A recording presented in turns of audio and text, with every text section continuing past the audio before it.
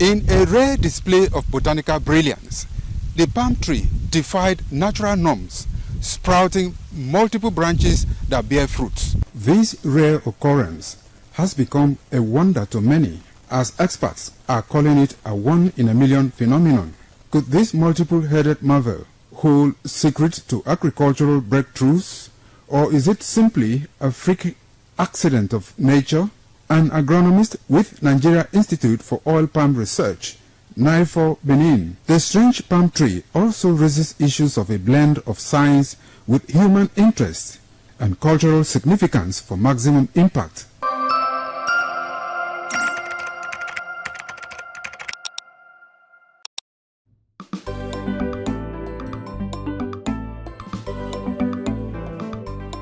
Thank you very much for joining us on the program Healthy Living. What is the kidney? The kidney is an excretory organ in the body, which is for metabolism. Tuberculosis affects many organs in the body, but the common ones it usually affects is the lungs. Epilepsy is a neurological problem. Okay. It is an injury in the brain which causes someone to begin to convulse, to go into fits. It is curable, but the cure is a long-term thing. If you eat well and avoid those risk factors that will make your immunity to be down, then the risk of contracting tuberculosis will be reduced. If you're healthy, then you're wealthy.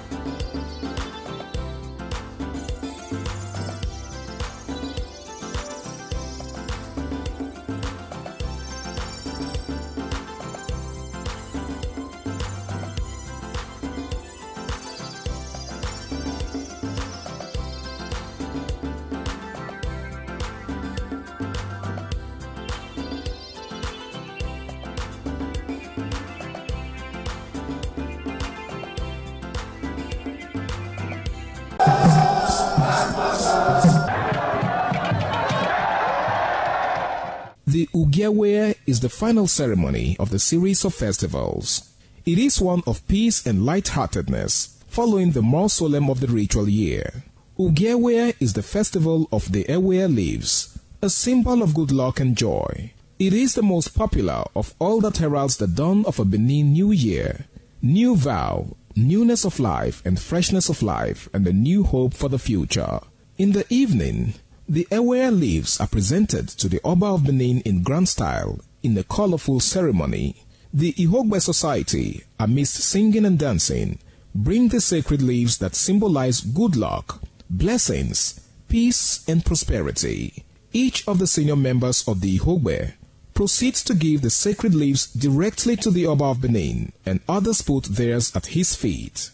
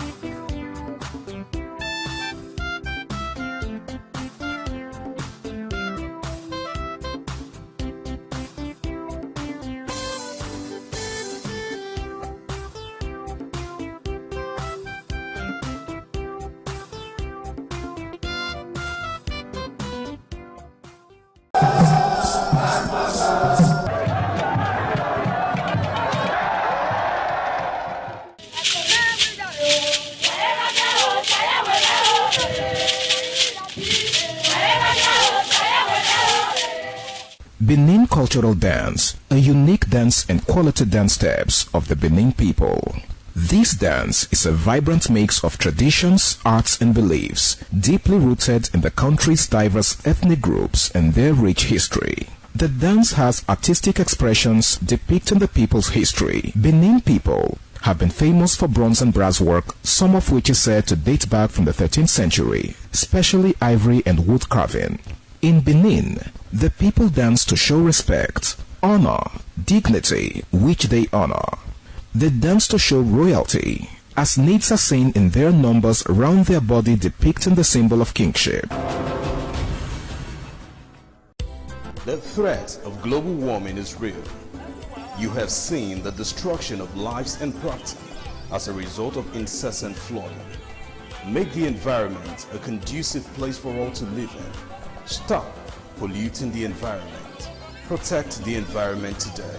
This message is brought to you courtesy Independent Television and Radio.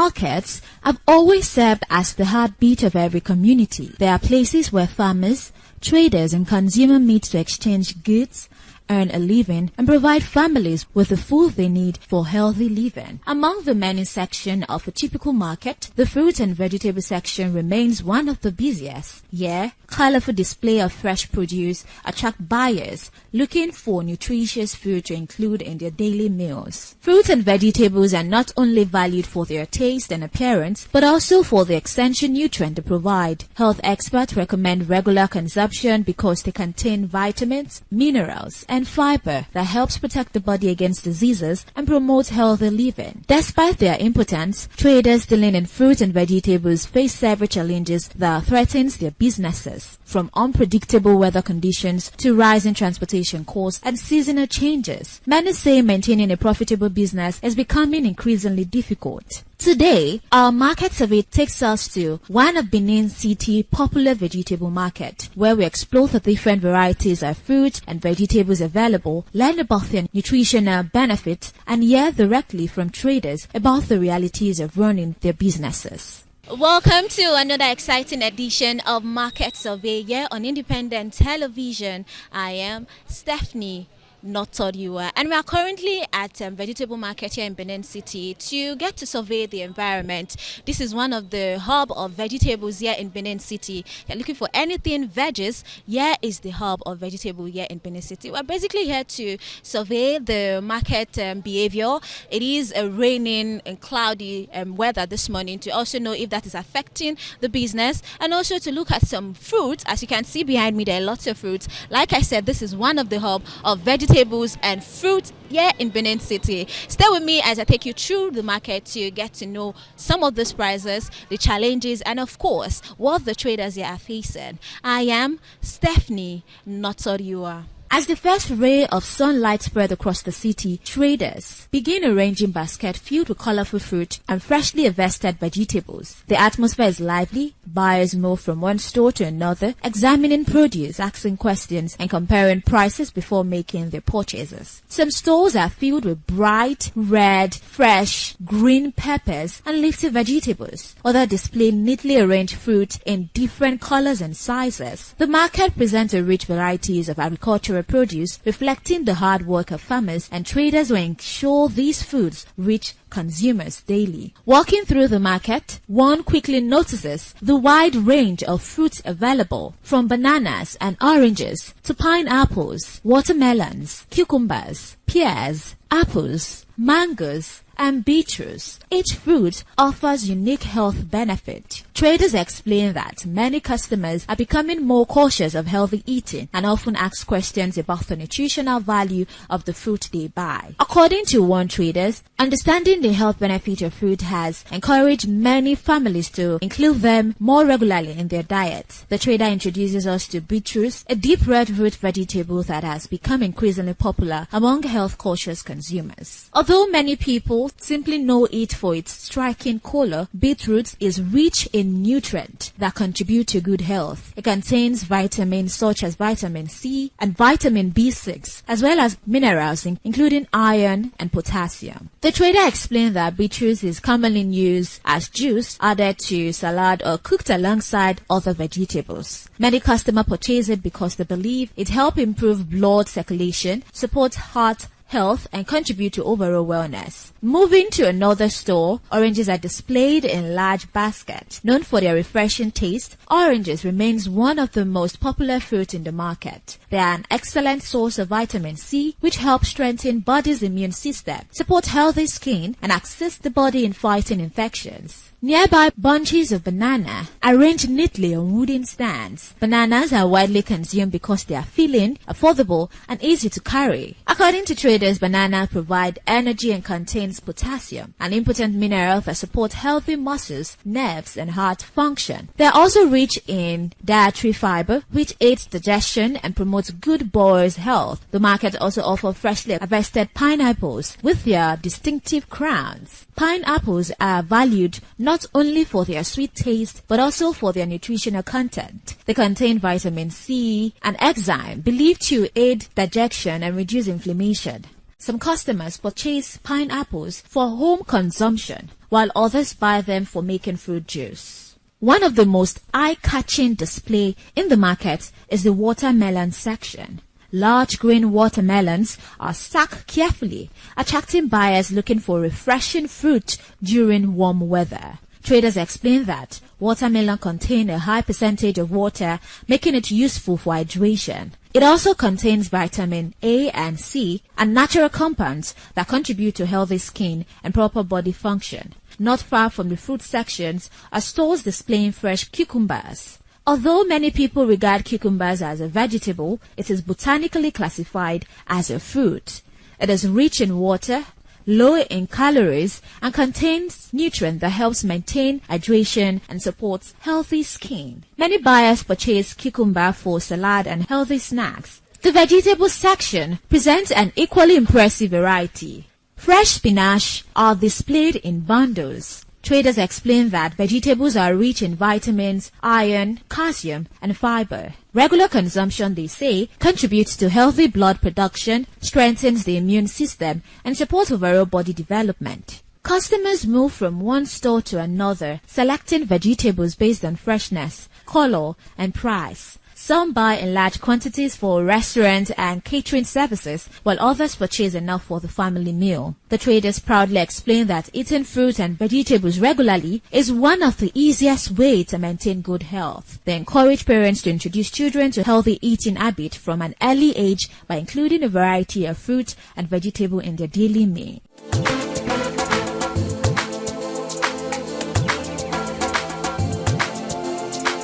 If you're just tuning in, it is Market Surveyor on Independent Television. I am Stephanie Notoriwa, and we are currently at Vegetable Market here in Benin City to survey the area and get to know if this current weather is affecting trade, and also to understand some nutritional values on fruit and get to understand if the business is going through a downtime. Of course, it's upper season, but from what we've discovered that the raining season is actually affecting trade, being that what they say here, most of them are perishable goods, and you get their veggies, their fruit. Of course, when vegetable gets destroyed by water, it's of course of no use. So rain is one of the factors that is affecting their business here. But as we go further, we'll give you more tips, more advice here on Market Survey. I am Stephanie Notoriwa. Don't go anywhere.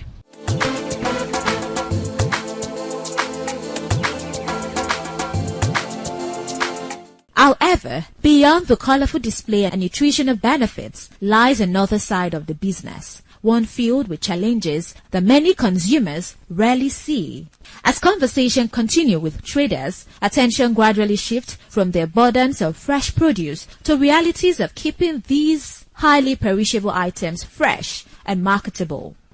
While the market remains colorful and attractive to visitors, traders say preserving the freshness of fruit and vegetables is becoming increasingly difficult, especially during the raining season. Unlike packaged goods that can remain on shelf for a long period, fruit and veggies are highly perishable. They require proper handling, careful storage, and favorable weather conditions to maintain their quality. According to many traders, the rainy season is one of the most challenging periods of the year. They explain that whenever heavy rainfall occurs, water often finds its way into sections of the market, soaking baskets, cartons, and produce display on the ground. Some say that even after making effort to cover their goods with tarpaulins and waterproof materials, excessive rainfall still causes significant damage. As water accumulates around their stores, many fruit begin to deteriorate much faster than expected.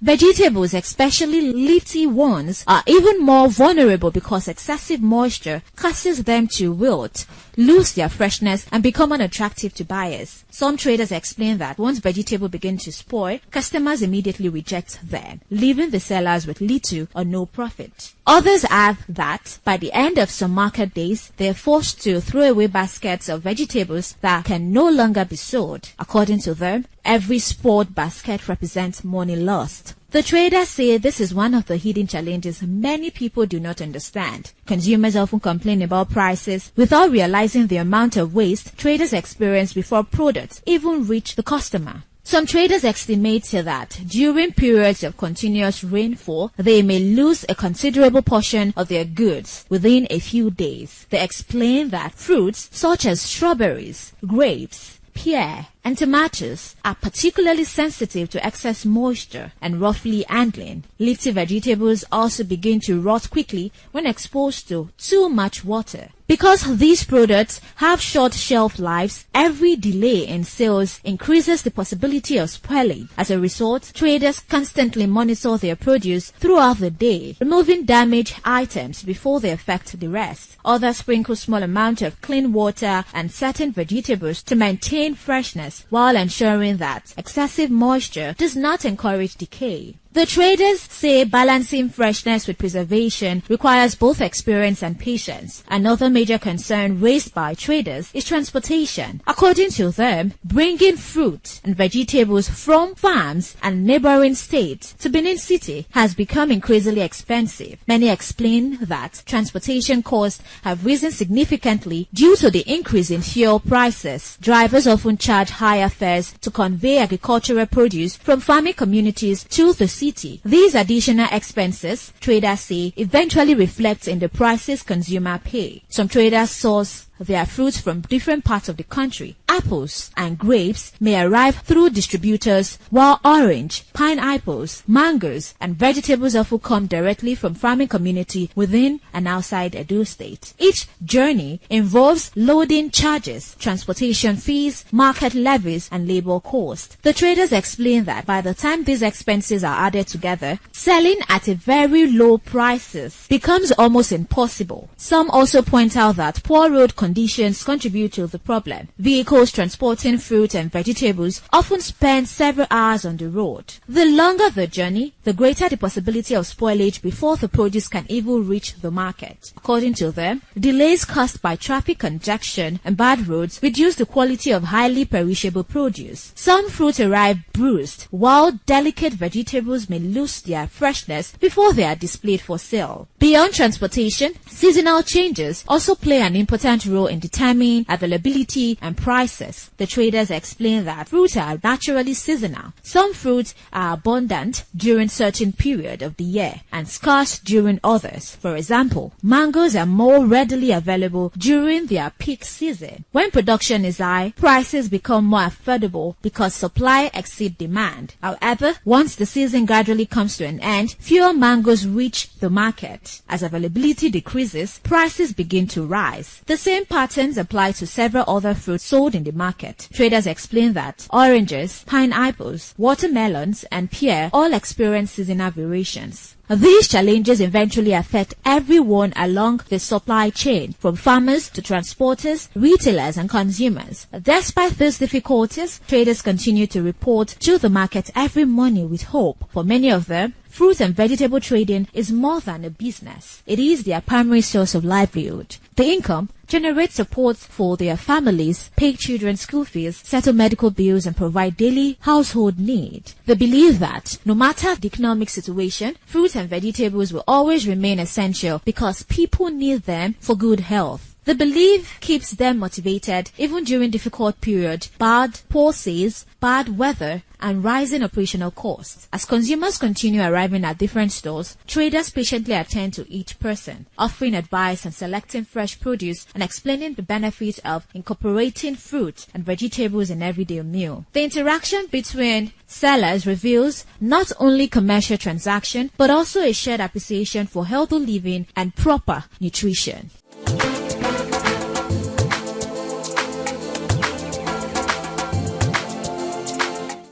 Now, this your favorite vegetable. Now, like this one we did, so we shade for it. How much did they sell them?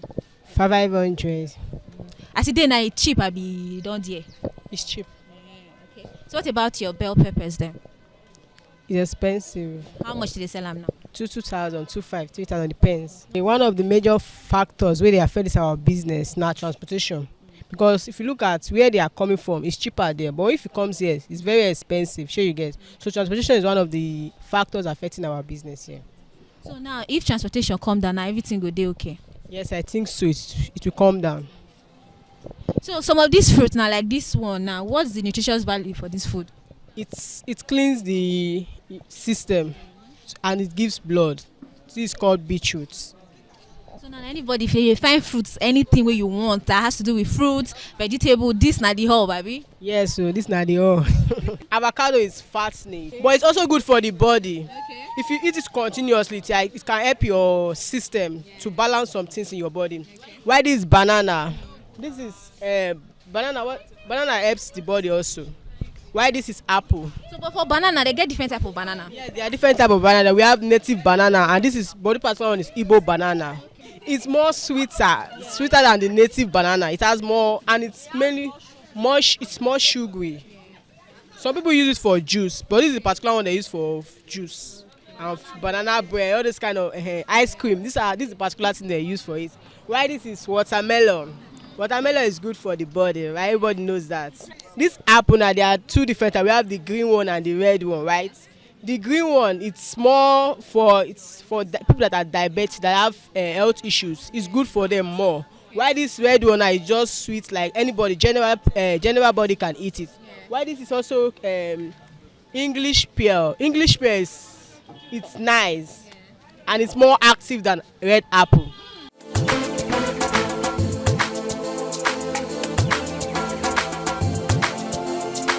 We've come to the end of today's edition on Market Surveyor on Independent Television. Of course, I'm Stephanie Notoriwa, and I've been putting you through the market to get to understand some nutritional value of some fruits, some veggies, and also to explore the downside of the business. Okay, it's been Market Surveyor on Independent Television, and I am Stephanie Notoriwa.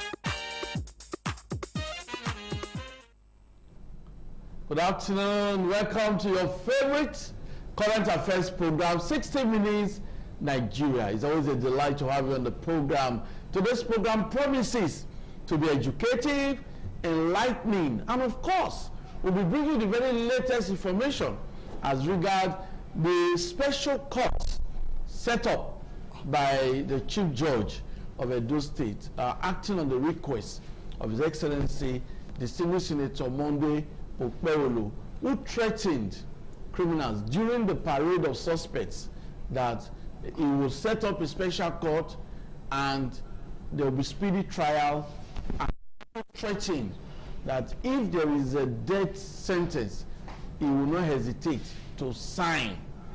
That was a threat, and a few days after, he wrote to the Chief Judge of Edo State requesting for the setting up of special courts. That was set up yesterday, according to the letter that was signed by the Chief Registrar of the Edo State High Court, that the special courts will commence 1st of July 2026. My name is Ego Sagbalao. I have with me a very, very distinguished legal practitioner, chartered arbitrator and mediator, Notary Public of Nigeria, and of course a political or human rights activist. Barrister Patrick Isiekwene, nice to have you today. Well, thank you for inviting me. Okay. And if you are there, reviewing. Okay, and my very first direct question has to do with your reaction to the request of His Excellency, the Governor of Edo State, that special courts be set up to try criminals, especially violent crimes like kidnapping and otherwise. Well, I'm not surprised because of the issue of courtesan and kidnapping. It was a banditry in the states because it became very rampant, and the police, other law enforcement agency have tried their best. But what happened last time, I think kidnapping of a woman at the vegetable market, I think that was at the governor. I think you see, when you try to solve a particular problem, you try all you can for a neighbor. It means you have a fundamental problem, which means you have to go to the drawing board. You have to view the issue horizontally, vertically, then critically. And that's what the governor did. If I came up with the idea, there will be we cannot just be talking. I need to take drastic action because I believe that a drastic illness needs a drastic treatment. You cannot be treating issue of accidents, but then treat malaria with levity. That's what the governor just did. He now said that he's going to lead the way. Try and lead the judicial arm of government where they can create a special court where they can to try these menace of involving courtesan and other kidnapping, and that's all. It says those two don't measure. However, involve other criminality, but these two, quote, courtesan and kidnapping, will be tried expeditiously. That was the idea. And the governor, immediately, he said it. He set the ball in motion. He wrote to the Chief Judge of Edo State that there will be need for you to spare a special court that will try those kidnappers, foreign kidnapping, and the courtesan. And the Chief Judge of Edo State, Mr. Komboa, do not hesitate because government, they are one. We're talking about misleading harm, we're talking about judicial harm, we're talking about executive, they're all one. The work is synergy. Just like law enforcement agency. Even they did that, sent a letter to the Chief of Edo State. Within 48 hours, the CJ approved it and appointed a highly respected, meticulous judge, A.T. Momodu, to head it. And for now, this one court has been created. For now, and I believe that those involved in courtesan and kidnapping, if they know who A.T. Momodu is, they better leave the state for their own interests. Because nobody will spare if you find they want it. Okay, thank you very much. Now, I'm happy for that information, enlightening the public on the appointment of that very respected judge to enhance the efficacy of the court. But I want you to tell us, now, what's the difference between this request of the governor, special? For now, it's just one court for now. Okay. I think that is just the starting point. We can progress to 2, 3, 4, 5, as time goes on. This is just preamble for now. So the regular courts are okay, but there's a way and manner for this when they try their case. It's a kind of what called sui generis. It's just like you have to do you have to put time into consideration. Okay. So the government are appeal for 3 weeks. Okay. But you and I know that this is a criminal trial. You have to do capital offense. It's not possible. It's highly impossible. It's like saying that the child will be born within 1 week. You will have to sit down, stand, and walk. It's not possible. It's a criminal trial, and you must put beyond reasonable doubt. Even if they plead guilty, the lawyers, you must put beyond reasonable doubt. You must take them to trial. Even they are certain say that they are guilty. It's not easy. You must prove it because don't forget, they're not end there. That's why the judge must be very, very meticulous in doing handling the manner because he has a right of appeal. And if you don't go properly, it goes upstairs. the judge's time might not be wasted for everything. They will set it aside and throw it away. So the judge must make sure the job is done thoroughly, which I know that the executive might not be understand the money properly how this works. The judge must do his work. So, but all I know that I have to do is labor time. Okay. Yeah, to meet up the request of the governor. Talking about like other courts, try can take them 1 year or 2 years. Or something I'm trying to say, or 3 years. But this one, I think within a few months, whoever justice is done, because they have the right to appeal. Like what I told you, we have to be careful. Yes, talking about time frame. Yeah. Only on Wednesday, precisely, the news was aired about the Supreme Court becoming a digital arm of Supreme Court applied digital technology in the dispensation of justice. Yes. And when you say digital, it means it will be fast, because everything will be computerized. It will be paperless. We know that those states, there's a government, the immediate past government introduced the paperless governance, and that was novelty, you know. So the Edo State Judiciary, looking at this special court now, do you anticipate maybe the use of technology, digital appliances, and all of that?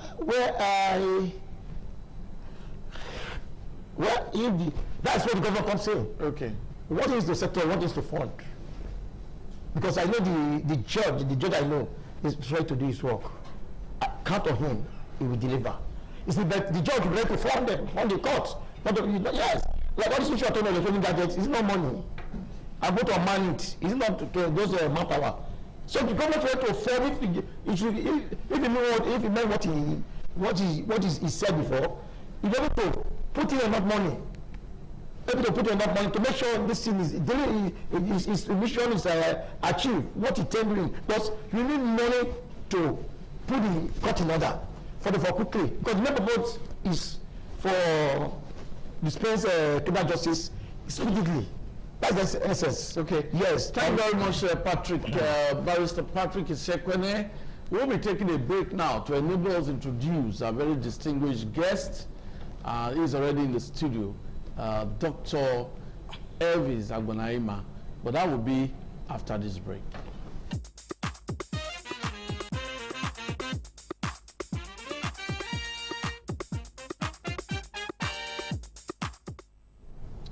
It's always a delight to have you on the program, 60 Minutes Nigeria, and I will never forget to thank you for being a part of the program. It's because of you we are here to dissect national issues, especially as it affects the development of Nigeria. I've always said that it takes collective effort to actually catapult Nigeria to higher heights, to enviable heights in the community of nations. Nigeria can become better. We've seen a scenario where people are running away from Nigeria, but we believe that Nigeria can become good, but governance must be enhanced. Now, the issue of security is another threat that is making people to run away from the country, and you see the way they are bringing Nigerians from South Africa.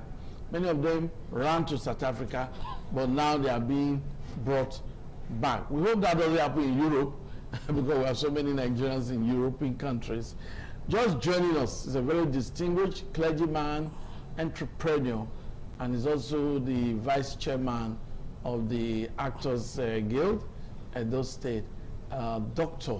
Apostle Elvis Agbonaima. Nice to have you with us today. Thanks for having me. Well, God bless you. Okay, so we are still looking at the topic that has to do with the setting up of the special court by the Edo State, request by the Edo State governor to the Edo State Chief Judge to set up a special court to try very violent crimes, cultism, kidnapping, and that court has been set up by the Chief Judge on the request of the governor of Edo State. And Barrister Patrick Isekwene, a legal practitioner, has informed us of the goings-on in that court. What is expected of that court? Speedy trial. Speedy trial. That's the request of the governor. But I'm going to get the opening remarks of Dr. Elvis Agbonaima, because before we talk about the method that Governor Okpebholo was using to actually curb courtesan and kidnapping. We'll compare it to this request of a special court. So, Dr. Elvis, what's your reaction to the setting up of special court to try kidnapping and courtesan on the request of Governor Okpebholo? Any country or any state where there is no law and order, there will be anarchy. For me, it is a good and a welcome development. It is a good decision for the governor. But the challenge and our fears is this decision should not become political, in the sense that this court, this special court, this decision should not be used to return political opponents. That is our fear.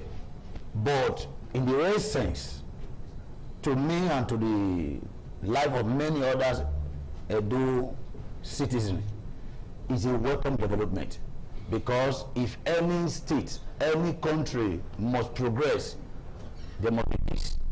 Security is very, very important, because there are a lot of persons who be scared to do business with your state, in your state, to invest in your state, if they feel they are not secure or their investment is not going to be secure. And like I said, it's a welcome development from the government, from the governor, but we pray that it will not turn into politics. Okay. As a follow-up to that, Dr. Elvis, before now, we used to see demolition of houses. Will you advise the governor to stop that and concentrate on this special court, or they should go pari passu? I wouldn't advise the governor to stop, but I would advise that, you know, before any building must be destroyed, you know, there should be thorough investigation to know, is that place really a crime, a crime scene. If the person, for example, now maybe someone, because it might affect, I believe it's going to affect a lot of persons outside the country. For example, there are some persons outside the country who have a house here. He doesn't really know what is happening here, you know, and maybe somebody is living in that house. And being that the owner, the occupant of that house live, maybe for example, in Europe, and he doesn't really know what is happening there, and such a house is destroyed, imagine the investment of that person. But destroying the houses where kidnapping scene, or is, to me, is not a bad idea, but there should be thorough investigation. I advise the governor to continue. And again, it will also help, to contain a lot of landlords these days who don't also care about people they put in their houses just because of money. If you look at the way houses in those states now is so expensive, I don't know whether this is fully a real estate, because I don't know where they want people to pay. Now you see a lot of landlords now, even some people that their houses were built in 1984. They say, well, somebody who just built his house, who bought Smith, a bag of Smith at maybe, for example, 12,500, and somebody who bought a bag of Smith at maybe even 1,000 naira. He's comparing himself, and you just discover that, go and find out what is happening. A lot of landlords are abused a lot of things, and we end up start crying. And so many landlords, I remember those days when you have to, enter a house, they want to know what you do, they want to know, a lot of things about you. But now, agents and landlords, they don't care. All they are interested is, come and pay some money. And at the end, whether they are giving their house to people with a questionable character, it doesn't concern them. All they are interested is the money. If you cannot pay, get out, and that person will pay. And that's why many of them have given their house to kidnappers. You are expecting somebody in the state to come and pay 1.5 million for a room and parlor. What is the person doing? Where is he working? Are you getting that? And now that's why some of them too, they now find out that the person they gave the house is a cultist. They are even using their house to initiate people, and now the government discover it. Such a person, if his house is demolished, is a good one. But Mr. Patrick Sekpene, you've just heard what Dr. Elvis has said. Now you saw the footage of demolition of houses, allegedly linked to kidnappers and cultists. Now that there's a special court, which of course you have explained the way it operates, in your advice to His Excellency the distinguished Senator Monday Okpebholo, should he concentrate on the special court or continue with this demolition? What's your take? Well, it is crystal clear that since special courts have been constituted and it's now on, it's not yesterday, I think I learned that they have about 3 matters. They started already. Anything had to do with crown to do with cultists and kidnapping, they sent to that court. The state government, the governor, they don't belong to judicial arm. It's executive arm. It needs to wait for the completion of the judicial arm, the special court. Whatever they decide, if that is because the capital offense, you have condemned, the file will be sent to him to stand the execution warrant. That's where you go to play. What is where the law constitution empowers him. It's not you beg for, you ask for. Everybody is so constitutional rule. So since there is a court now, it can't be doing it. It's the court that will try now to decide whether the president or not. Don't forget, like I told you that even when there's a confessional statement from such as defendants, you still must go into trial. That's what we said. You must prove beyond reasonable doubt before you convict. Because if you don't go by the law in the criminal trial, don't forget you also have right of appeal. Once the appeal court will set it aside that trial. So what's the point? So since there's a court now, I think the government don't want to interfere. The first one was just a kind of hurriedly done to serve as a deterrent. Because I had privilege to attend one of the meetings in the government house. When I saw confessions, I was surprised. They videoed them. And what the video you confess, what do you need again? That means he did it. And the problem is that once you have such a house is found in such activity, it will be brought down. But since the court is there, court will do the needful. It will allow the court to do their work. Because it's better that such a order comes from courts. So by tomorrow you can defend it. Oh, this order of the court. Don't forget, after the governor's tenant office, you can petition the governor to what court, not even go beyond. So it means as delicate as that. You know, some people can just say in a case of injustice, try to work out that, oh, this is against humanity. When he was the governor, he also used his power to eliminate. You know what I mean? Yeah, genocide, ethnic. They don't raise the issue. You are a human rights activist. Yes. You know, what's your own reaction to that as a human rights? That's why I said we have to be cautious. Since I have to go through court trial, not self-help. Not what you think or what I thought. You start me due process that tomorrow, in case of anything, you guys, oh, this is the judgment of the court. And as the governor, I'm expected by my constitutional empowered to sign execution warrant, which I know most governors will always avoid it. Why do governors avoid? They don't have it. Yes, you see, a lot of people condemn because you've seen Governor Okpebholo now. It was part of his threat. Yes. To some suspects. Yes. That once this special court, I know the governor will do his best, but don't forget, we are Nigerians. You know, it's not easy because human life is involved here. Yes, I mean, so you might not try to as a deterrent. Yes, I mean, but by law requires them that you should start executed. Yes, but most of them are political, like I told you, because of some feelings, some plea from different quarters for a particular defendant. It's not as easy as that. So I believe he will hear the political will. Since he's the initiator, he's the architect of this very court. So he can disobey his own order. Okay, thank you very much. Yes.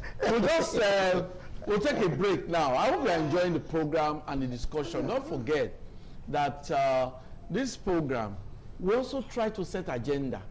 We try to also ensure that everyone is carried along, because you can't fix Edo State, you can't fix Nigeria without collective effort. You must underline that you and I have a role to play in governance. That's why they say if you see something, you hear something, you say something. Now, I must commend the Commissioner of Police, Edo State. Because what I saw today in Benin City, the Commissioner of Police, Edo State, deserves commendation. I noticed policemen doing patrol, disguising. You won't even know that they're in such vehicles, moving around, patrolling Benin City. I want to believe that it's also extended to other areas, Ekpoma, Edo North, and all of that. I want to believe that. But I believe that the Commissioner of Police, Edo State, deserves commendation for that. The police should continue, should sustain it. And I also noticed members of the Edo State vigilante, you know, the way they were also strategically, you know, located, and that's what we need. Edo State can become a police state, and criminals will run away. But every one of us must support the police, must support the military, must support other security agencies, must support the governor in terms of this security issue. It's not about political parties. It's about the safety of lives. Governance cannot function. Governance cannot be enhanced if there's no security. So public safety is your responsibility, and you must contribute. We'll talk more after this break.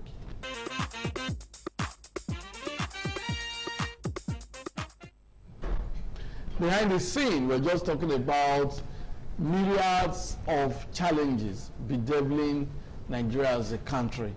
But I've always been optimistic, and my guests are also very optimistic. We can surmount the challenges. We can surmount the problems. It takes willpower from our leaders, and willpower from the led, from the citizens.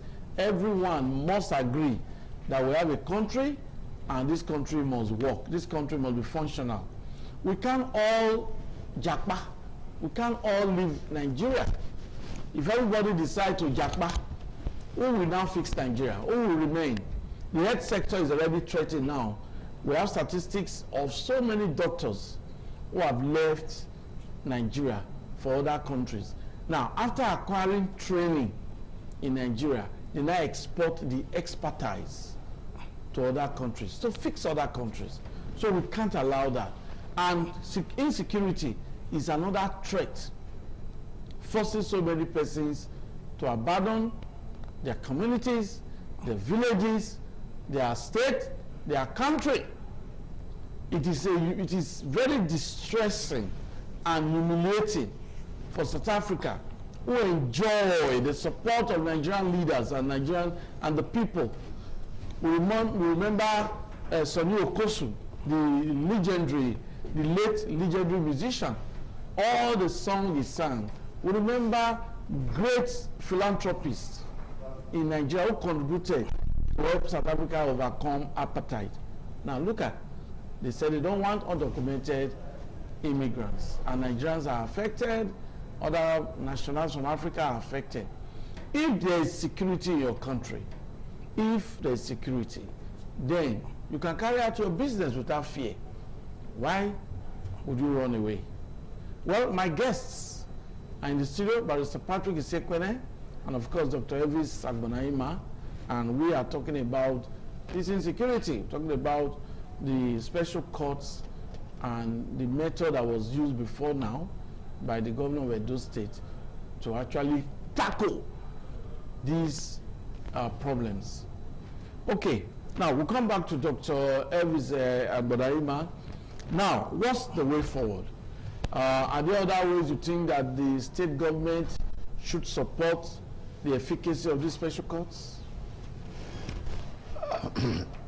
The way forward is for us as a people to be sincere with ourselves, to love Nigeria as a country. Because the difference between Nigeria and America is that an American always think of what he can do for his country, but Nigerians, we are always thinking of what Nigeria will do for us. And that is the reason why when every one of us, many of us have opportunity for leadership, we tend to, misbehave, let me use that word. Now, if we have Nigeria at heart, our, we begin to work towards the growth, the peace, the unity, and the progress of Nigeria. Now, for this special court to succeed, we must be involved. When you see something, say something. Sometimes when a crime is committed, because this person is connected to us, we tend to cheat the person. We tend to, to cover up. And that's why we are where we are today. If your brother, your cousin knows that is involved in crime, and the day will be caught, you will not side him. The tendency of him not involving in it is there. But when some people discover that his family, his friends, his associates, we support him, we try to shield him, his political party, we try to cover him, we are frustrating the state. Even, if you check, in a larger, you discover that even the special court will be frustrating them. But when every one of us, we are involved, we want peace to reign, we want those states to be crime-free. Therefore, and we begin to see something, each time we see something, we say something, and everybody in our neighborhood discover that if something is going wrong, don't say it doesn't concern you. Because when problem comes, it will concern you. Now, when people in your neighborhood, everybody in the neighborhood, we are alert. We are alert. We are very vigilant. Therefore, we are helping ourselves, helping the state. For me, I want the governor not just only setting up the special court alone, those that will be in the aim of affair, like the judges, the police officer, those that will be working in that special court, they should be well taken care of, so they will not be tempted. Okay. You get it now? The police officer that will be attached to it, the judges, they should, their take home should be able to take care of them, so that there will be not, no temptation from anywhere. Because situation whereby, they are not well taken care of. Some of these people involved in crime, some of them, they have been able to loot some good money. They want to tempt the people, the officers. Therefore, now there is a special court. Everyone that has one responsibility or the other, to function should be well taken care of by the government, so that the work will be easy for them. They will not be tempted, and the government too should give a body language to the political parties. Because when a crime is committed, crime does not know APC or PDP or AD or NDC. Just like when you throw a stone to the market, it can hit anybody. Therefore, when a crime is to be committed, it can affect anybody. Therefore, the government too should give a body language that, whether you are my party, you are not my party, once you are caught, you are caught, once you are involved, you are involved. Because once that body, once that sign, the people who read the body sign of the governor, that this matter, anybody that is caught, you will go in for it. I tell you the truth, that the special court will have a less work to do. Thank you very much. I think the body language of Governor Okpebholo is very, very clear, because we didn't, it was not a press statement. You should sustain it. Yes, it was not a press statement that was released. It was publicly, he threatened suspects that he's going to set up special court, and that once the judgment is delivered, he will sign. And they know the meaning of signing, because like Barrister Patrick Sekwene said, there are some governors that shy away from signing. They don't sign. But some, they don't hesitate, they sign. The former governor of Edo State, now senator representing Edo North, Comrade Adams Oshiomhole, has supported the move of Governor Okpebholo regarding the special courts. Don't forget, what you must avoid is don't be charged to court. Once you are charged to court, you take your plea. Start waiting for the judgment. Start waiting for the day that the case will end. That's the mistake so many persons make. They say they don't care. Once you get to court, one day the case will end and there will be judgment. It can be 15 years.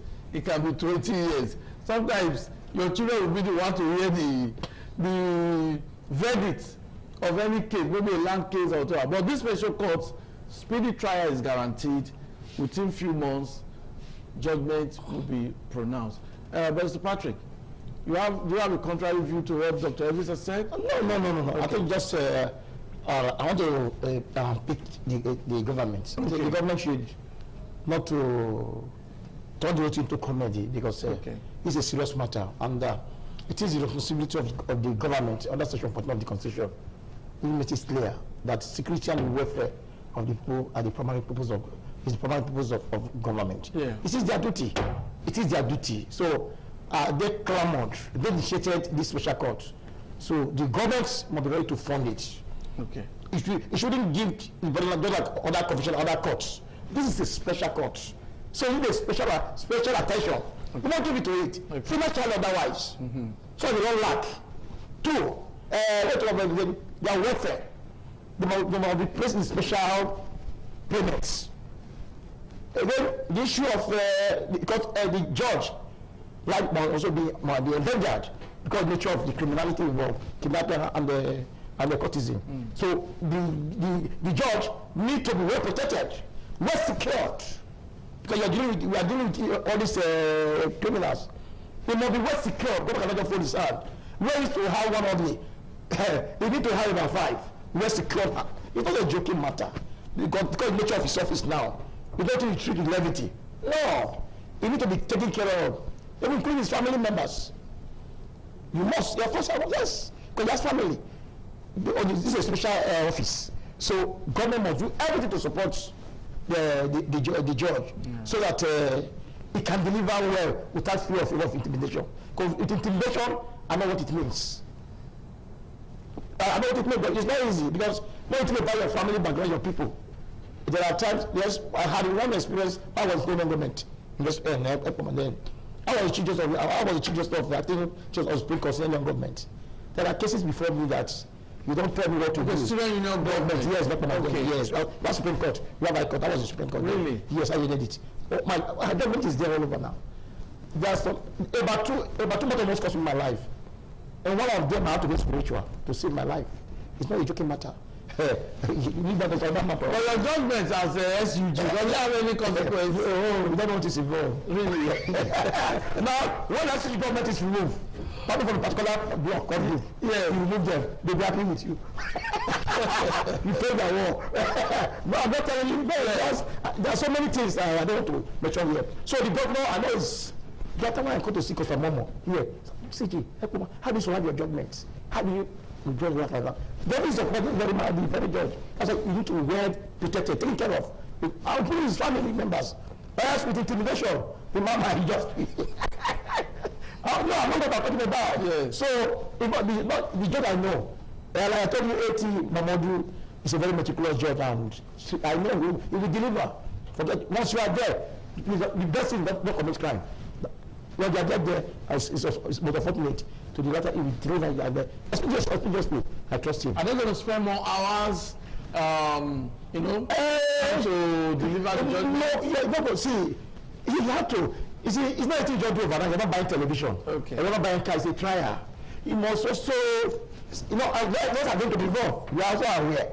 Those are also going to be involved now. It's a criminal matter now. Capital offense. So, you need to. So it's unpredictable, but within a reasonable time. Yeah. Because you must count before you get 100. You can't just say you're from 80 to 100. You must try to the trial. People beyond is not put that, so it's not easy. Okay. They'll do their work. Thank you very much. Government will give nice support. Okay. Let the Attorney General of the states be on ground for anything they need to the governor. States to can assist them. Okay. That is the only way this thing can function. Without functioning, I think they might. Thank you, Mr. Patrick Sekwene. Dr. Elvis, something happened this morning, and it has to do with the palace of the Oba of Benin. You recall that recently our revered Oba of Benin, His Royal Majesty, also intervened, wanted to stop this issue of crime, and we have always commended him. I also commend His Royal Majesty for that move. Where the Okaigele, youth leaders of communities or general of communities, were invited to the palace, and traditionalists, what we call native doctors, what we call them traditionalists, but in local palace they say native doctors, those who have shrines and all of that, they were summoned to the palace. And we understand that this morning, very early this morning, curses were placed, against crime against perpetrators of crime. Now, don't you think this is a very good way that traditional institution is complementing the efforts of the governor of Edo State in tackling insecurity? Dr. Elvis Agbonaima. This is very much spiritual. Okay. I want to say that it's a good development from the palace. Okay. But the truth of the matter is that the people there, our Oba invited, majority of them are part of the problem. And let me tell you, sir, when they say courses being laid, as we speak, there are people that will lay course, it will not work. I tell you the truth. You know, those days, you know, people used to say, well, I want to go to a particular shrine to be able to, you know, prove my innocence. Sir, you can go to some shrine now, you are innocent. They will bribe the shrine. And you are not guilty. You start saying what you know nothing about. It is after that moment your eye will be clear. It has gone beyond that. It's deeper. Just like Barrister said just now, that he went spiritual. Most of these things is deeper than you think. Now, it's a welcome development, it's a good idea, but can I tell you, sir, the problem of insecurity, our foremost leader, who is already late now, said when a crime persists in a state, in a country, the government has a hand in it. Most of this crime that is committed in different communities, sir, members of the community, some members of the community are part of it. Are you getting me now? Now, kidnapping cannot happen in a community when an insider is not part of it. Are you getting me, sir? Most of these traditional leaders, not all of them, majority of them, they know what is happening. They are part of the crime. You know, I just pray.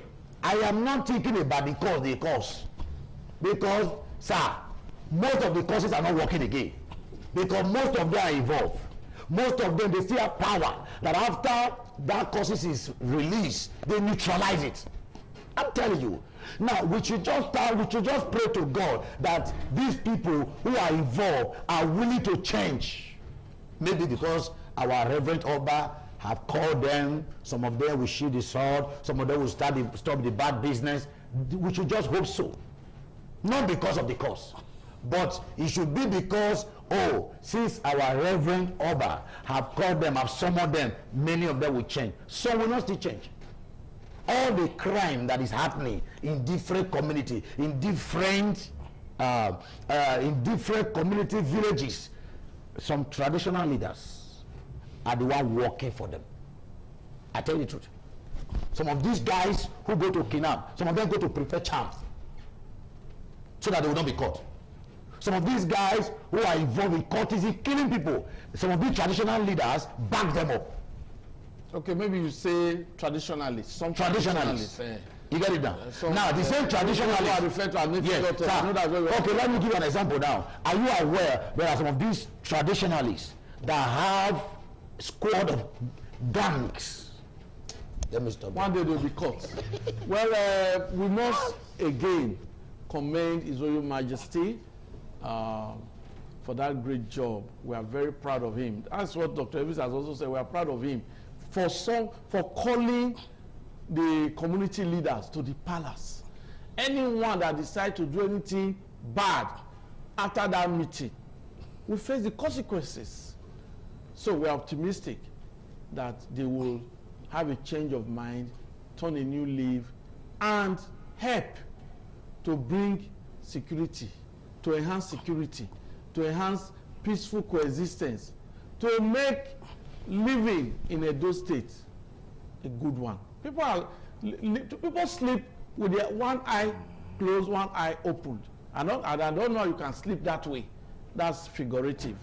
Well, Mr. Patrick Sekweneh, I think what the Palace of the Oba of Benin has done is commendable, and we hope that things will change. What the Royal Majesty has done his best, and I commend him, I appreciate him for that. See, one thing again is issue of practicability, because it's like asking somebody who stole your something to help you look for it. It will be difficult. because the same people, the same set of people are the people who organize sham for them.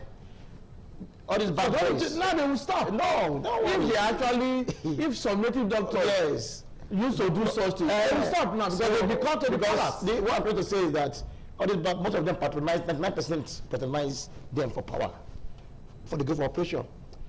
It's like those that take drugs for operation. That's how they patronize. They patronize them, they won't give them the power. So they know that they can also do, they can also neutralize it. You know, like what Pastor Elvis said, the doctor. They have a way of also doing it way around. But may God take look at their hearts for a change. That the Oba happy to them. So let hope so that some of them will change, not all. Because all the don't change, you face the consequences. So that is something. So that is the issue. Yeah, so nobody not appeal. It's a threat. Yeah, so let us threaten them. Yeah, so let's do the right thing. Yes. So Doba has tried in that aspect. So I believe he has done his own. So palatability is what I can't talk about because human mind is a terrible one. Okay, thank you very much. Your concluding remarks, Dr. Elvis Agbonaima. One advice I want to also advise this government is that we should start building institutions instead of building human beings. Okay. How do I mean? Now, the easiest way again to curb crime is build institution. A situation whereby you just empower human being, a personality, instead of empower institution. Yeah. That human being become like a giant, mostly from the political side. That's why you see in different political party, you have people who commit different atrocity, and some of these leaders, they value them. You are building humans instead of building institution. And when you are building humans instead of building institution, then you are encouraging crime. If we want to really discourage crime, we should begin to build institution, not humans. Thank you very much. Mr. Patrick, your concluding remarks? Yes, if we try to reduce crime to the barest minimum, the government should be involved actively. Then the religious aspect, the churches, and the well-respected leaders, be also involved, because the quick reach syndrome of our youths is also they are affected by it. But they just want to get money quickly as possible to buy what you know. So all we need to do is that you need enlightenment. That's why various church leaders more involved. Talk to them that this thing is just a temporary something. It's not forever. Don't be overanxious to commit crime to get quick money. Understand me? There's Adam does not kill. That will say laborare et durare. There's no substitute to hard work. So I to encourage all youth to be hardworking. On the other side, please do all you can. You should provide the environment that job can be created. Encourage those industry, encourage people to, to open businesses. Encourage them in where you can, because anywhere you can play a role, so that this youth too can be employed. Another mind is the devil's workshop. You see, that's why the crime rate is on the high side. But if they are engaged, it will reduce it. Thank you very much. I want to thank Dr. Elvis Agbonaima. Thank you very much. Barrister Patrick Sekwene, distinguished legal practitioner, chartered arbitrator, mediator. Thank you very much. Also a human rights activist. Yes, thank you very much.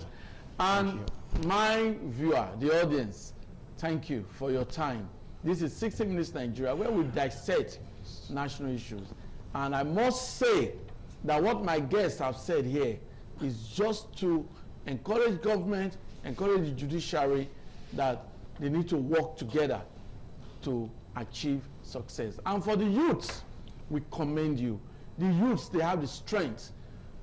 Government must encourage our youths, provide an enabling environment for our youths to become self-employed, to become CEOs, to become MD of organizations. If the youths become managing director, they become CEO, they now own their own companies, that would be very good, because they will also employ others.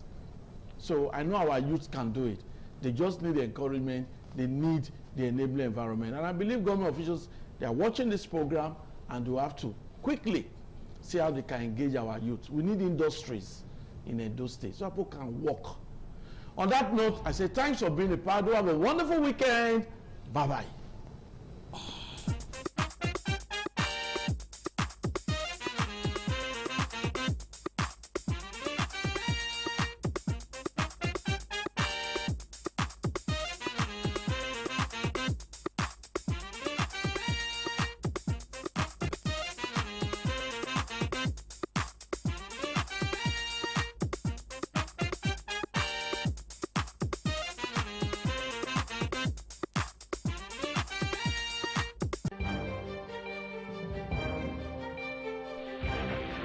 This is ITV.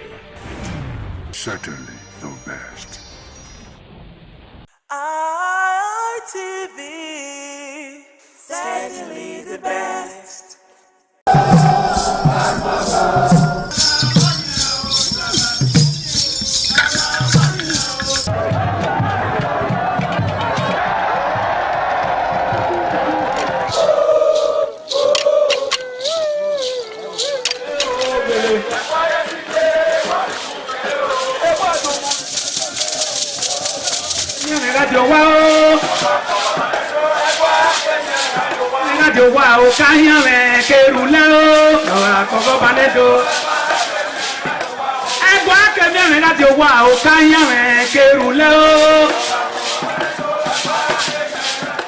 Omonomba Nedo Ukwakwalopolo Ewai II, Oba of Benin, performing during the 2025 Ododua Festival.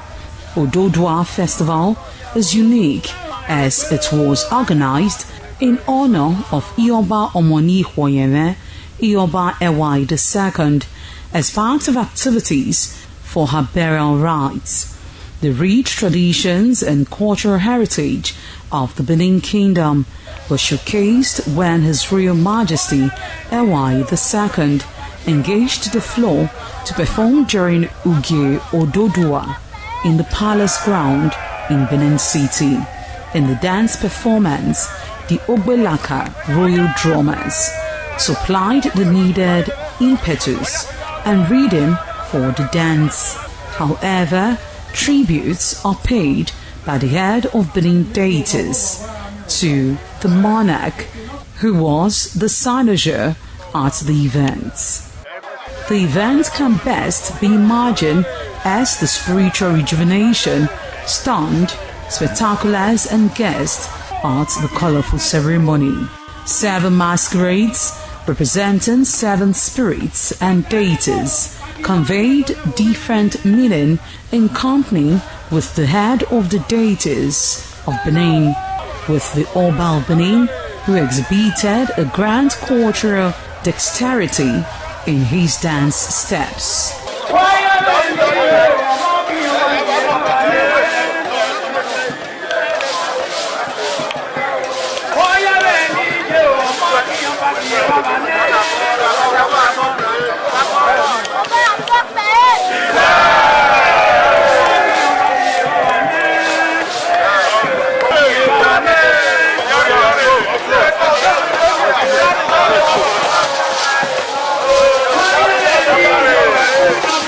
Yeah.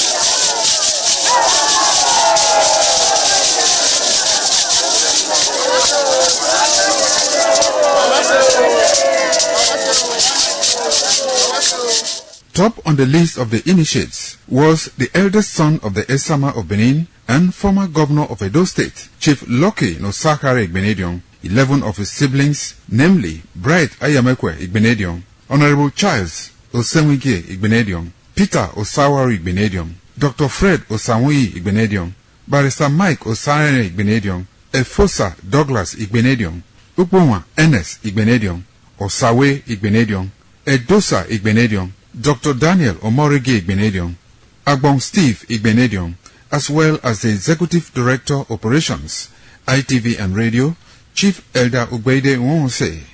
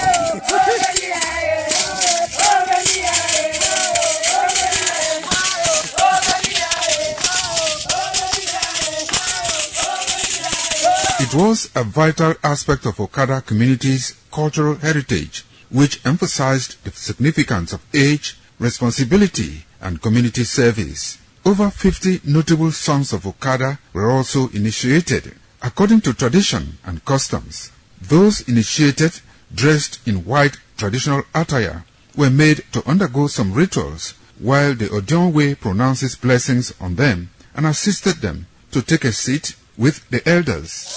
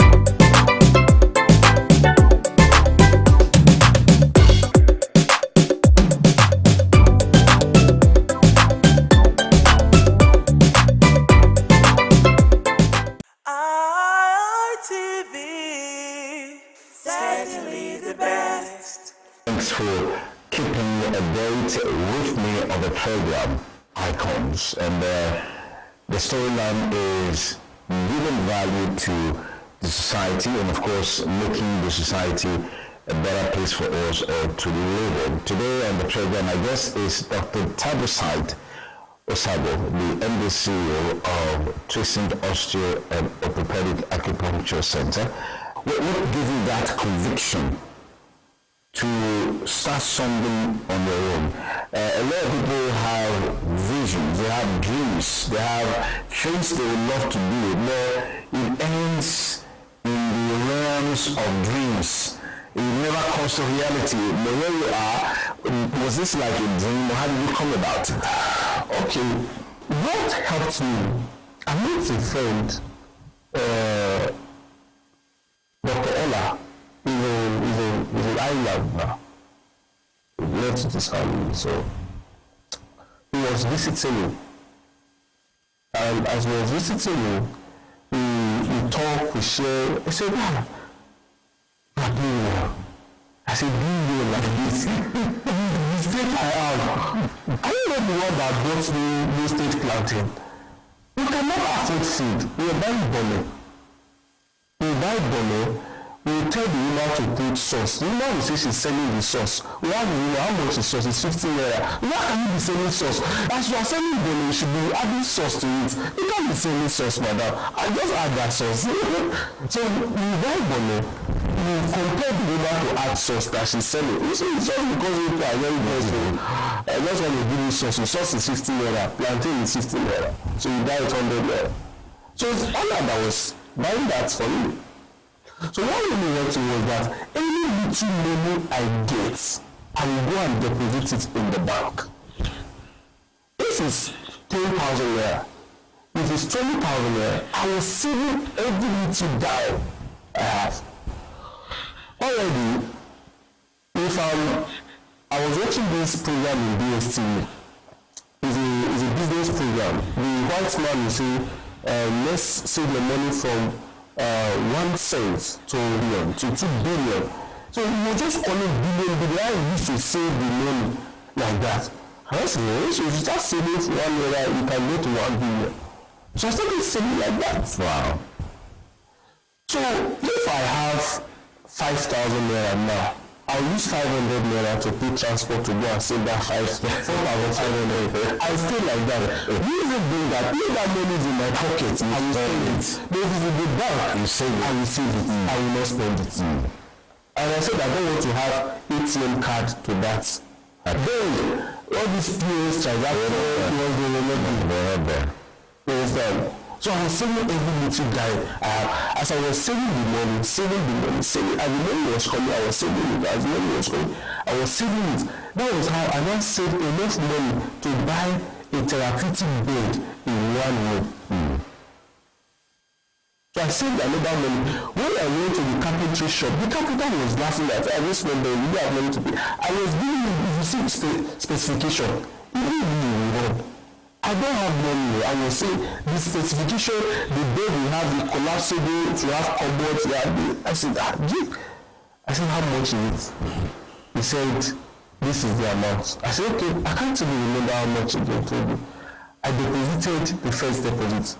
I said, how many weeks will you take you to do it? He said, 1 week. I said, okay, no problem. Before that 1 week, I'll pay the money. So I went back to the office to start working on another saving money again. So in 1 week time, I called him. Is he ready? He said I should come the following week. I was happy. I didn't quarrel with him. That's what you actually want. I was with him. I went to the money. So I said, okay. The next week, he said I should come and collect it. So I have money to pay transport from there to come to the clinic. And also, I have money to balance up. So I balanced up here. And I was happy. The workers were also happy. Because I was paying money. I didn't want disgrace in my life. I didn't want insults in my life. So I was saving enough money to pay the secretary and to pay one of the therapists that was working with me. And also I was saving money for the 500,000 for the rent. And he wasn't even talking about how I was going to live. Yeah. They will just say for these three things. Because I don't want somebody to inject me, or somebody to insult me, or somebody to call me out. I want to quit you from the apartment. And that will, I mean, God forbid, that crumbles the business as well. Crumbles the business, yeah. So, it's not that you have, well, for many people that are aspiring to learn to business, when you start getting money, when you get money, you have 200,000, you just squander out the 200,000 and say another one will come. The little one you save belongs to you. The one you spend is for outsiders. The little one you save, that 50,000 is your own. The other ones you are spending is for other people. So you are actually giving other people back their money. So you'll be able to always save. What also needed me up is my river. I saw I was doing business. We saw him as a big man on the pulpit. But you know that behind the pulpit, he was also being a big-time businessman. He's a businessman. So he was teaching us and lecturing us on how to be prudent, how to be committed, and how to be straightforward. Not to eat another person's money. If somebody gives you money for something, do it. So he taught us that over time. When I had the opportunity to lecture his children on violin, I played the violin. Many people don't know that. I'm looking forward to that. I'm looking forward to seeing you with the violin. I'm looking forward to seeing you. Okay, this is where we get the curtains on the part one of this series. Icons on ITV. Guest Dr. Tabusai Osado, and the CEO of Crescent Osteopathic and Acupuncture Center in Benin City. I mean, if you look through the spectrum of our conversation today, you'll find a lot of nuggets that, if you imbibe, will help you. Number one, how to save, especially if you have a business idea, because interestingly, in this part of the world, if you need money to start a business and you're looking for somebody who will do that money, you're most likely not going to get that money. You're most likely not going to get that money. If you have a means to put your resources together to save, to invest in the business, the best for you. And then also he had just 2 shirts and a palm trouser, and started living in his office, couldn't afford an accommodation, all in a bid to ensure that his vision is realized. But of course, you can watch this program on our YouTube channel, ITV Radio NG. Post a comment there. I'm sure in the next episode of the program will definitely highlight your comment. Thank you for staying with us. Please watch out for part 2 of this interview. Welcome to the part 2 of this series on icons. And today we have Dr. Osado Tabusai, the CEO of Crescent Osteo and Orthopedic Acupuncture Center, giving us insights into how his life journey has been. Literally a story that, you can say started from grass and then metamorphosed into grace. Dr. Osado, thanks again for joining us on the program. Thank you very much, Dr. Sam. Okay, quickly talk to us about those core values that shaped your life and that you have held on to tenaciously and has brought you to where you are today. Okay, thank you very much, Dr. Samedi Kokoso. I grew up in a Christian home. When we are saying Christian home, we were very close to God. Yes, my mom always take us to church every Sunday. Doesn't want anybody to be at home. So first is my home brought up. My home building was very disciplined. My mom did not allow nonsense. My mom first of all didn't allow us to play outside with other kids. Even though we want to play outside, we should be within the terrain of is Irish. And we should be within the terrain of our environment. Just when we cause environment, it means our doorpost. We say other kids should come and play with us, not we go to their house to play with them. So my mom was actually a leader, a shaper, a disciplinary person. She disciplined us very well. Then growing up, my brother, I've always talked about this, my older brother, Mr. Smart Osabe, professor. It's not enough. He always tells me something. He will say, if you cause problem outside and come back to my house, you will face it alone. Don't bring it back in. So for me not to be kicked out of his house, I have to behave myself. So he tells me you are on your own. If you cause problem for yourself, you are on your own. If police catch you, you are on your own. If you lock you up, you are on your own. If they beat you outside, you are on your own. So you still out of trouble. So you use that one to threaten. It's also going to be threatening because he meant it. If you are on your own. So my routine was home, to work, to school, back home. On Sunday, I go to church. I didn't know how to pray because I grew up in a Catholic background. I didn't know how to pray much because when we just say prayer, we just say, Lord, I thank you, I give you the praise. Thank you, Lord Jesus, for making me to sleep well. In Jesus' name, amen. Then I joined my church, the Super Church, and my reverend taught us how to pray. He taught me how to pray. He taught me how to speak in other tongues. So that helped me. That pushed me forward. It was a push for me. Prayers.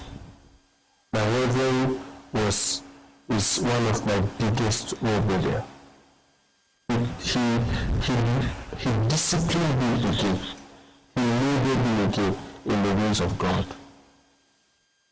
And when he's talking about being truthful, being faithful. So people cannot say 5 words without lying 4 out of it. He said you can live without telling a lie.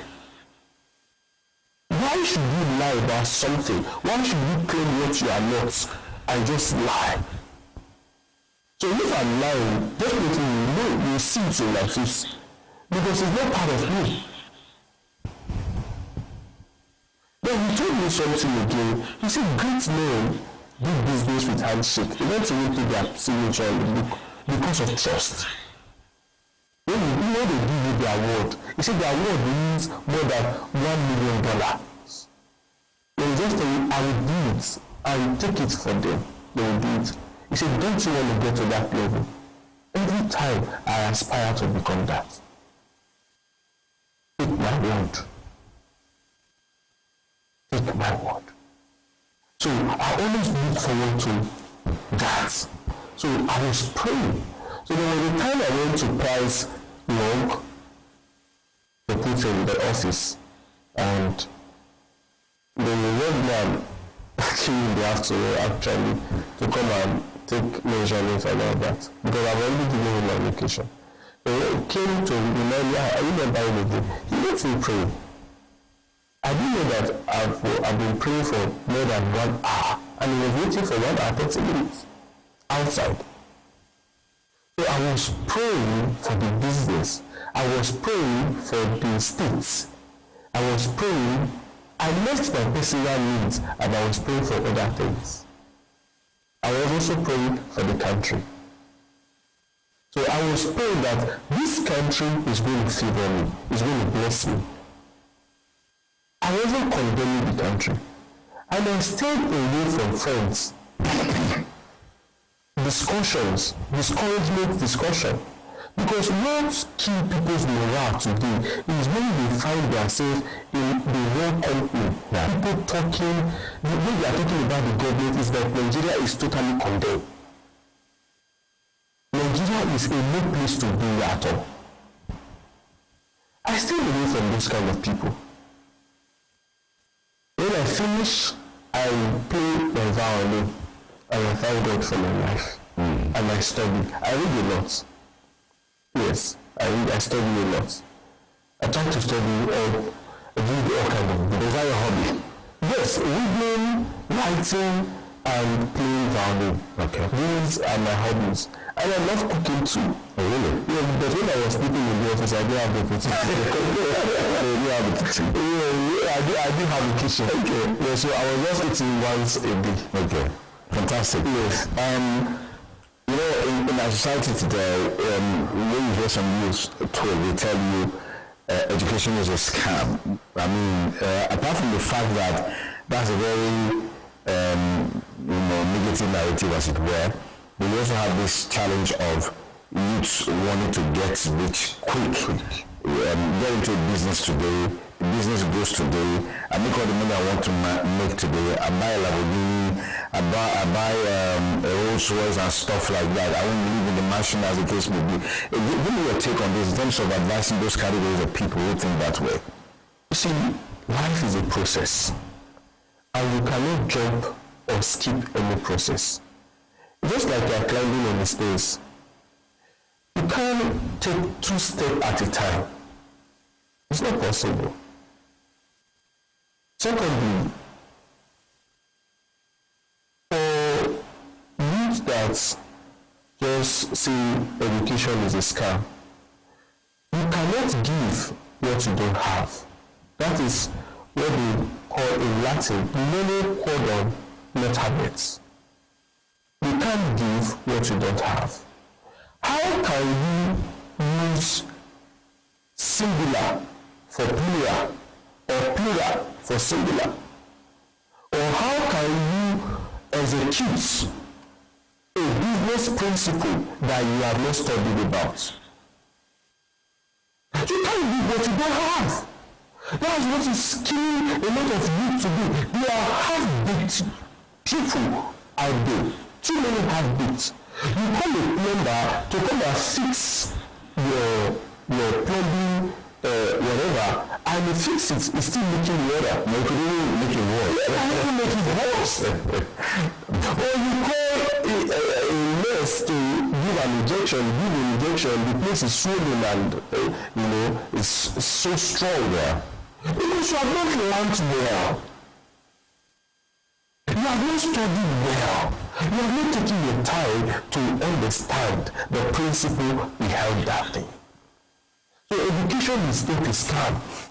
Because you cannot sit in your house and say knowledge of the world should enter into your brain by force, by fire. You start praying for this knowledge.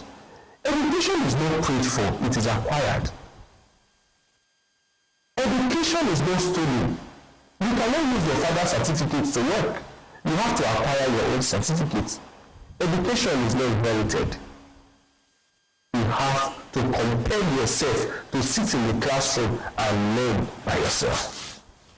And education is not a scam. Family, how are you able to cope being an entrepreneur, a businessman, being a husband and a family man and a father? How are you able to cope with all of this and maintain your skills as a whatever you do, just enjoy it. As an entrepreneur, you should have the power of publicity. Make your business known, no matter what. Even though you're inside a pit, people will look for you when they know you. Yeah. Make your business known. Publicity is one of the key power, the key strengths to every business to grow. Then, secondly, for me, as all of this you just mentioned, I actually have a partner as a friend. We just play like children. You don't take things serious. We enjoy the process. We play along with the process. We don't see ourselves being carried away by what people say. Okay. You enjoy the process. When you have, you enjoy. When you don't have, you enjoy the same way you enjoy when you have. Don't look at other people, what they are doing. And I know that other people want to challenge you to do more. But everybody has his own pace at which he's moving down. Your pace is not my pace. And my pace is not your pace. Absolutely. We are moving with different pedestrian. So for me, I'm just not with anybody. I don't compete with anybody. I do my things the way I like it, the way I want it, and the way people will like it as well. Okay. So how do you see yourself in the next 10 years? The next decade? In the next 10 years, I want to have the best structure here in Nigeria, in Edo State, Nigeria, that we manage conservatively patients. I want to see how people will come to the realization of being, in a setting whereby they are not consuming prescribed and unprescribed medication for pain again. They can have a place to go. I want to be that man they call father. That your children can play around you. Even though you have a very tight and busy schedule. Because our generation that we are bringing forward now, we are raising now, we don't have parental guidance again. We don't have parental love again. We are looking for love outside. I want to be that father that can love his children. So I want to be a father, a good father for that. I want to be a mentor. I want to be a problem solver. That not only we are this, but we want to make it bigger. Yes. All right. Thank you very much. It's been worthwhile talking with Dr. Taibosite Osaibo, the CEO of Tristan Osteo Orthopedic and Acupuncture Center in Benin City, giving us insight into his life journey and things to expect in the next decade. I want to thank you for having us your time. Thank you so much. Well, that's a wrap on Icon to the program while it lasted. You can follow for more on our YouTube channel. Please post a comment there, and of course share this video. There's a lot of lesson to learn from it. Apply this to your everyday life, to your business life. You be the best version of yourself. I'm Sonny Duke Okosu, thanking you for staying with us. Bye for now.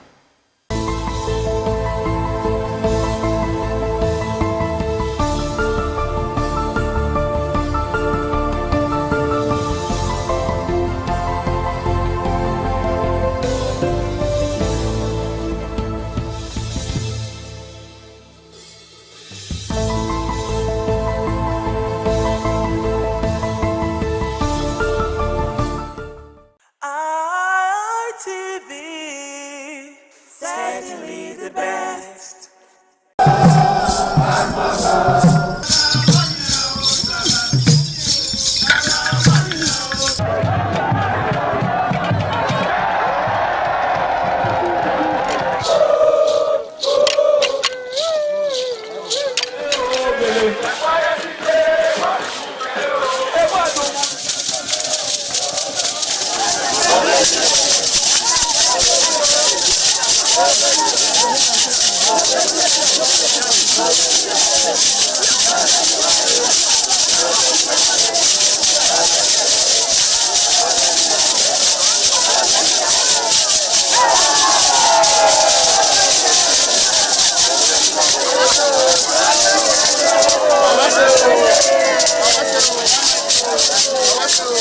Top on the list of the initiates was the eldest son of the Esama of Benin and former governor of Edo State, Chief Lucky Nosakare Igbenedion. 11 of his siblings, namely Bright Ayamekwe Igbenedion, Honorable Charles Osenwike Igbenedion, Peter Osawari Igbenedion, Dr. Fred Osanwi Igbenedion, Barrister Mike Osarene Igbenedion, Efosa Douglas Igbenedion, Upumwa Ernest Igbenedion, Osawe Igbenedion, Edosa Igbenedion, Dr. Daniel Omorige Igbenedion, Agbon Steve Igbenedion, as well as the Executive Director Operations, ITV and Radio, Chief Elder Ugbeide Nwonse.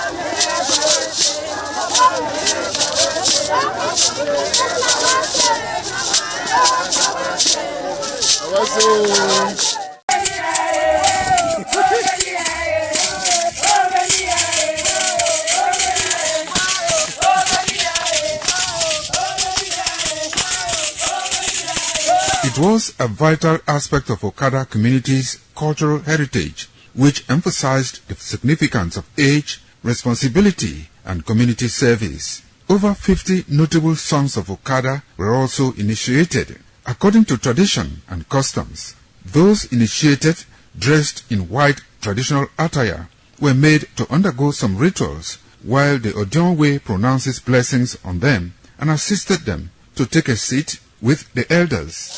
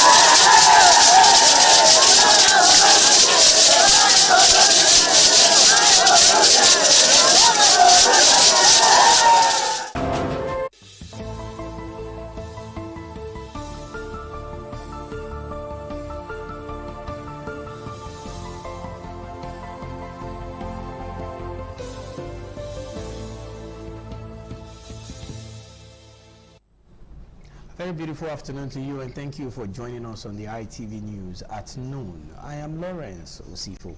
Some of the stories we're tracking for you at this time, where the federal government on Thursday said it has secured 1,721 convictions for terrorism and terrorist-related offenses since the commencement of its mass trial program in October 2017, describing the initiative as a key component to its strategy to strengthen criminal justice administration while upholding due process and the rule of law. Defense correspondent John Tenner reports that the Director of Legal Services, Office of the National Security Advisor, Zachary Minjiawa, disclosed this during a joint security briefing by spokespersons of security, defense and law enforcement agencies in the Federal Capital Territory, Abuja. The Office of the National Security Advisor said the program, coordinated in collaboration with the Federal Ministry of Justice, the Judiciary, Security and Law Enforcement Agencies, as well as international partners, has successfully completed 10 phases of terrorism trials. The NSA office stressed that the program was not only focused on conviction but also ensured justice for defendants where evidence were insufficient. The 10 phases trials secured 1,721 convictions for terrorism and related offenses since the commencement of its mass trial program in October 2027. Meanwhile, the Defense Headquarters disclosed that troops neutralized 1,597 terrorists and insurgents, rescued 1,516 kidnapped victims, and conducted 14,221 operations across the country between January and June 2026. Some of our partners, I'm talking to you, they are in foreign countries.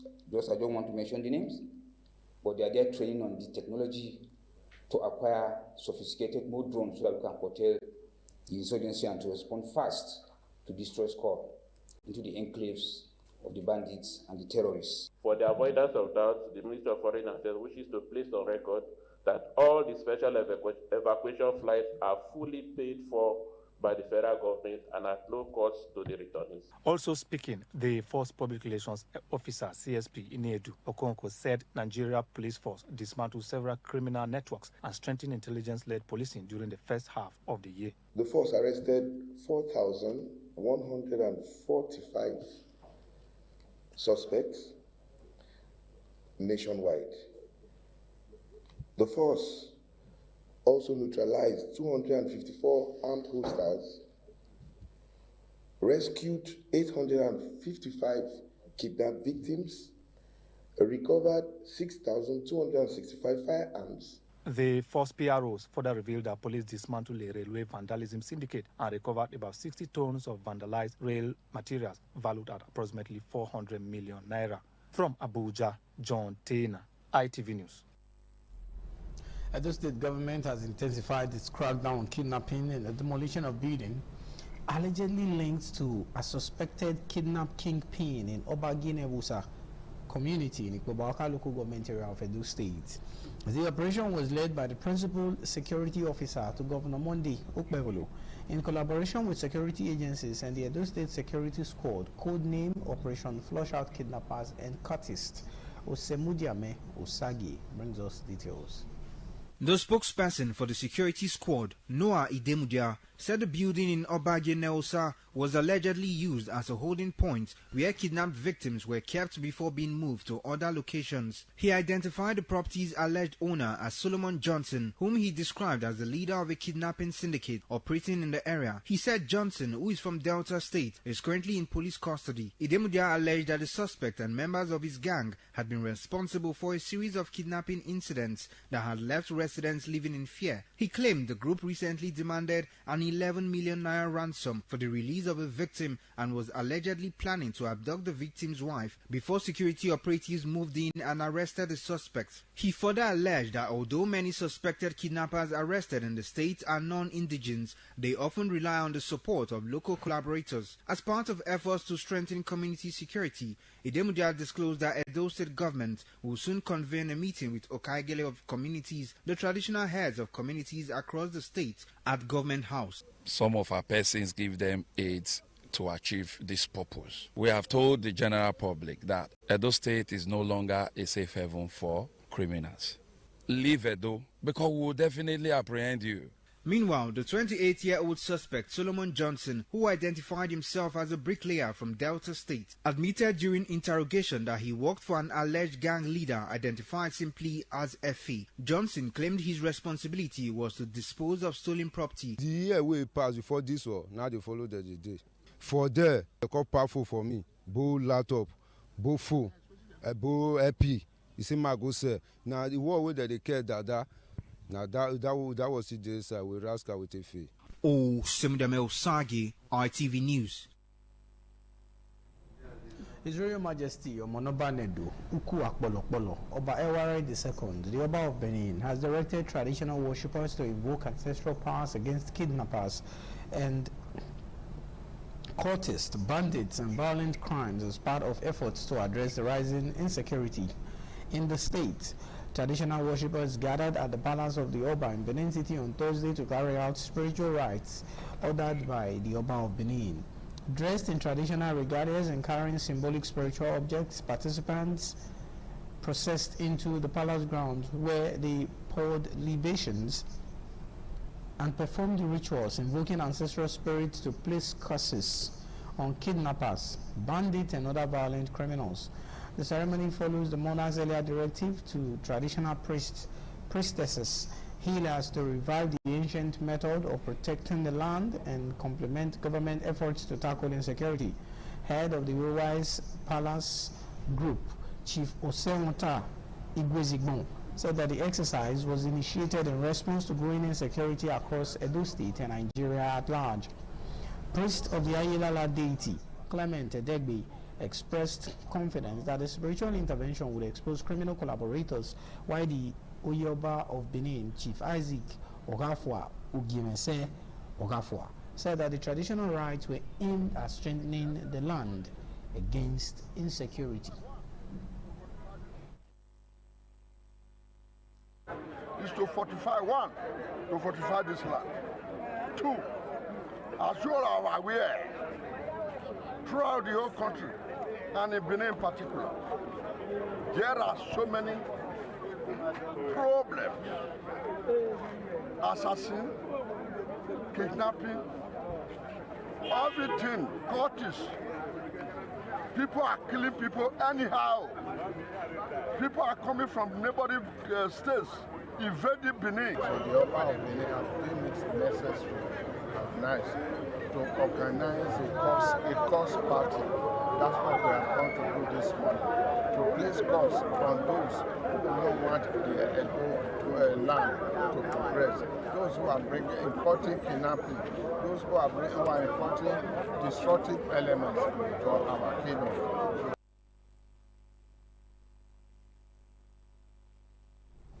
We take you now to Benue State, north central Nigeria, where suspected armed headers killed 2 people and rustled cows when they invaded the Okbafie community in Okonobo Road in Okboku local government area of Benue State. According to sources from the local government, the suspected armed headers attacked the Okbafie community, killed 2 people, including a vigilante, while they also rustled 40 cows. The chairman of the local government council, Ada Inalegu, said that the armed headers stormed the community around 1 a.m. on Thursday morning. It was gathered that they were about 12 in numbers and were all heavily armed with AK-47 rifles. Along the line, the vigilantes engaged them in a gun battle around the Okboga Aidadogo area. In the process, 2 persons were shot, and 1 of them died as a result of gunshot wound. According to the council chairman, 3 of the suspected armed headers who were arrested previously are still at the state's criminal investigations department, and he expressed optimism that the assailants might have come from Ezangbo in Ebonyi State. The latest attack on Okboku local government area came barely 24 hours after some suspected bandits attacked and killed scores of people in Sai community in Manji Ward in Katsina Ala local government area. And to Delta States, where the once peaceful Ogara Kingdom in Etiop West local government area of Delta State has allegedly become a hotspot for organized criminal violence, particularly kidnapping, following killing of a man after the payment of ransom was made. The deceased was abducted alongside his wife, who later escaped captivity before he was killed, despite the payment of ransom. A civil advocacy group in the community, the Ogara Study Group, disclosed this at a press conference held in Warri on Thursday. The convener of the Ogara Study Group, Reverend David Ugolo, and Professor Ogeneruna Egwewere, lamented that the security situation in Ogara and the environment has worsened in recent times with increasing wave of banditry, kidnappings, and killings in the locality. According to the OSG, documented incidents reviewed a disturbing pattern of armed banditry, kidnapping and ransom, court-related violence, and ritual killings stretching across Ogara and surrounding communities, including the Ogara Sapele and Warri Sapele corridors. From Delta to Imo State, southeastern Nigeria, where the Commissioner of Police in Imo State, Oldu Boso, has expressed grief over the death of 2 police officers who died after a patrol vehicle conveying 7 operatives were involved in a road crash in Isia Lamba, non-local government area of the state. 5 other officers injured in the incident are currently receiving treatment in the hospital, while the command has launched an investigation into the circumstances surrounding the crash. The Imo State Police Command spokesperson DSP Henry Okoye said that the incident occurred on Monday along the Amakalu Umwelema Road while the officers were on official duty. Okoye said that the 2 officers later died while receiving medical treatment, while the remaining 5 personnel are responding to treatment. Okoye said that though a thorough investigation has commenced to determine the cause of the crash. The police, however, did not disclose the identities of the deceased and injured officers. From Imo State, we take you to Gombe State, where the Gombe State Police Command has rescued an 8-year-old boy who was abducted in Akko local government area of the state and arrested 4 suspects allegedly involved in the crime. The victim was rescued unharmed during an intelligence-led operation that has since been reunited with his family, while the suspects are expected to be charged to court after the conclusion of investigations. According to the command spokesperson, DSP Buhari Abdullahi, the boy's father, Muhammadu Namdabara, reported the incident at the Akko Divisional Police Headquarters on June 28, 2026, after his son left home around 6:30 a.m. on June 27, 2026 and failed to return home. DSP Abdullahi said that the detectives immediately launched an investigation and intensified efforts to trace the missing child, commending the operatives for their successful rescue.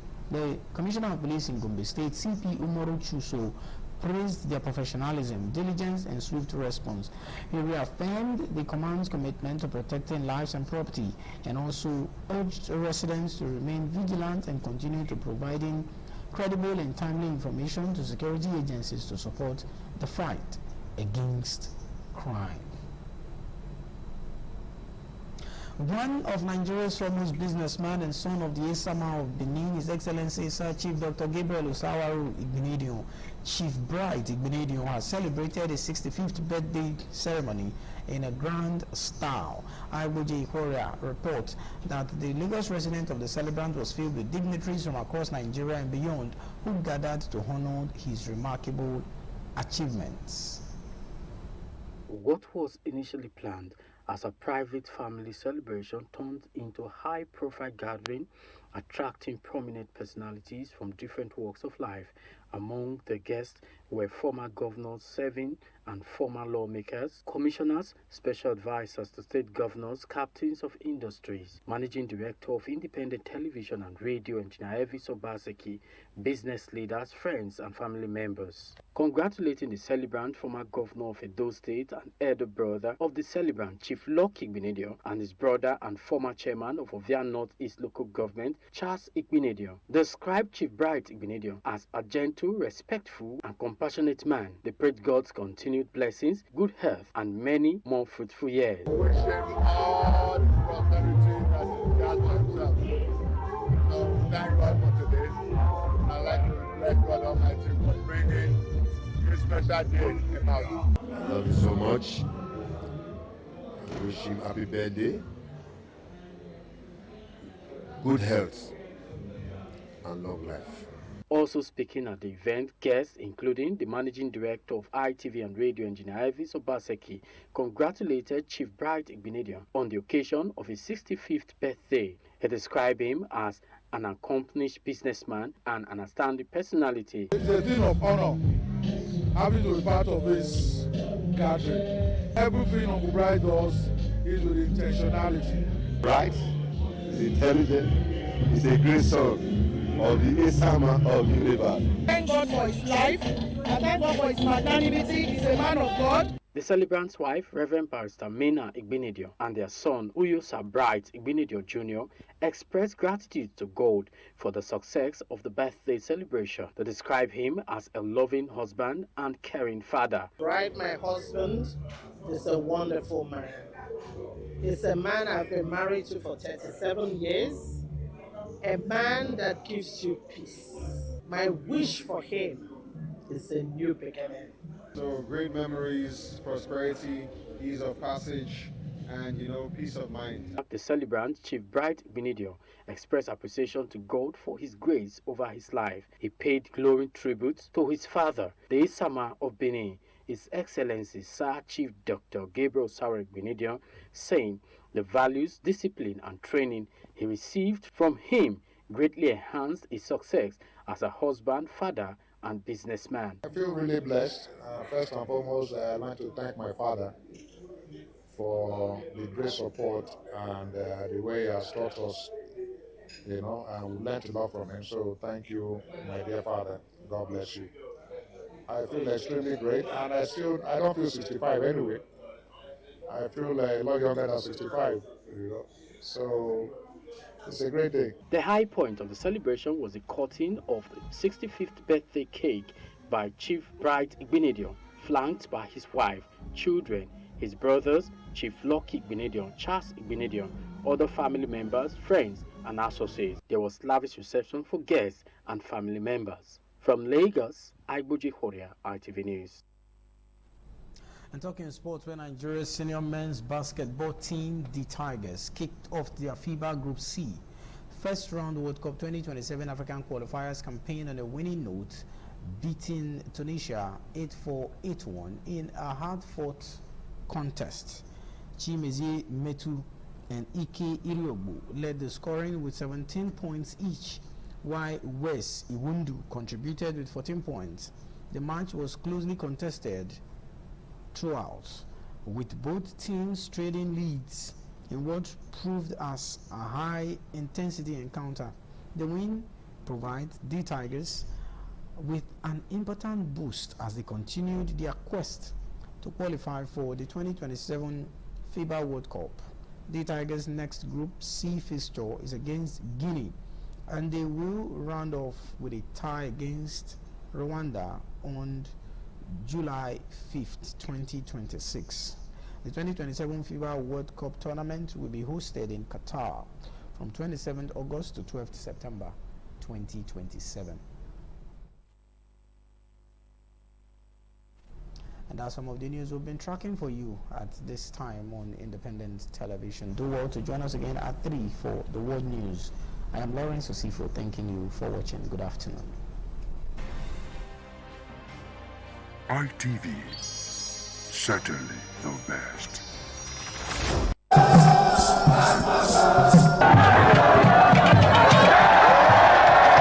Some days, there comes the Ugemobo Festival, which the Oba celebrates outside the palace gate. A pavilion is built of red cloth where rites are performed to drive away all evil spirits still unsatisfied by the year's sacrifices. The Emobo Festival is to commemorate an event in Benin history which dates back to 1504 AD.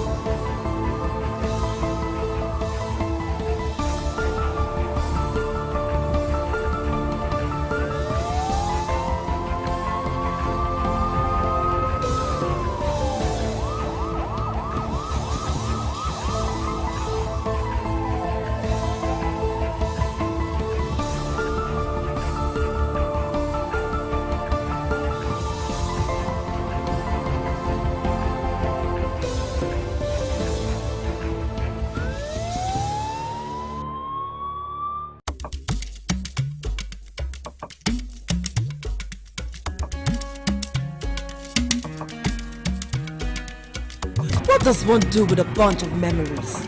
Laugh about them, cry over them, or capture them? I know what I'll do with such memories. I'll showcase those memories. Yes, I will show them to the world. I will flaunt those memories. Showcase that marriage ceremony of yours. Burial ceremony? Yes, let the people know that you buried your person in a grand style. Thanksgiving, ordination, baby dedication, housewarming party, and lots more on your entertainment program, Memories, on Independent Television. Every Sunday, remember, for your events to be considered thick and classic, then it has to be on Memories. Memories.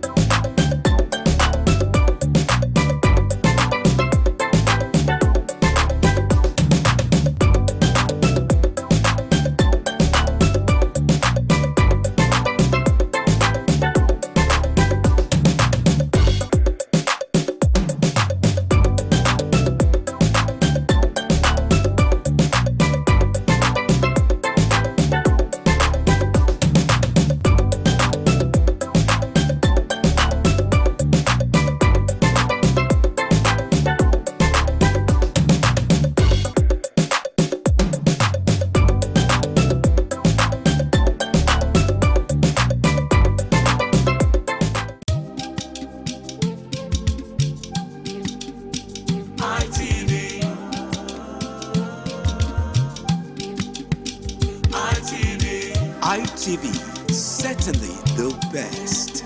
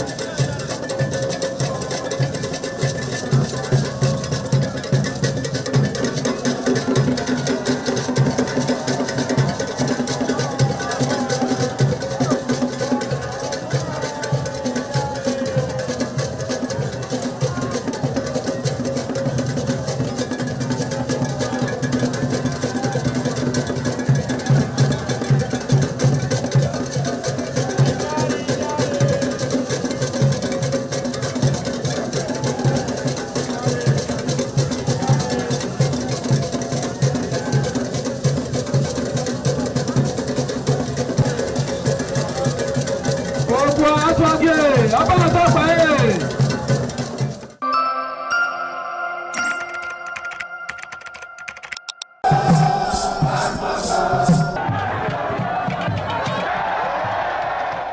land of Owa is inhabited by the people with common ancestry, language, religion, economic and socio-political ties. However, irrespective of their subtitle differences in language and culture, they share common traditions. The people are known for their hospitality. Owa traced their origin to Benin Kingdom. As a result, for a man to find a comfortable place for living, the name Owa was derived from the largest and longest river in the area, which is known as Onwian or Onwa. It means one who makes merry in affluence.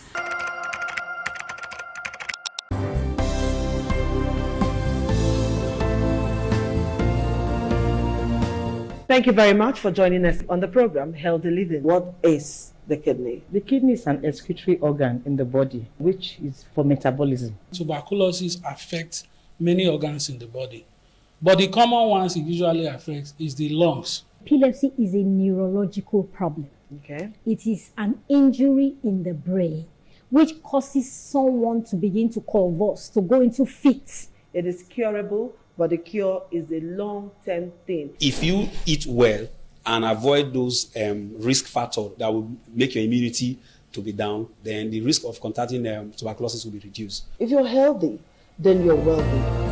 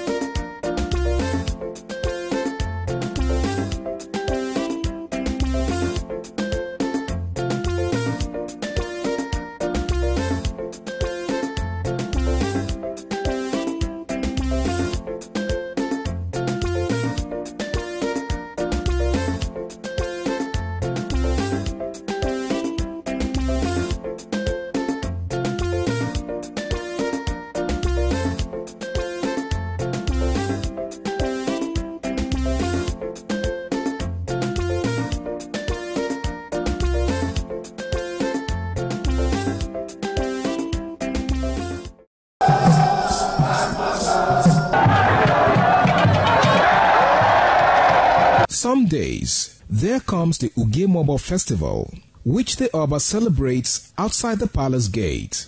A pavilion is built of red cloth where rites are performed to drive away all evil spirits still unsatisfied by the year's sacrifices. The Ugemobo Festival is to commemorate an event in Benin history which dates back to 1504 AD.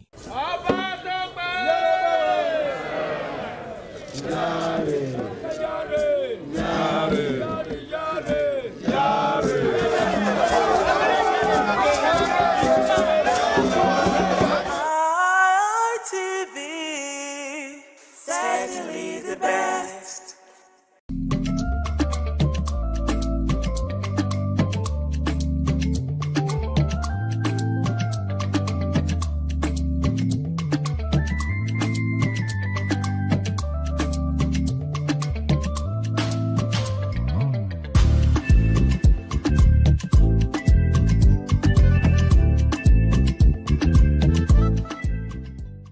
Hello and welcome to WIC Women in Conversation. This is a table, a red table for that, where women sit to talk about women, things concerning women. But like I always say, we cannot talk about men and leave out the men and the children, of course. But this is a table for strictly the women, where we discuss without holding back certain things that we need to talk about. But anyway, today we're going to be looking at the BBL, the Brazilian butt fit. And to do this with me, I have on my right, I have Mercy Emmanuel. Mercy Emmanuel is a nurse. She's actually going to help us discuss this for us to understand about it in a better form. Mercy, you're welcome to the program. Thank you very much for having me. Well, thank you for coming as always. And then to my left, I have Princess Edith Madejemo. I hope I got it right this time. I hope I did. And so she's the CEO of Golden Touch Collection, where women go to look good. Thank you for coming. Thanks for having me. And then on the third left, I have Ayo Ali Balogu, who will always tell me, don't remove the Ali and call only the Balogu. Put the two together. I'm a pure Lagosian. Ayo. Ayo is not a sex consultant, but she's a consultant. Consulting what? What are you consulting? We need to find out. Let's find out what you're consulting. So, I'm consulting here too. I'm a management consultant. Okay. Certified one. Certified management consultant. Ayo, thank you for joining us today and welcome to WIC. Thank you for having me. Okay, let's go straight to what we're talking about today. It's been a problem in Nigeria for a recent time now, a few months now and a few weeks. We've seen very pretty young girls who had passed away because they had decided to go through the BBL, the commonly known BBL, but actually it's called Brazilian butt fit. Okay, so Brazilian butt lift. The very recent girl that just passed on last week. Well, I think I can't remember her name now, but she went for the second surgery for, I don't know whether to maintain it or to make it bigger or to make it smaller. But unfortunately, she passed away during this procedure. And a lot of men have come out to say, let me go exactly what some men, after carrying out some research, what men actually said. Okay, I'm going to be reading what a few men had sent to me. Some of them said, we do not send these ladies to go do this. As a matter of fact, we don't like it. So who says it's about them? But that's what the women have said. But let me not answer for you all. Okay. Let me start with you, Mercy, as a medical professional. I'm going to be talking about the medical aspect of it, and I'm going to talk about the beautification aspect of it with the two women. How dangerous is this procedure? It's dicey. Why do I say it's dicey? If the procedure is done properly by professionals, do you understand? It's not dangerous. Liposuction is something that some medical doctors would also tell you, I do not give my consent to it. Why do you want to do it? You're good. I mean, if you want bomb, as they say, you want this hip, you want to have a good shape on your butt. I think why not go the physical way, as in gym, all that helps, than go through liposuction, because sometimes, especially in Nigeria, we do not have some of the equipments that would help in this procedure, or that will help the procedure go successfully. This liposuction thing, it's not just the way they do it. You go there, they harvest the fat, and then they inject it into you, and then, all that. I mean, there are processes. And because of the way the medical, the medical department is in Nigeria, it's not safe. Because all these things, I mean, when the fat is harvested from a part of your body, there should be procedures. I mean, there should be examinations. Is this fat good for this place they're about to put it?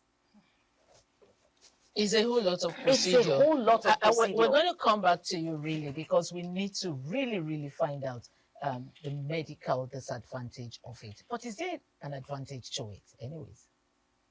As a person, I really do not see an advantage to it. Okay. Ayo, I see that you've been, but the men said they don't like it. They're not interested. That's not true, because 95% men today will tell you, one thing I like in a woman is that woman that has curve. Okay, Ayo, let me hear from you.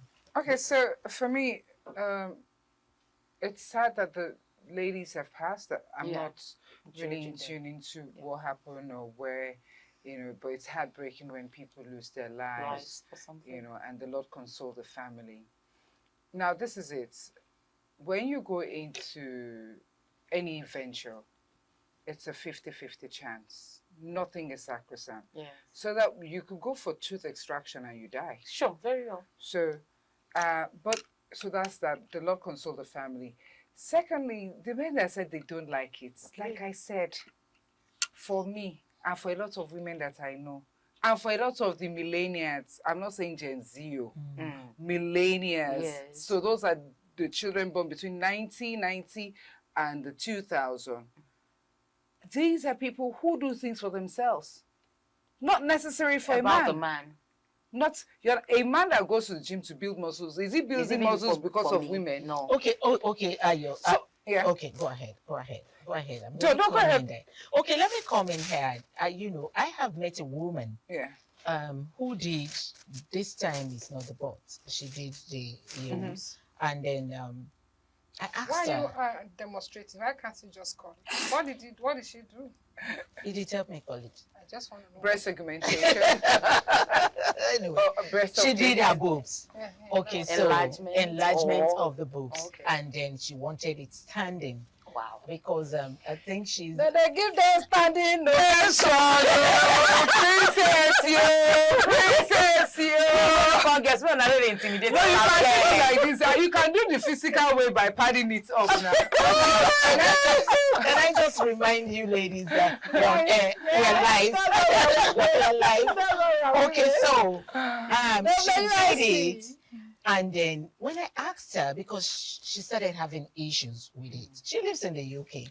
And I asked her, I said, why did you do something that will be giving you pains like this? I mean, and she said, as at the time, she was married to a white man who was always talking her down about her boobs.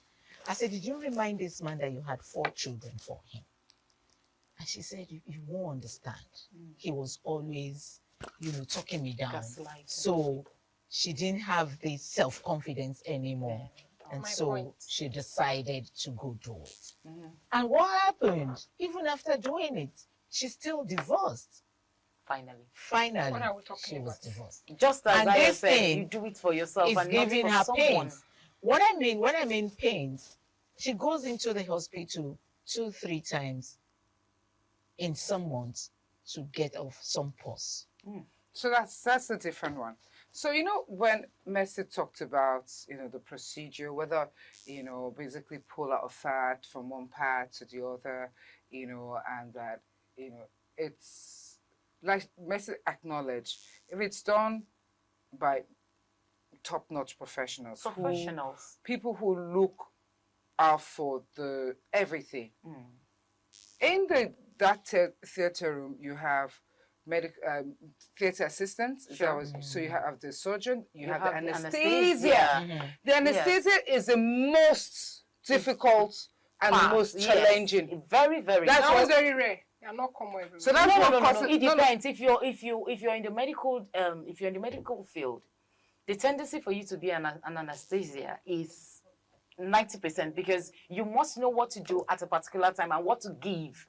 So, even if you don't, the surgeon, honestly, is focused on what he's doing. So you must know it for you to be an anesthesia in that theater. You are majored as a doctor. So while some doctors major in plastic surgery, some major in that. Yes. Now, believe me when I say this is an experienced woman talking here. I've been through liposuction. Okay. It's called 360 liposuction for my waistline. Okay. Done 2019, 7.5 hours. Blimey. So before I went in for the surgery, I remember I said to my daughter, I was like, I was just imagining myself. And the doctor, shout out to you, Dr. Femi Lekki Hill Plus. He said, Madam, this surgery is not a weight loss surgery procedure. But I was looking for ways to lose weight and everything. So I said, Madam, listen. So, but then my daughter's friend, Tundu Matthews, his niece had done it. And, I was like, maybe I'll lose weight. And then we went in.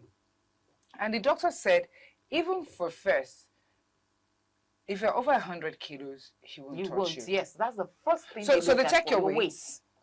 So because I was coming from special place, you understand? A special place, he paid me attention. Now you also have to stay off alcohol, smoking, and all of that 2 weeks before. They go through the procedure. they now take the fat, you know. If you now take from one place, it's still part of your body. I don't think they had to do all of that. What I'm just trying to say is just that, to be honest, any person who goes through that, because that's your friend, has the marital issue and was trying to save her marriage, she went through that.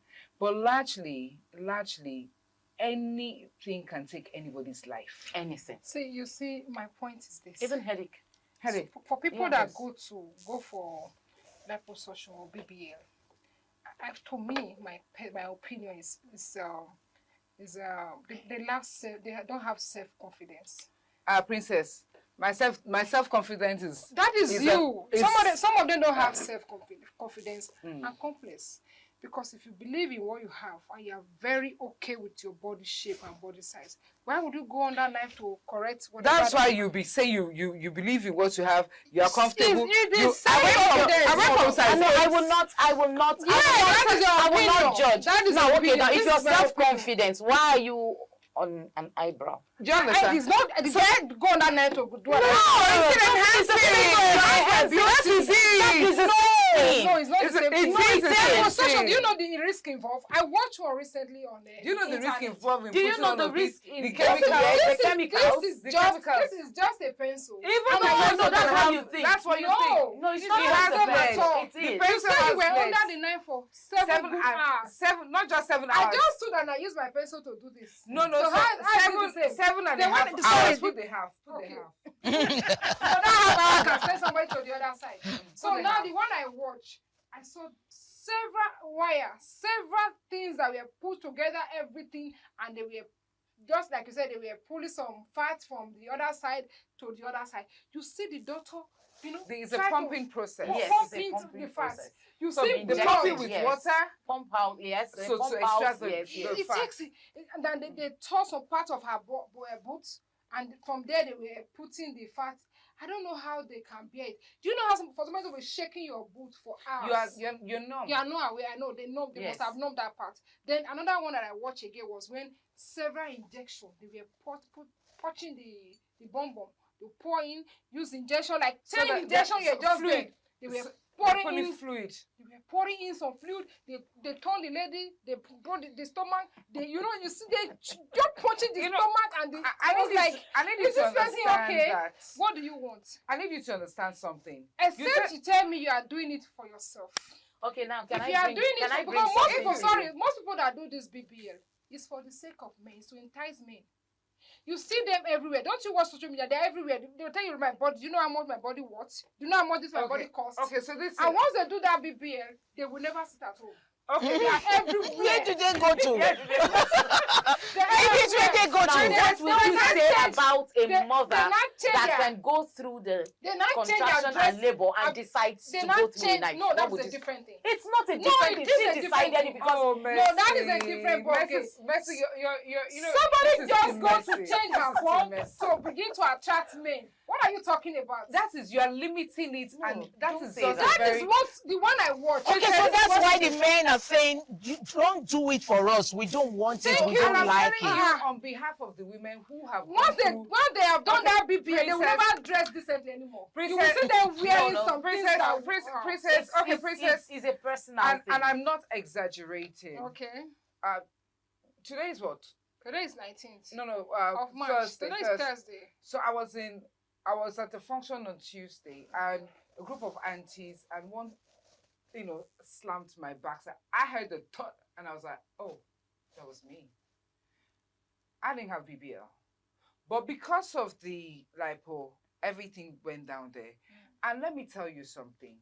It has, when you narrow it down to because of a man, what about me? I look into the mirror and I'm like, oh, wow. Your self-confidence. Yeah, it's not my self-confidence. It has nothing to do with myself. My self-confidence comes from my cerebral brows. Yes. So now this other one is like, when I was 15, I looked a certain way.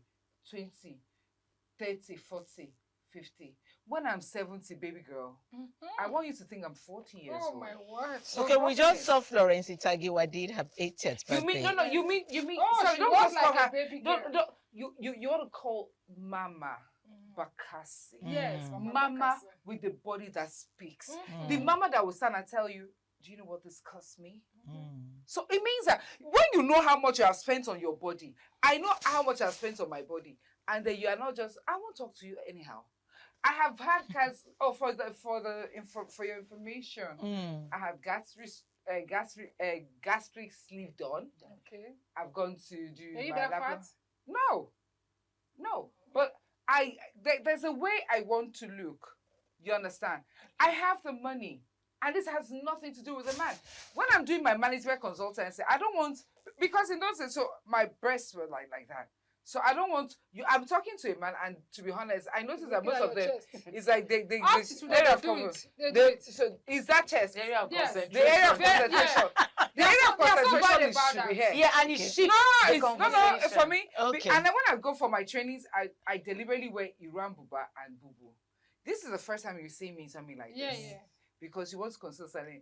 From that man, they begin to walk on. Because you're talking, especially if the man is shorter than Honestly, you. I don't know. And then you're taller, and then you wear heels. And then the man is looking at you, and his headline is by your booth. Ayo, we have been told we have to go on a short break. And then when we come back, we continue the conversation of the men. I wonder when men sit down to watch women in conversation, how they feel. I'm sure some of them want to respond immediately, Let them but respond, unfortunately, they cannot come here to respond. Ayo was talking about the boobs and everything. We'll be right back. When we come back, we continue the conversation. Please sit. Controversial.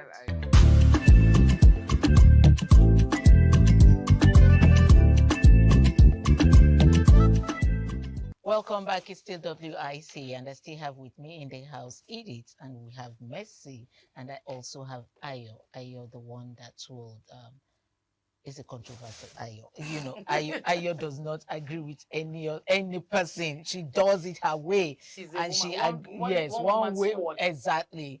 Okay, Ayo, you were saying something before we went on a short break. And Edith was complimenting that. She was saying they are still like that. She was even rolling the thing when she was saying that. So Edith is, I'm so happy that I'm loving the fact that Edith is well endowed and she carries it very well. And I love it. You understand? Clock it. That's just one side. You understand? You get. So, but for what I do, and I have to go to look for business most times, I became very, very conscious. All right. You understand? I will wear camisole. So even when I'm very hot and I'm wearing a sheer top, I have to wear camisole. Wear this one, so that when I'm even talking to the gentleman, you understand? It's meant to be something for me to stand It will tall be with affecting grace. you emotionally, true. You understand? That's the truth. When I'm in the class, when I'm delivering lecture, I don't want you to be looking at, and then I turn. She's endowed. Mama. Do you know what I said when I lost weight? Bottom only mama. You know, so Do you know what I've experienced one day? Sorry to cut you short. I went to gym. We're just walking towards the pool to go and swim. And somebody walked up to me with all boldness. You know what it came to do? At this reel, I was like, sexual harassment. Are you okay? Excuse me. Because I was expecting good morning. Like, this is morning, daytime. I was going to the gym. I was going to the poolside. And I've not even changed. I've not changed for you to say maybe I've. And the next thing I heard is this real? Wow. And he was pointing at me like that this. is dehumanizing. I was like, are you okay? Yeah. Then that are you okay that I said my friend heard. And she's a lawyer. She was It's already in the sexual pool. harassment. Because that was how I was walking towards the Sure. pool. Because she got there before me. So I was walking towards the pool to actually talk to her. I'm here. And she was like, what's that? That's harassment. She came out of the pool with everything she was wearing. Now the man was confused. Because he had a lot to look now. You want to see something? Mhm. You know, she was like, do you know, I'm barrister. She started introducing herself. How dare you talk to her like that? Because I can stand up for my friends. I am so blessed with ladies that can also stand up for me. And he was like, I'm sorry about that. I've seen you. I don't know. I just wanted to know they were real. You can imagine that. Can What's these your men business with put that? their eyes away from I these get harassed women? You because do? naturally I have this Some people ask me if it's BBL. Can you imagine? Yeah. Honestly. What's your business with that? Some people ask me, even at work. So it's made me, honestly, for peace to reign. Because somebody has I just had to make a scrub that covers me. Yes. So you somebody see has come to put hand in my dimple. Because you're moving. I like your dimple. And I reply with my backhand. Very good backhand. Nigerians are rude. Some of the men don't know, to draw the line. Exactly. So what I'm saying to you those men. So what I say to you is they need help. So when a woman decides to do BBL, it could be for her own sanity. She wants when she looks in the mirror and she's looking good. And she can see the silhouette that she loves. Satisfied. It's nothing to do with another person. Okay, Ayo, you are saying that the men who had sent him, someone went for the research and then came up with the men saying about 91% of the men says, we don't want it, we don't like it, don't do it for us, we didn't ask you to do it for us. Say it stinks. And so you are saying, you are not one of those women that want to do BBL for a man's sake. You're doing it for yourself. To the looks that it gives you joy, gives you satisfaction. But let me come to you as a nurse, as a medical person. What are the fear of this BBL in old age? Because as a woman growing older, some of us begin to have arthritis pain. And when you're getting into the menopause age, it begins to trouble you. Some say the menopause thing comes with their leg pains and all that. So what is the threat of this BBL for women at old age? Okay, I'm from going to 50 use and above. myself as an example. Naturally, if your butt is too big, if you're endowed down there, you have the tendency for you to have leg pain. It's 5% because I've experienced it. But it now depends on your weight. Do you understand? Now, when it's got to do with this BBL thing, the thing most Nigerians do not know, it's not just about doing it then. It's like you go to the hospital and you're treated for malaria. The doctors will always ask you to come for a checkup. Now, this is a procedure that's not natural. Trust me, for you to be able to conquer that age factor, you should always go for a checkup. Especially if you're not too sure of who did the procedure. Because most times it may look as if, okay, I've done it, I'm good, it's fine, and all that. You're not even sure if it's a professional. Sorry, I'm going to digress. I know somebody that went for an evacuation, and I was like, why not go to a gynae to perform this thing? Because this person will tell you, do this, and you won't believe it. After she went, no, this guy is trying to extract, is trying to extort. And then she went somewhere else for the evacuation, and you won't believe it, there was remnants of placenta in her, which has led to so much bleeding for days now. So where am I going to? What I'm trying to bring out, this is something that is not naturally, or that was not naturally there. Now, the tendency for you, because no one knows tomorrow, anything, just as I said, anything can kill a man. Anything. Your body could develop. What if tomorrow you happen to be a DM patient, a diabetic patient, and something happens and maybe there's a wound there? It will be very difficult to heal. Okay, let me. So Ayo wants to come in. Can you come in here? Sorry. It says I was coming. So the thing is that the Brazilian butt lift is not. If it's a butt lift, it's different from inserting silicone. Okay, that's different things. We are talking about the butt lift. So the silicone is where you might have issues where you can say it can burst, it can do that. Now, a lot of times people even do BBL that you don't even know that they did it. Because they those ones that become so obscene that the waist is like this, and the yash is like. I saw somebody that said she removed her. You're on TV, please. That's what we call it in Nigeria.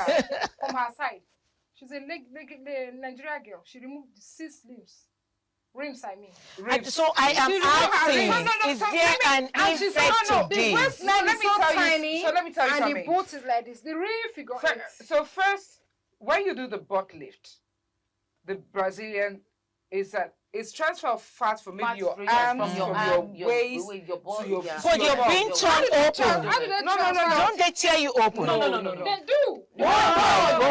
No. That's why I said, be sure it is a professional. Okay, so this is the reason why I brought in this. Hold on. Can I finish, please? So what could happen? The worst that usually happens in the first few days or weeks after BBL is that the fat does not align with where it was. Yes, in there. Yes. So that is why it becomes like an antibody. Yeah, like so a foreign it will collapse. thing. So it will not stay. So when they're done with the BBL, let's say it's like a size like that. So if you don't follow the procedure, which is you have to use proper the BBL pillows to sit, you can't just sit on any pillows because it will kill the fat. Then it will reduce. You understand? There is nothing to it. There is nothing to it. What is offensive is that when a woman goes from size 10 yash to size 18 yash. Ayo, you're on TV. Ayo, I just need to be reminding you. So that is where you have some consequences. So I'm allowed to speak Hausa. I'm allowed to speak English. I'm allowed to speak Yoruba. I'm allowed to speak Igbo. Am I not allowed to speak Pidgin? Yes, you are allowed. So what's yash? Why not go speak English? What's yash? Yash na for you. Okay.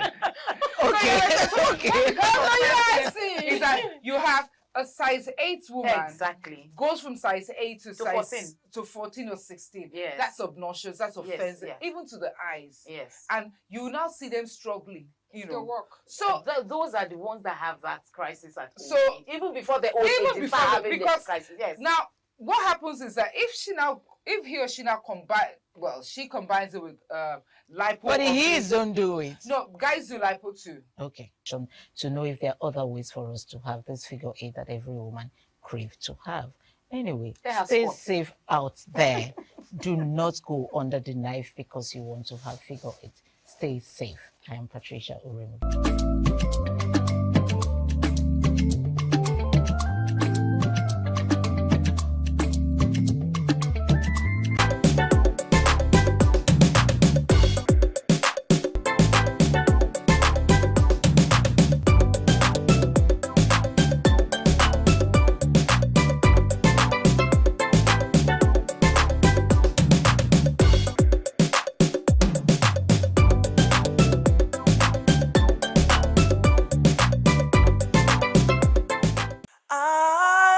ITV, certainly the best.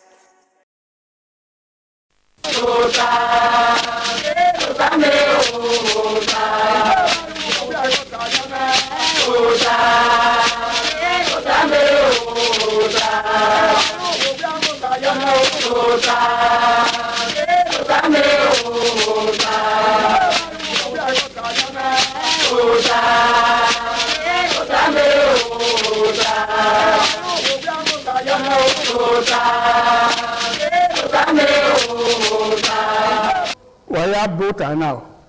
Ugi bota we say anyone away agima bota.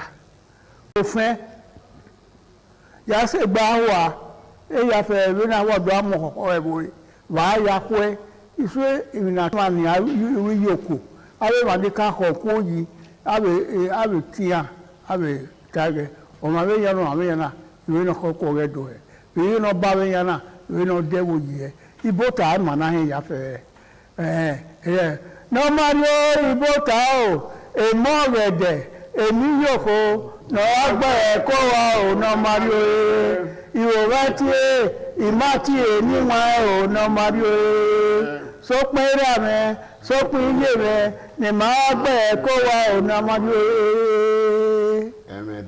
emedoya ta ibeka ido akugbe no kwa no ada ho beni ya ye amamufua ma ye na ni wọn no ma dole mi yi iwo we am no ma oda no dole ni yi omi mauda e manu ya gwa amamfu ahi wa ye nekere nyare kere gwa nyare kere wa mie wa ye no koko gwa e yo be no nwe e na ya dole gbo manyi no amamfu amiri e ba ni agbo egon ye e na utana ore ba utana Victor Ibisugbe obokia baba aba ato ipo e o alauda ma ya kan mi say ma ya mama na we aduge na ni ma ota me do ni ro wa ke ni si when I free we dey gare dagbe ma ya ni ma me ke na yin me no dere wi le we yin me no dere wi le we go gi ma e ge no gbera e go gi ma ma wi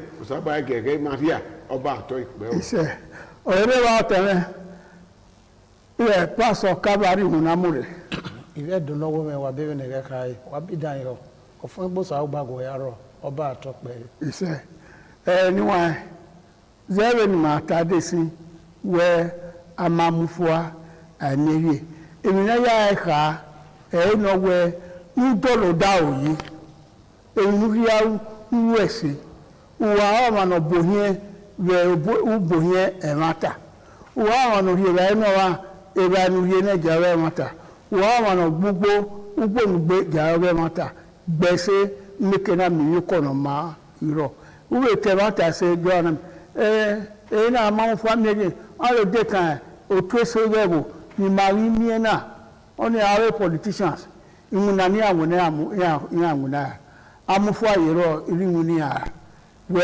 e ma ni vote ni a e ma ni ladnya ya wi twese osegeni ya yewu ya se ya no ya win no ya me komo bonye kega oni ayeri na no mo keke ari do amuye no roka wani hi amu na he wo se ti mu na he wo tuere ha se ti mu na he o ha no re awe na eni bon na no mamufa amieri emi petrol no wa gbagbon ya gbe se ti we ma me yi no aseti arioba yete mo ina le lo rogba na ya aye mi gbo ya wo to boy mo gba yo wa wo to boy we mi aye mi do mi o yo ogba mu yo wa eye agbon ya gbo ri ase e lo ri yese o sa ba de ga mo lo ma yi amamu family otenwe Ibisugbe amamu family yegun ayo yi lo ka ni bunewo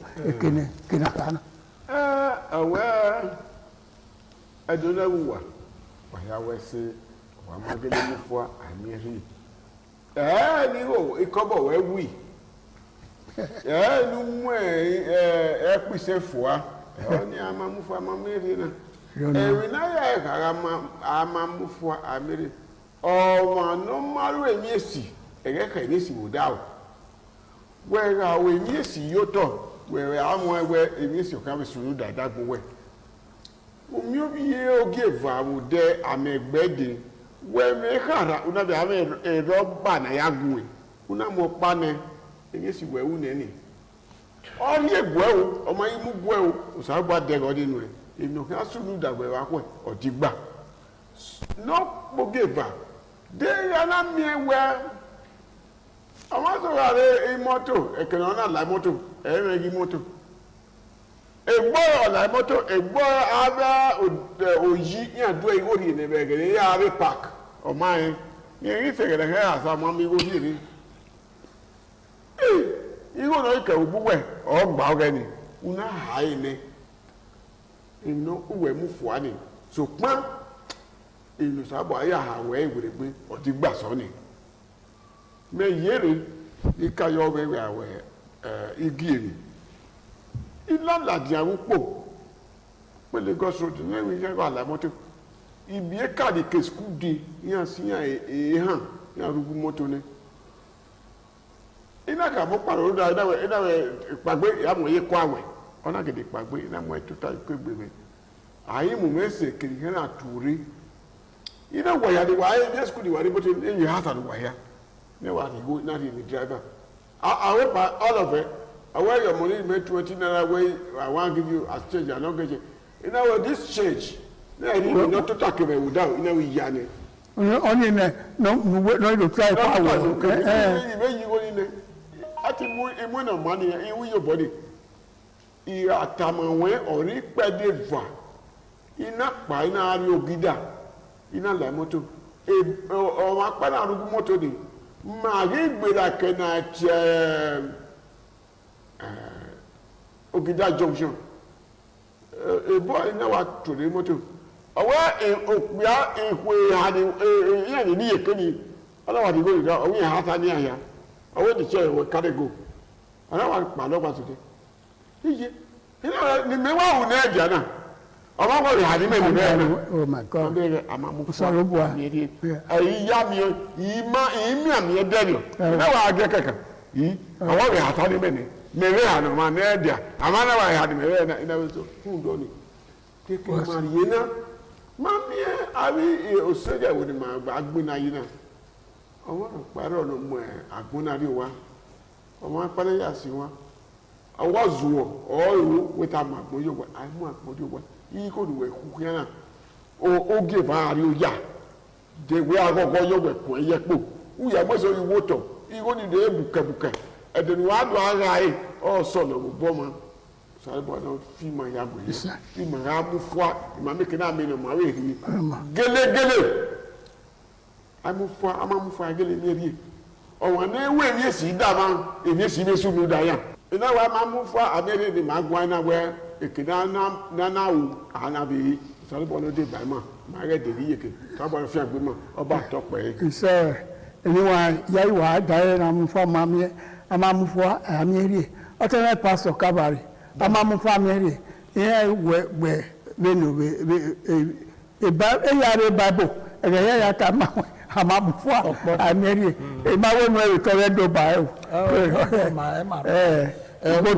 ibota ma ye na ibe do no pe o zemi na dey sin o deni mi ala ge untana ama mu family ya gwe ibo ebugun anokan me odion we o kaigele ya le gwe ezo no muboro ne ivira ivije ivira we ukunaga ikwe mo ama mu family na emi nu ada gbibiere we gere akia what so egbe sokun mege na ya sini ge mu akia osaloba gi maya iye webo o na wete no ge mu akia iye ti yun ki oye o ti mane Jonathan o carry oba wete Nigeria ya wa election e bona te ekwe ogen itemo pa owa dani owe esagie owo omakoma ose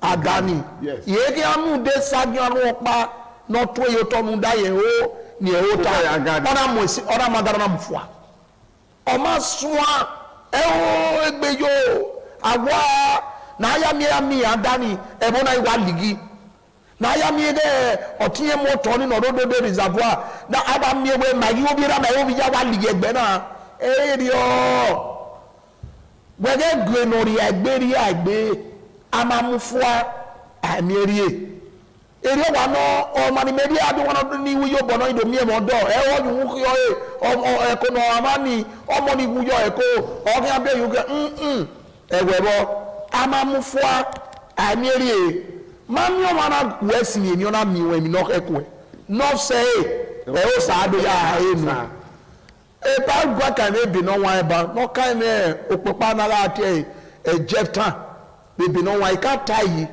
era na te Gilead oyoko ga no oyoko ona meko ni iye na bi ejokun yo ga omodion le jeftan ne e Gilead ya so ha bi omo so plan ye gi kokoso wa ona do ri owo ona do bi ele omo ni ge jeftan na bora ado de by monday ni e bi e yo wa oni je ko mai pekere okpe ami ge Gilead ona do wu oni wu ijera na gbagbe we ti gbe ma do ri ku ora me nda ma mu iwo yi yo hu wu seti ye na gbe ma ya na ku e no ru ahun no mo pe ya mu fua yo ya mu fua ya na ku e fua ye na gba o ma gun ya sini yo ti o mo dio so ko ma sini ona de pora zozo la wa gbo oni se bo na te mo abona to ta bona agbezob so ko ni egwe ni na leleri ye odawo ko be so ogwa gbina ona do so e otu esogia yere do emani buna do de bana na mai enwi na mai eni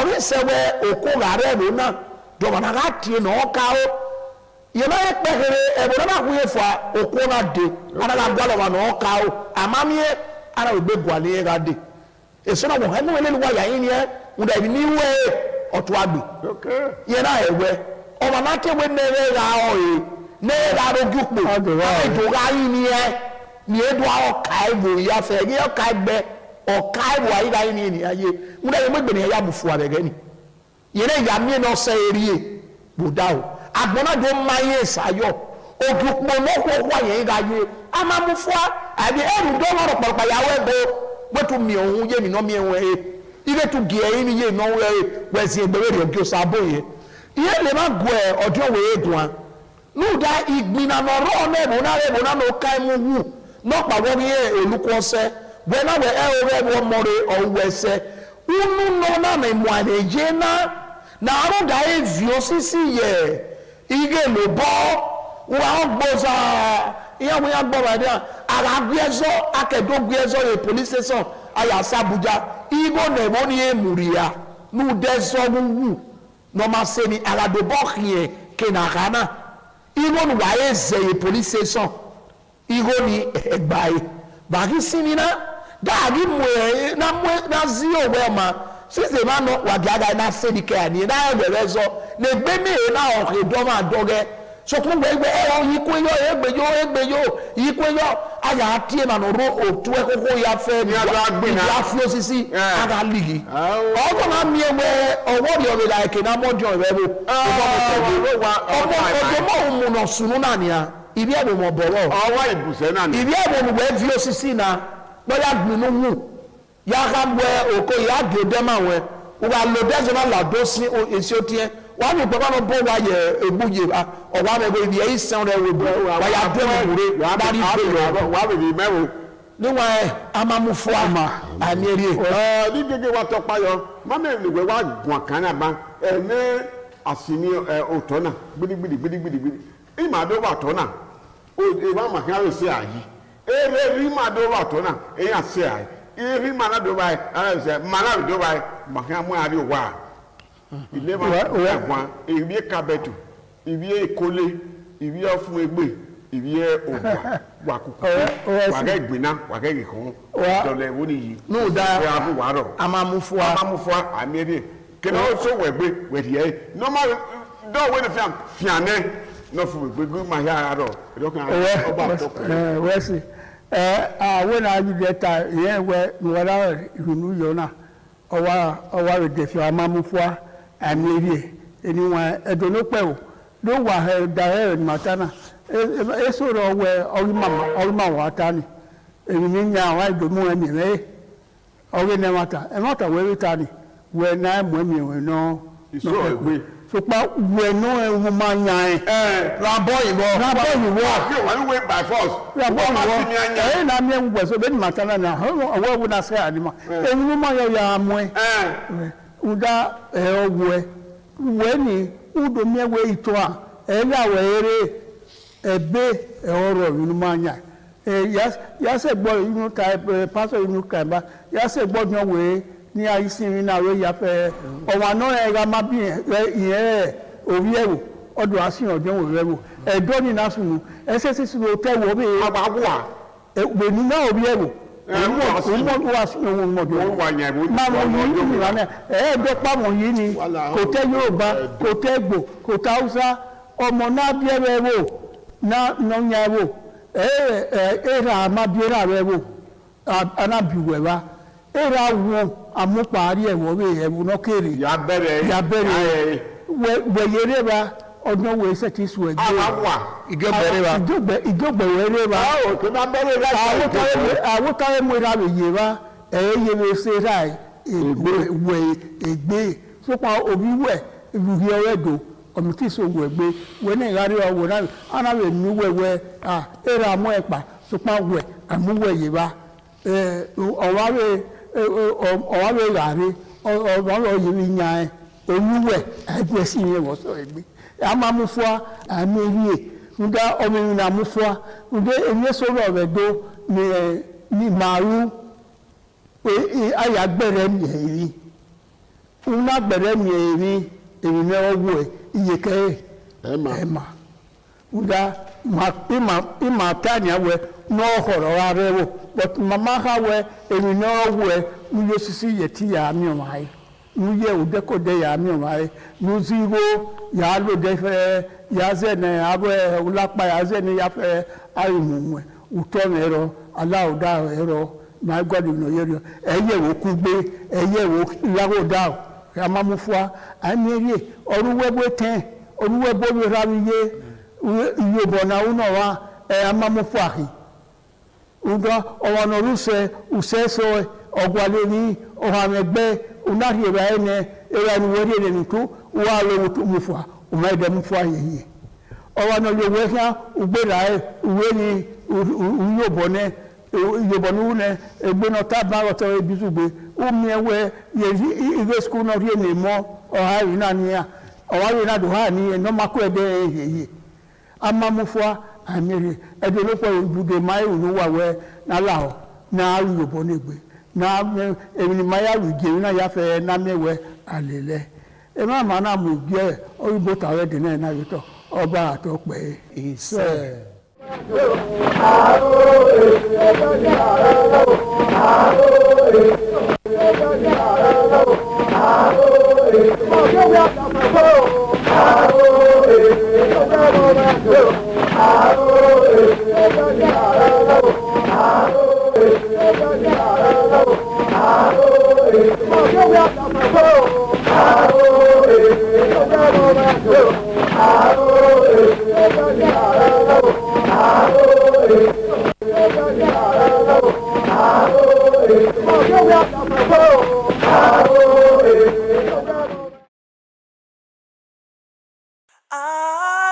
ITV, certainly the best.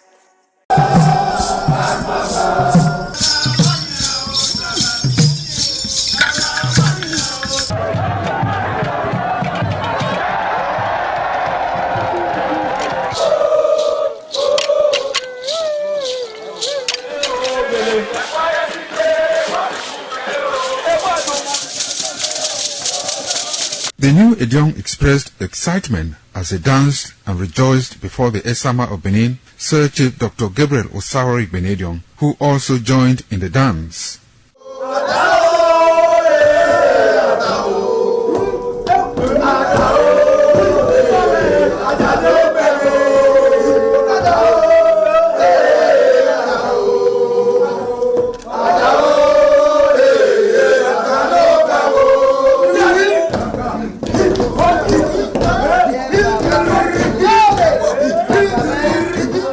As visiting and paying of homage to various homes of senior elders continued, the initiates spent 7 days performing diverse kinds of rites as required by tradition. They were furnished with rules and regulations regarding their new office as Edion. That I grew up in this community to the point that they have now also chosen me as an elder in this community. It's a thing of great joy. All thanks to the Esama of Benin, my people, my family, everybody, all Okada community for this great honor. I am very, very grateful. Well, this is my brother. I'll call him my uncle because he grew up with my father. I'm so proud of him because we are doing the same rituals as the Edions of the Okada. It is our duty for us to make this place a greater place, for outsiders to come and see the goodness of God in Okada. And I'm proud of every one of us here. So shall it be to each and every one of us in Jesus' name. Odion ma Okada zima Esama zima dion Bona zima dion Obala zima dion marawe maari o Esama dion na ni mado pon Esama ni mado gbeken Esama e ma adi o wa na Esama ma gbeken ne o sa obuyo bitu ne baba no get on maga no dia mi maga ma ni do gbeken ne na e ma ya fe e ma ato e ma agbon oro pa ewu dori e ma adi awo re ne o be ti agbon ya no we mi maga me we need just to know me afa in Esama, in our father's house, in respect of our initiation to elders Edion level, as tradition demands, we are here today to come and also pay homage to him, for him to also pray for us for long life and prosperity. The climax after 7 days was paying of homage again to the Odion way, where he gave the initiate the full rights to function and to henceforth participate in meetings with Edion. It will go down in the history and minds of Okada community, Ovia people, Edo State, and Nigeria in general. The ambience, style, and the colorful ceremony associated with the 2025 initiation into the Edion Council of former Governor of Edo State, Chief Lucky Nosaka Igbenedion, his brothers Bright Ayamekwe Igbenedion, Honorable Charles Osenwige Igbenedion, Peter Osawori Igbenedion, Dr. Fred Osawuni Igbenedion, Barrister Mike Osane Igbenedion, Executive Director Operations, ITV and Radio, Chief Elder Ogbedio Wonse, Honorable Efosa Douglas Igbenedion, Ukponwa Igbenedion, Osawe Igbenedion, Edosa Igbenedion, Dr. Daniel Omorige Igbenedion, as well as Agbong Steve Igbenedion, among other sons of Okada.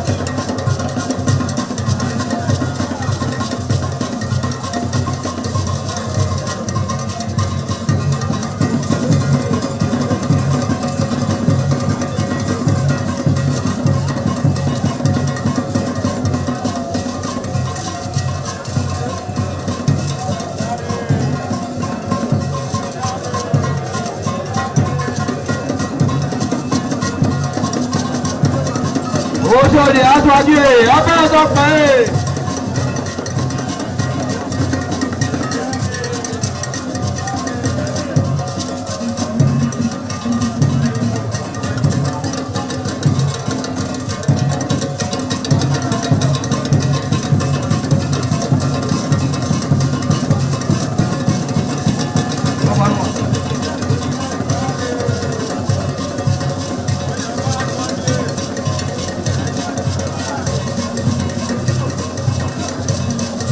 Àyàbá sọ́kì ẹ̀ ọbẹ̀ sọ pé.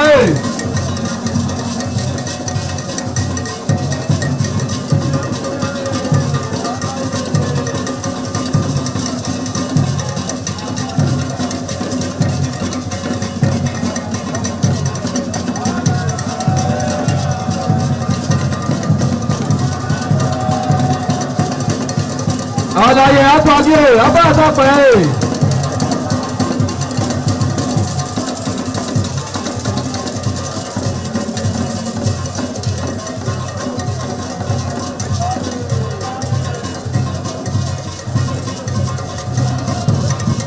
Ẹgbẹ̀dúwà.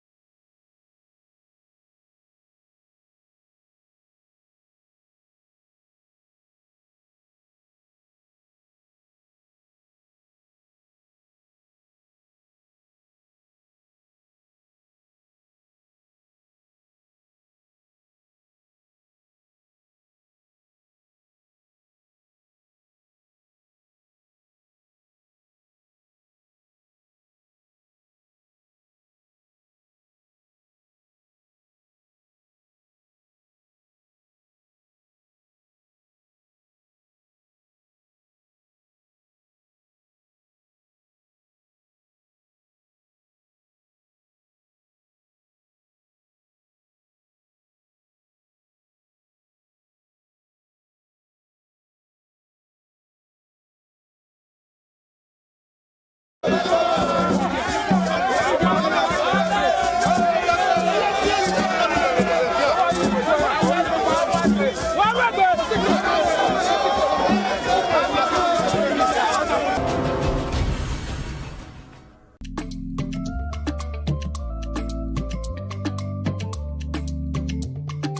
man went out to bring in thugs to come and beat her. Yeah. In a situation like that, do you think women would have seen that and still want to speak? Really, we're talking That's about... what I said. So So that's- when they bullied her, Yeah. if she's not bold enough, she will shut up. What is your advice for girls out there that are so desperate to be married? We women, we have to be really intentional about our parenting. If you know a child is being abused, or you see signs, a bruise or a child, it has to be investigated. People barely even breathe when they are going for a shrebi and something. Party. You have to be They can't smart. sit If down. you see where they are dressing them or are dragging on both sides, you cannot you cannot breathe. That's what And these matters. women will stay in those events for hours just to keep up with that beauty trend. Is that healthy? That's not healthy. I am Patricia Uremu Gabriels, and we're reaching you live from our Lagos Network studio. Of course, Women in Conversation is a program designed for women to discuss about themselves.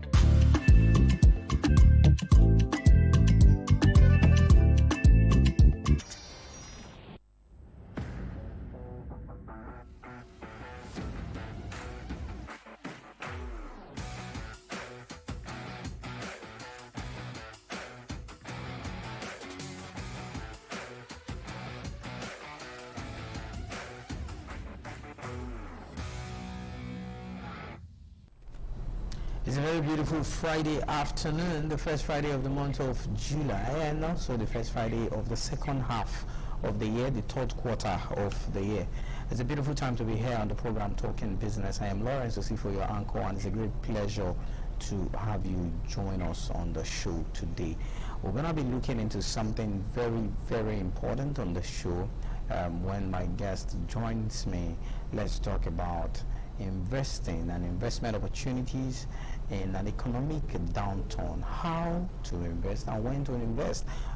So many persons have a perception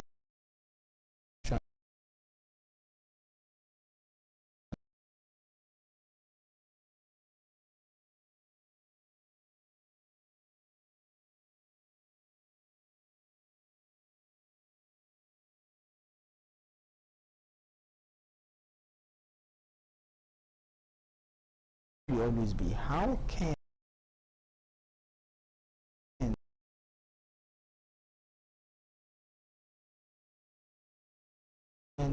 it's a rainy season or even when it's a dry season.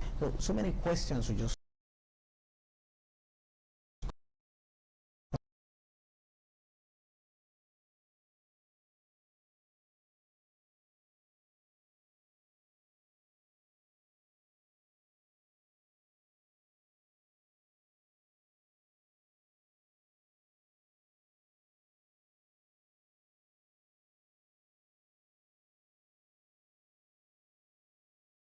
that 3 square meters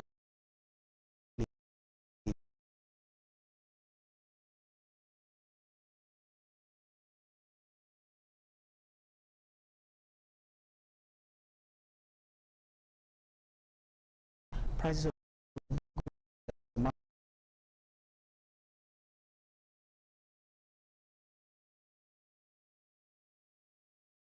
the house. Remember the principle of economics that says clothing and shelter. So someone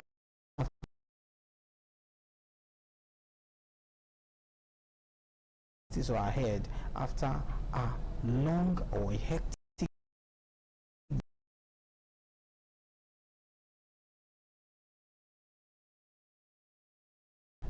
a night is needed. Food, clothing and shelter, because it's the person that is alive that will definitely know whether he or she will eat. The one that is alive that will know whether he or she will clothe.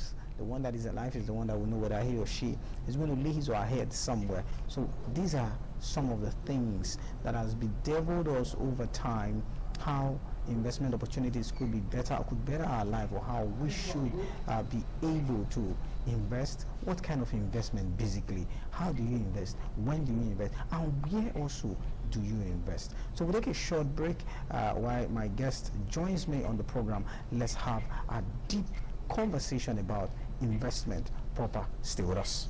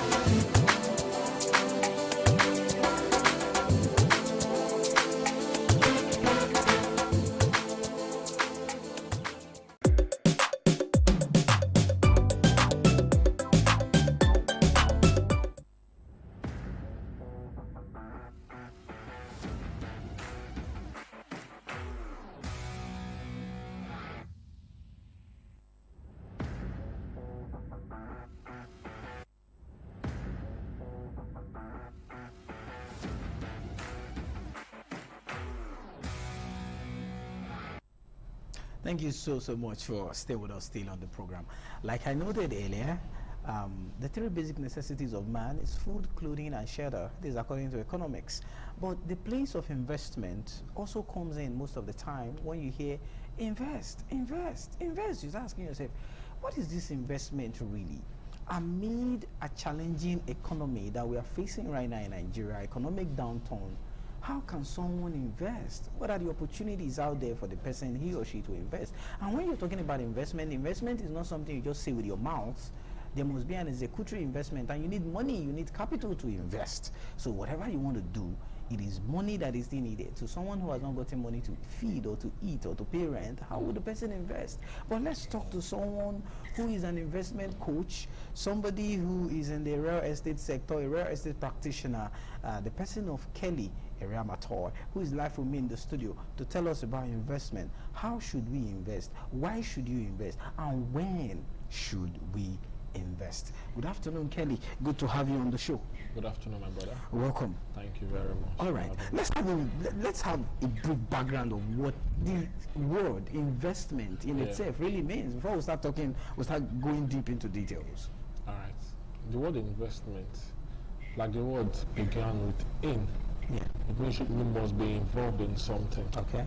Alright. So investment talks about you putting resources in. Resources in the sense that it must not be financial resources. When you put your investment, what you think about is money. Okay. Sorry, we'll have to go on a short break. Okay.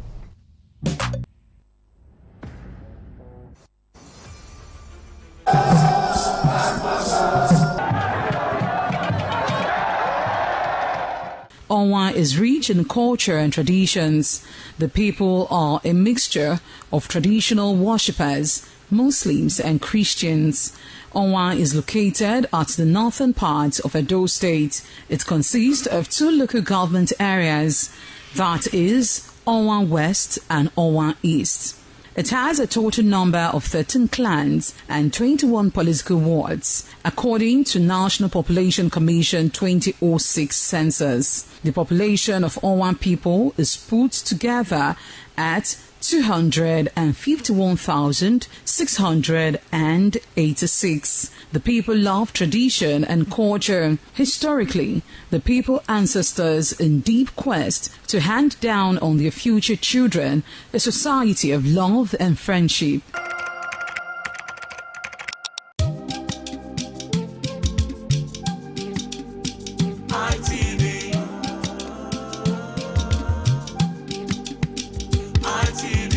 ITV, certainly the best.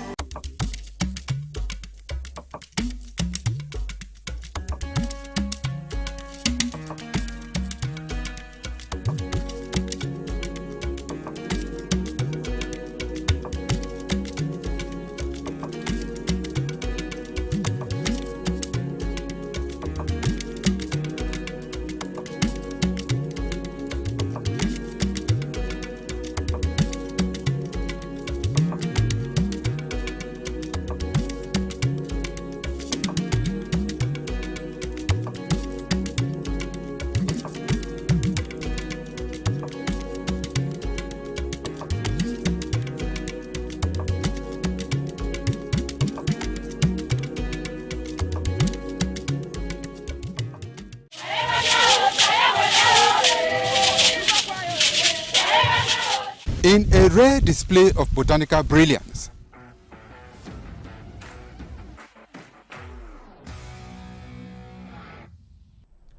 All right, thank you very much for staying with us still on the program. Sincere apologies for the short break. We had to do that. So, Kelly, you were saying you were trying to give us a brief into what investment is in itself. The in that is getting involved. Okay, exactly. Let's take it off from there. So, investment means being involved in something. All right, being involved in something with your resources. What are these resources I'm talking about here? Most times when you talk about investment, money is most times the least form of investment you can even give. Okay. You can invest your time in something, it's an investment. Yeah. All right. You can invest other resources that you have, okay, in something, so you can get a return. A return for it. As long as you are going to get a return for giving something, is investment. Okay. So if for those that want to invest, are looking for money in return, you invest your time in a job and you get paid salary. Yeah. You invest your time in doing things and you get money in different forms. So when we talk about investment, we should not only narrow it down to just giving our money. Giving our money, buying one or two or exactly. So. Okay, that is not. But people always see it from that perspective that it have to be either you are buying something. Say, for instance, a landed property. You are into real estate, for instance. So people will always say, oh, for you to invest, either you buy this or you build a business or you build a conglomerate where people are working and all that. Those are what the average Nigerian man or the average person sees as investment. But you have also given us a different perspective to it, and it's not just that. Time can be investment, your care can be investment, and all that. Now let's now look at how can these ones you mentioned play a vital role in the day-to-day activity of people, for them to see the value, tangible value of it, that indeed what I'm doing is investment. All right. Let me give an instance of myself. Yeah. Before I went into real estate properly, I didn't have money, and I needed money. What did I do? I didn't just need money, I also needed knowledge.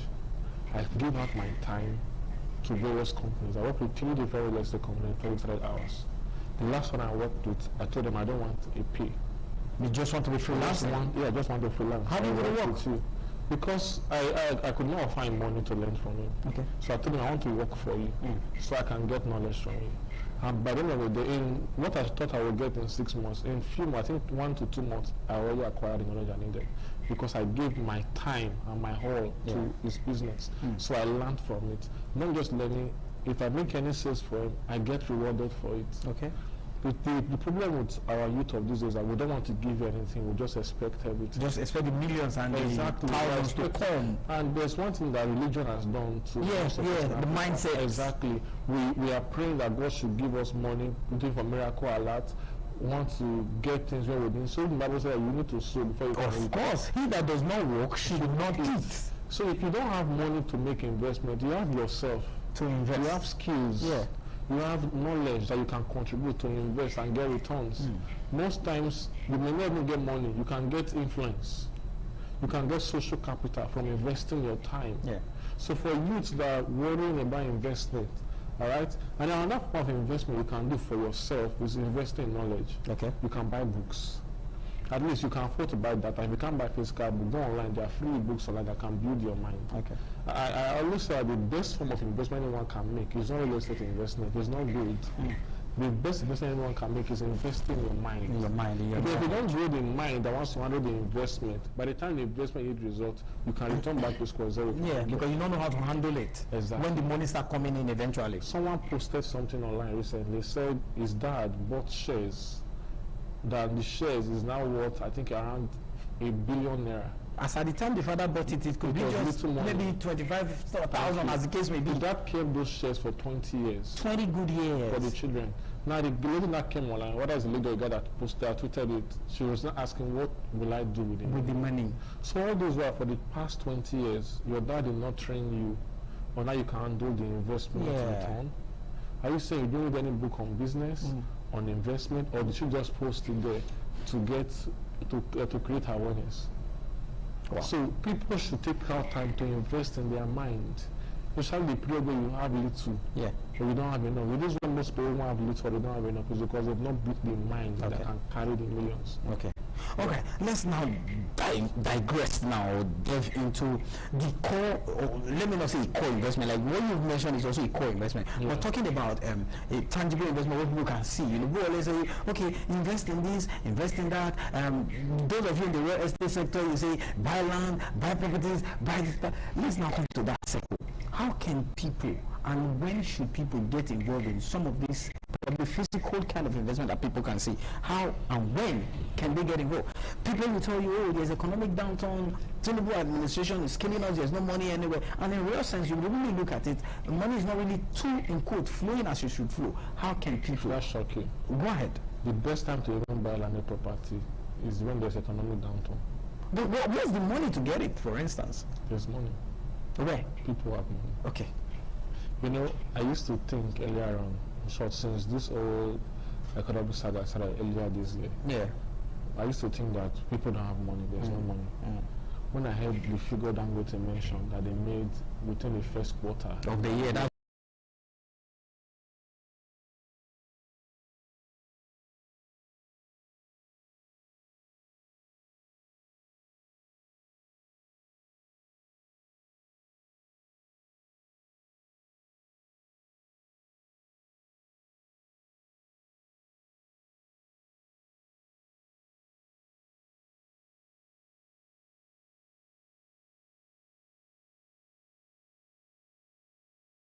they can go into to get properties, and most of them, it's what I call opportunity blindness. Okay.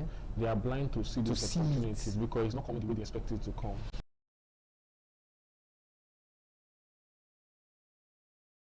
Many other companies have this installment payment plan, but because they have different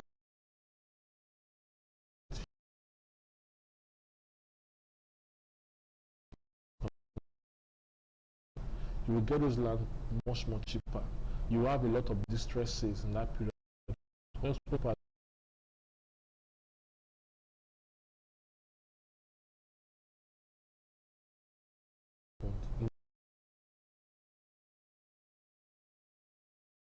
prices.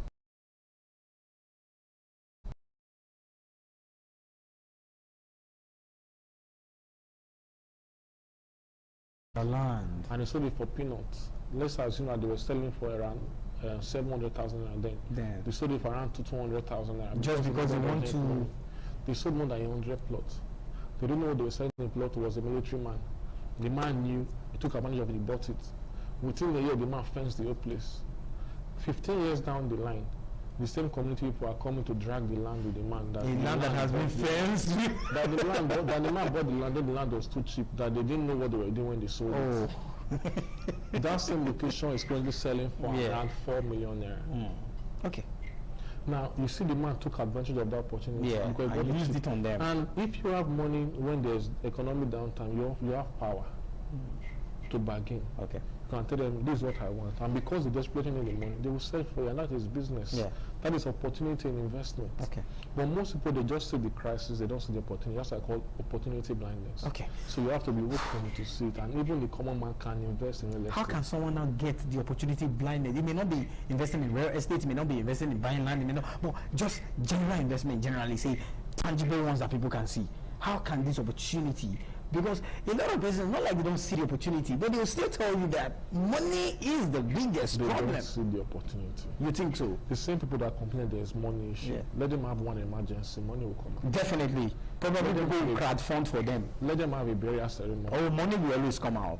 Or they want to do marriage. Some don't know. That's why I told you, opportunity blindness is, I didn't just come up with that word. And the reason why most people have opportunity blindness, it still goes back to knowledge. Knowledge, yeah. If I was not knowledgeable enough, I wouldn't have known that the best time to invest property is during economic downturn. I had to study because history always repeats itself. Yeah, definitely. The same economic downturn we're talking about now, in the 1980s, it has happened before. It happened before. And definitely it will happen again after now. Early 2000 it happened, and it's happening now. Our fathers complained back then. While our fathers were complaining back then, the Elumelu and the likes, they were investing and building empires. Nobody knew their name then. Yeah. 20 years down the line, their names started stringing up because they invested early. Okay. Even our dad in Benin City, the owner of where we are right now. Where we are now. Do you think he bought his property today? No. He didn't invest. Even when he bought it, I was moving around that region and I noticed, I saw a place. They said he just nearly bought that location, and he's in his old age. What is he doing property? That's what many people. Yes. Yeah. But you understand how investment works.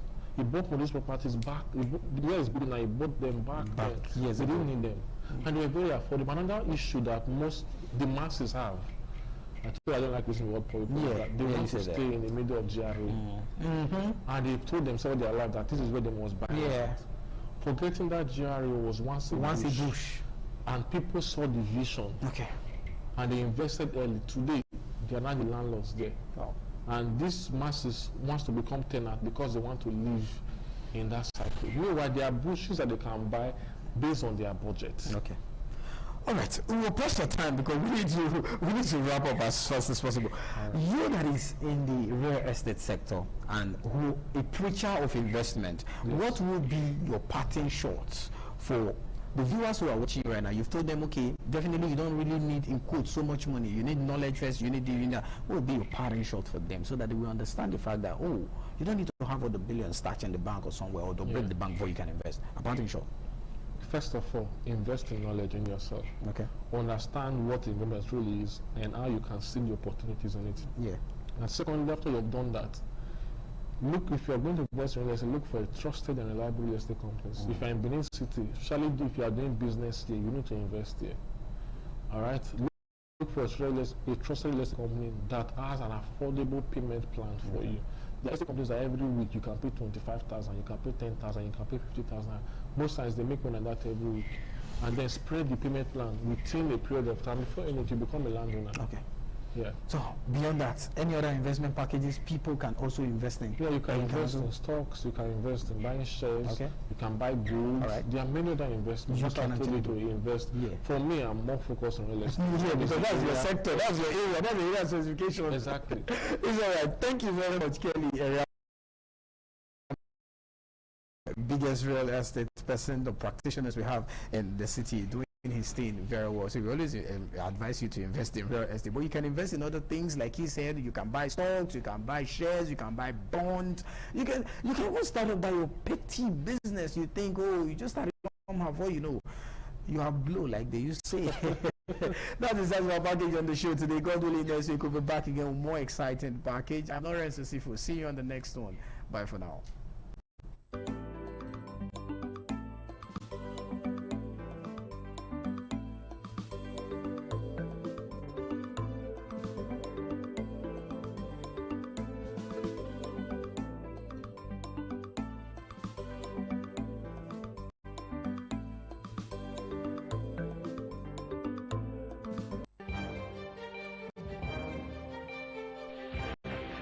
This is ITV.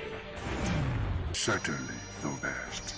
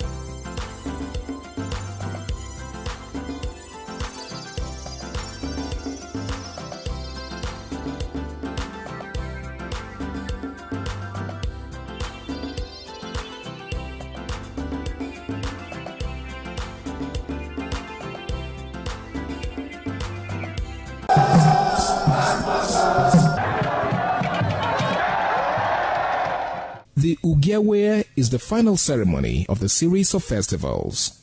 It is one of peace and lightheartedness, following the more solemn of the ritual year.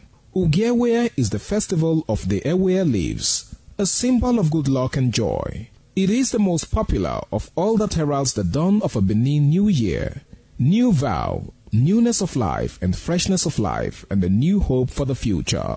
In the evening, the Ewe leaves are presented to the Oba of Benin in grand style in a colorful ceremony. The Ihogbe Society, amidst singing and dancing, bring the sacred leaves that symbolize good luck, blessings, peace, and prosperity. Each of the senior members of the Ihogbe proceeds to give the sacred leaves directly to the Oba of Benin, and others put theirs at his feet.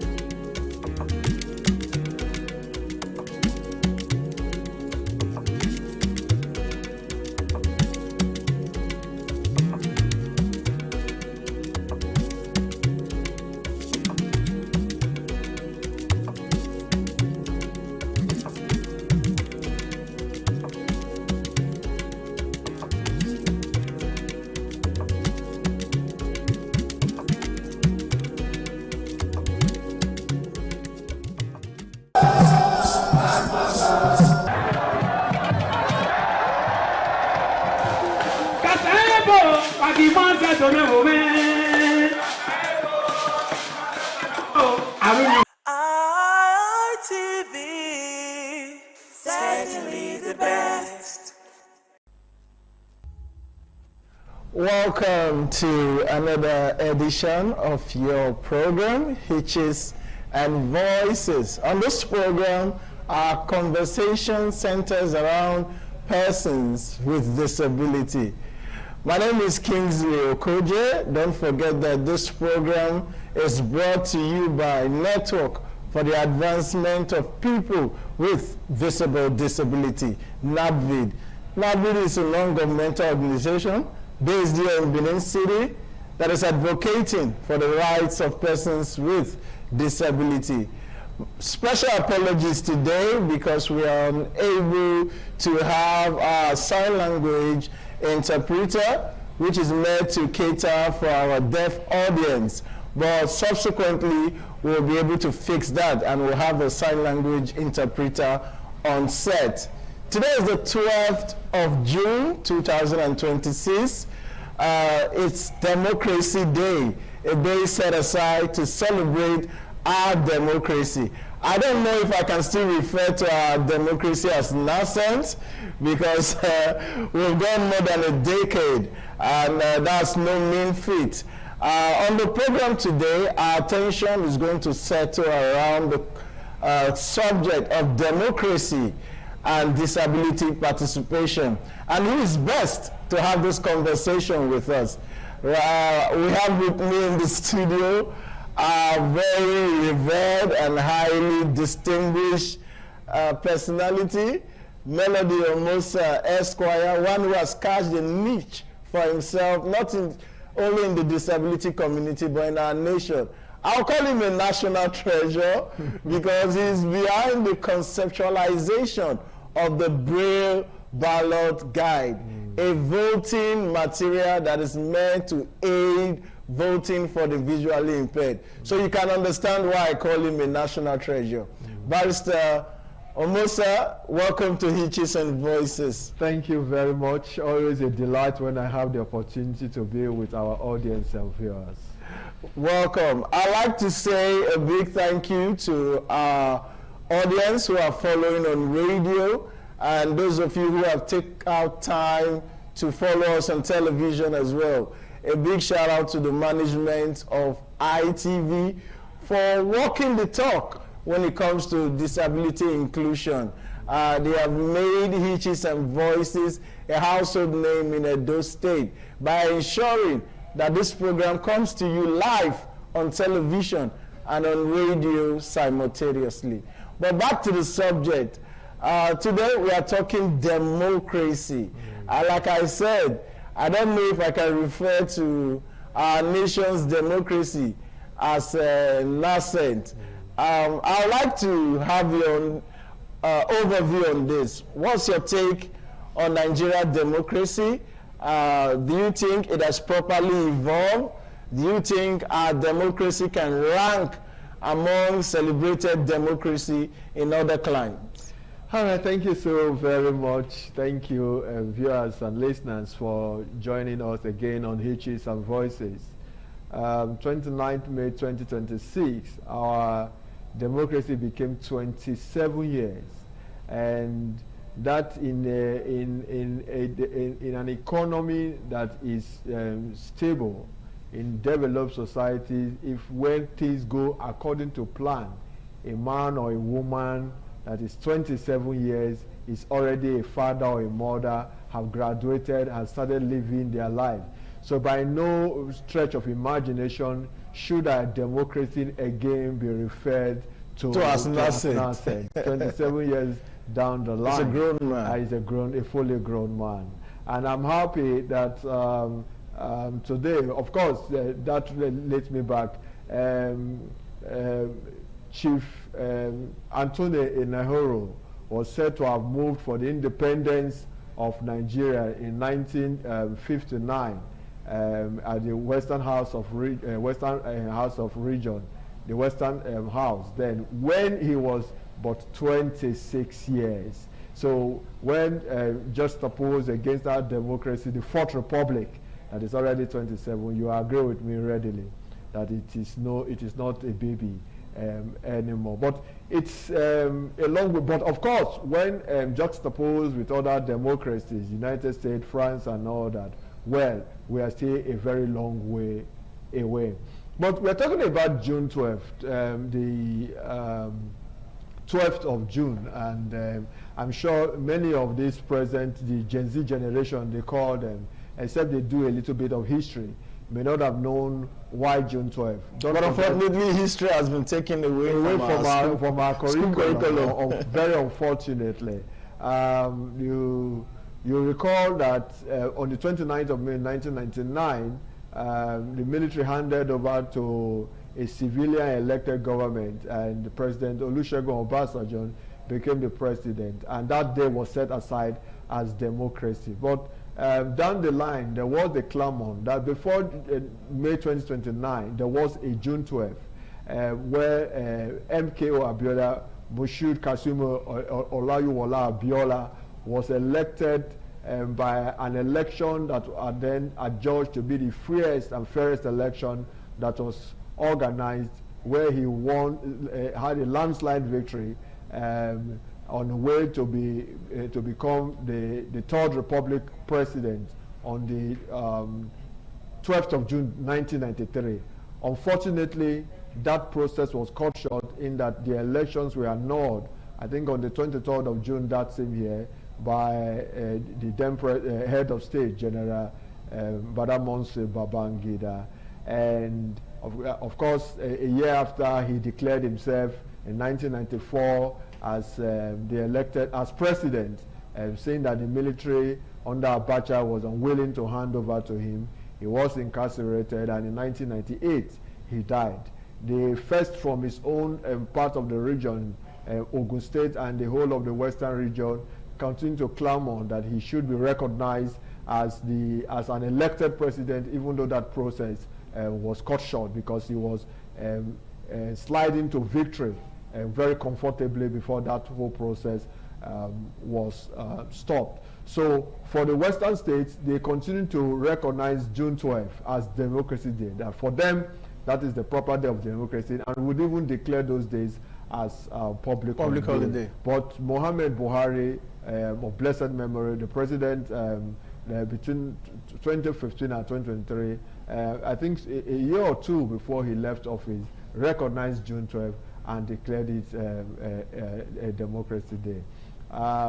What this president has done now is that June 12th is not, no, I think Buhari recognized that Abiola actually won the election and that he declared him as a former president. But this administration has properly recognized June 12th as Democracy Day. And instead of having a public holiday on the 29th of June, 29th of May, June 12th has now been declared as Democracy Day. However, the handing over day and change of government from one administration to another remains on the 29th of May because it's a constitutional matter. But my take would be that the National Assembly should allow this to reflect. This is popularly accepted to move our Democracy Day by 13 days from May 29th to June 12th. Not, however, this administration or parent elected president and National Assembly, state governors and state houses assembly benefiting from it. But this administration can do that so that whosoever is elected next will know that the taking over date and handing over date will not be on June 12th. No need to recognize May 29th and also recognize June 12th simultaneously as Democracy Day.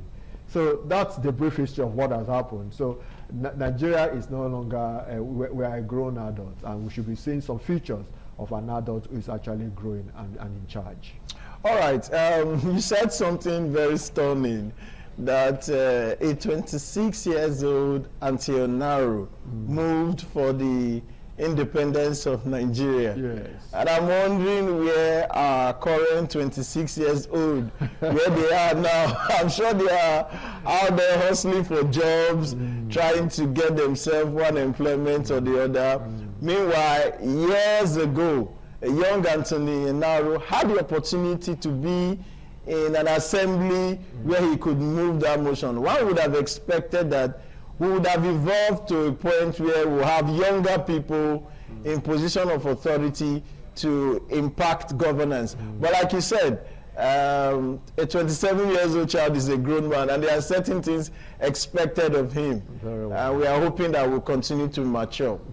But let's come back to disability participation now. There's the issue of democratic inclusion. Do you think our democracy as it stands today is more inclusive of persons with disability?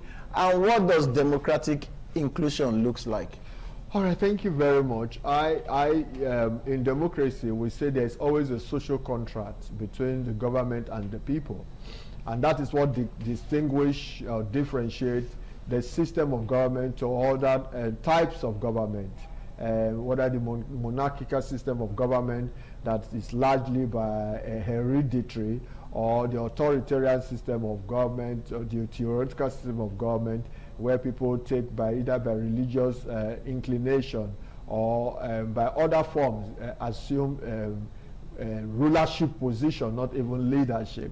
But any form of democracy, being parliamentary, presidential, provided the people have the free choice, can participate and decide who their elected representatives will be.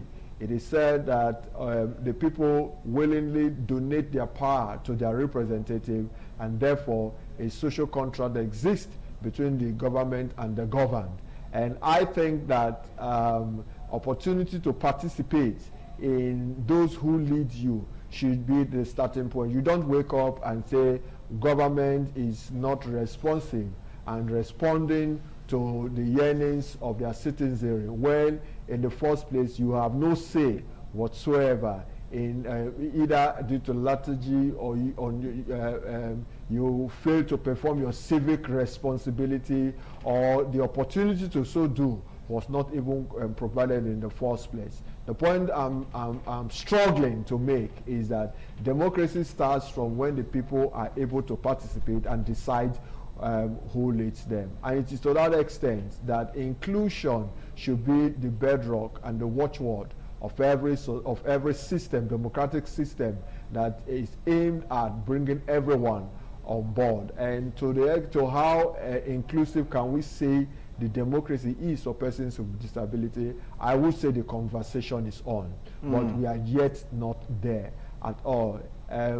We have started because I recall that I and the organization I lead, NAVID, or a network for the advancement of people with disabilities, were a part of a process where we campaigned for Access Nigeria Disability Vote Matter campaign, where we engaged the Independent National Electoral Commission, the National Assembly, and other relevant governmental bodies to the end that they would make our electoral process and open enough for participation by persons with disabilities. All right, we'll go to the issue of electoral participation. They usually say that in democracy, majority have their way, and the minority can have their say. And only have their say, yeah. I know that the community of persons with disability, we are in a minority in terms of our population and in our democracy. Would you say we've had our way, or we've been able to have our say, even though we can't have our way? Well, I don't know how much you are in minority. It depends on what your calculations are. We are talking about over 35 million persons with disability in this country.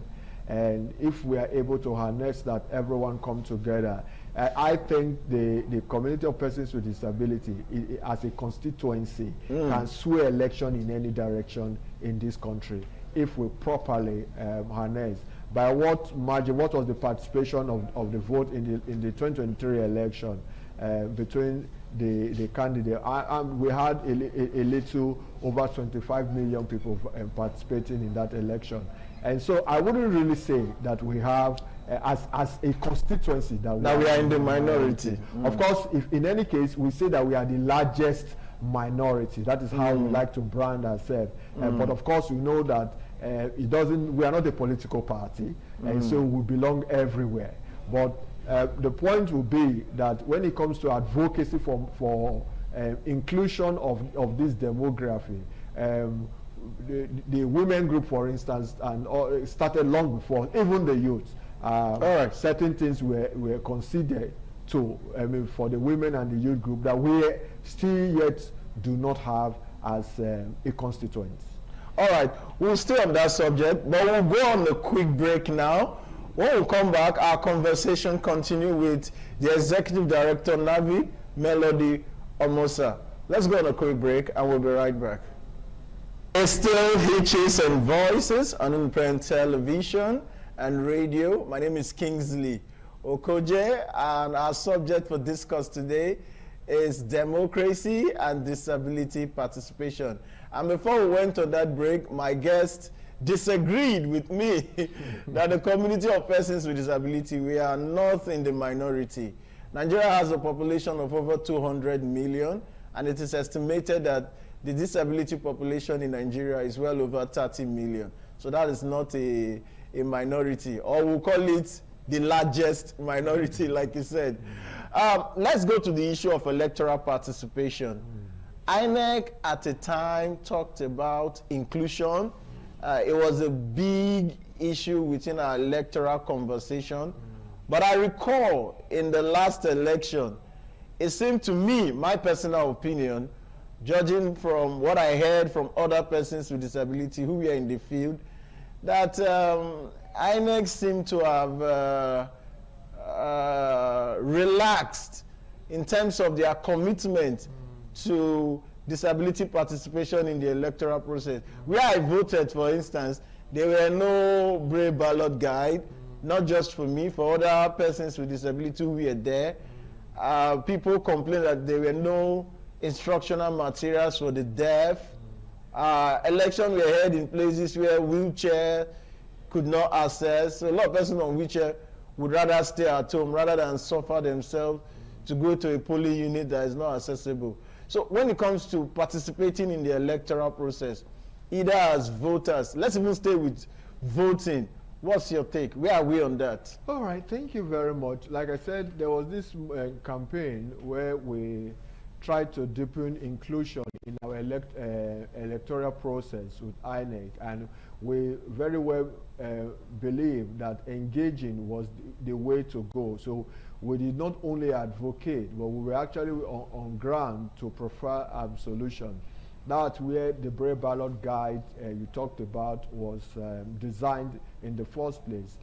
First piloted in Osun State in 2018 gubernatorial election that held on the 18th of September 2018, and thereafter deployed nationally at the 2019 general election. One would have expected that there will be a progressive use and coverage in terms of distribution of the use of the Brave Ballot Guide. And Brave Ballot Guide is a system by which visually impaired and blind voters can access the ballot independently and be able to vote for candidates and parties of their choice. Like I mentioned, used nationally in 2019.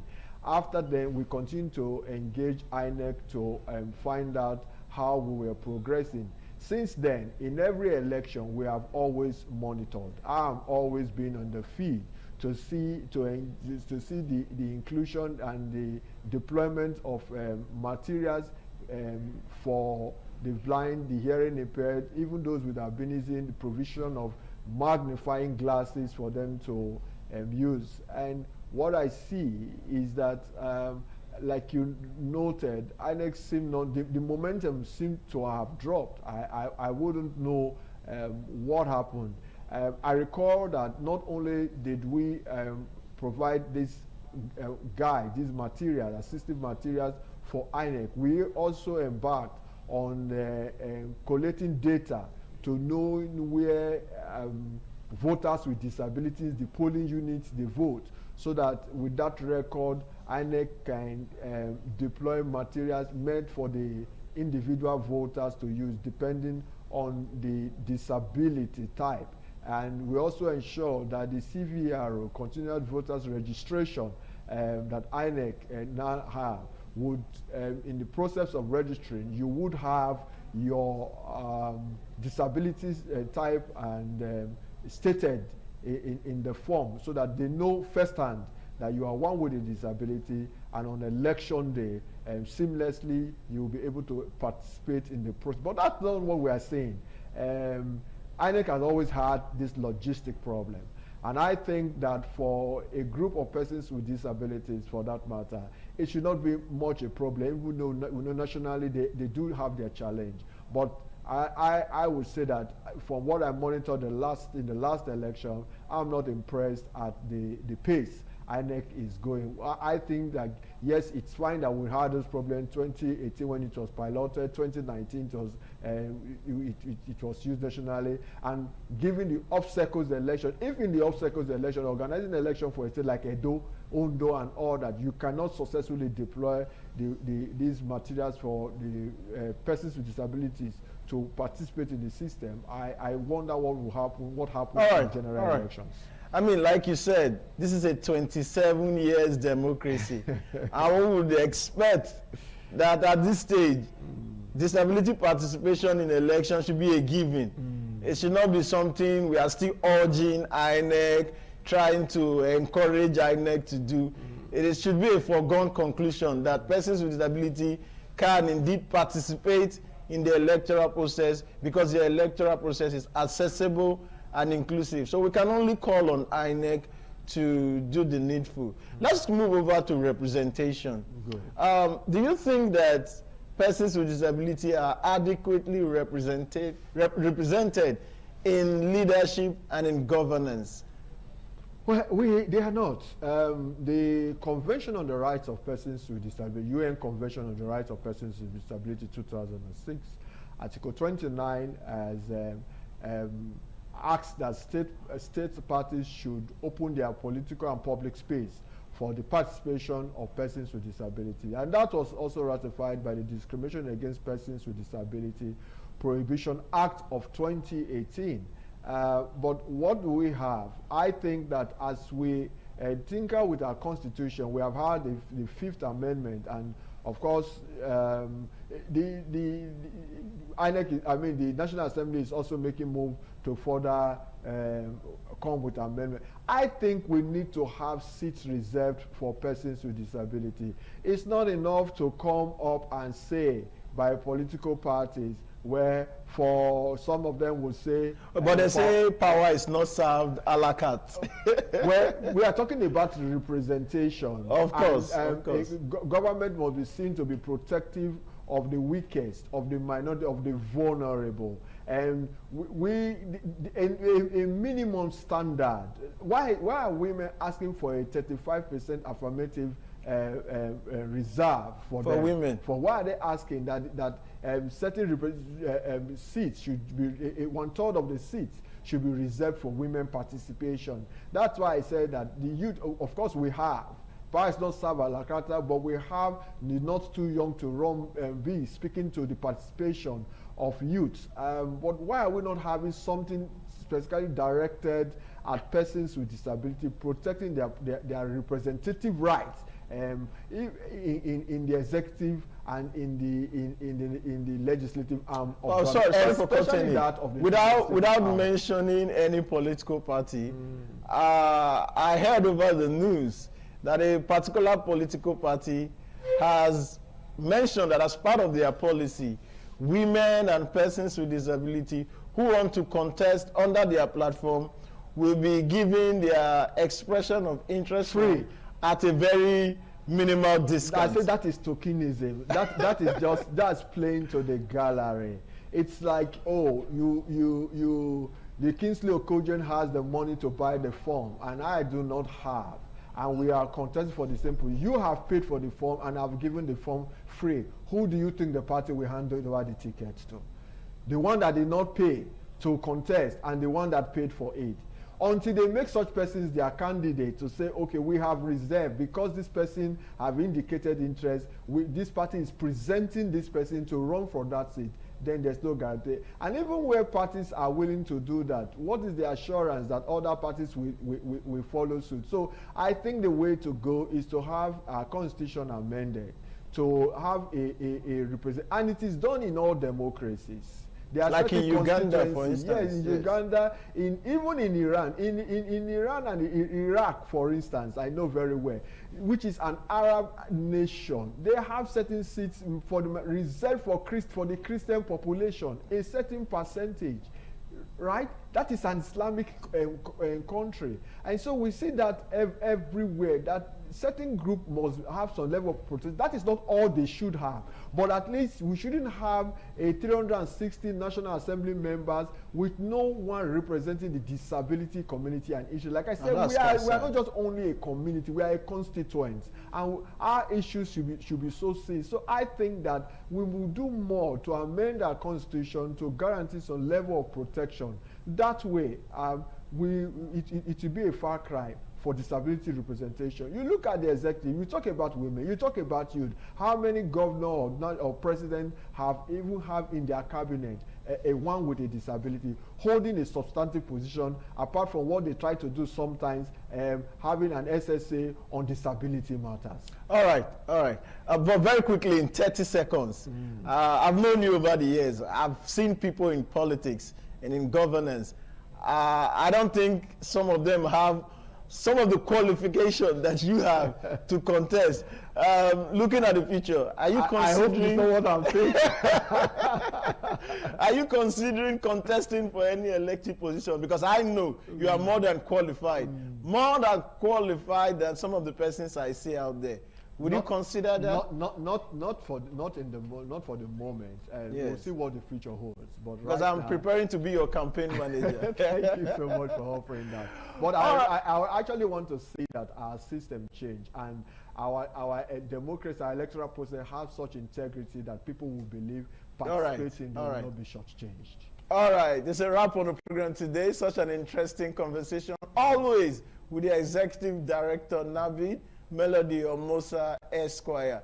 It is our hope that as our country's democracy continue to evolve, that disability participation will become more inclusive and accessible for persons with disability. My name is Kingsley Okoje. Spot the hitch and be a voice. Goodbye.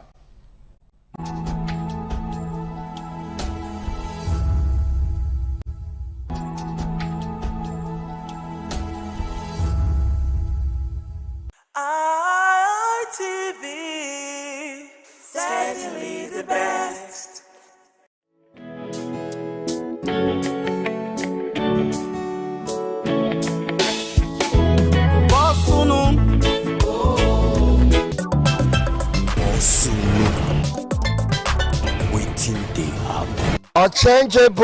Unchangeable, reliable. Only God can do what no man can do. If to say not be God, if to say not be Chineke, if to say not be Osalovwa, if to say not be God for the situation now we dey for this country, many of us not dey breathe well again. No, people gonna ask what be the problem. Some people gonna say now President Tinubu. People gonna say what did this President Tinubu do, sir? Nigerians are not breathing well. Southwest is not bandits. Just the way all those boys they say condemn asset, condemn iron, condemn phone, condemn bandits. But however, I want to beg the President and Commander-in-Chief of the Armed Forces of the Federal Republic of Nigeria, all the governors, all the ministers, all the senators, all the security agency, army, police. Nigerians are not smiling. For the past 1 year, Nigerians not they chop 3 times a day again. Now different BP. In fact, Nigerians we are already BP rise.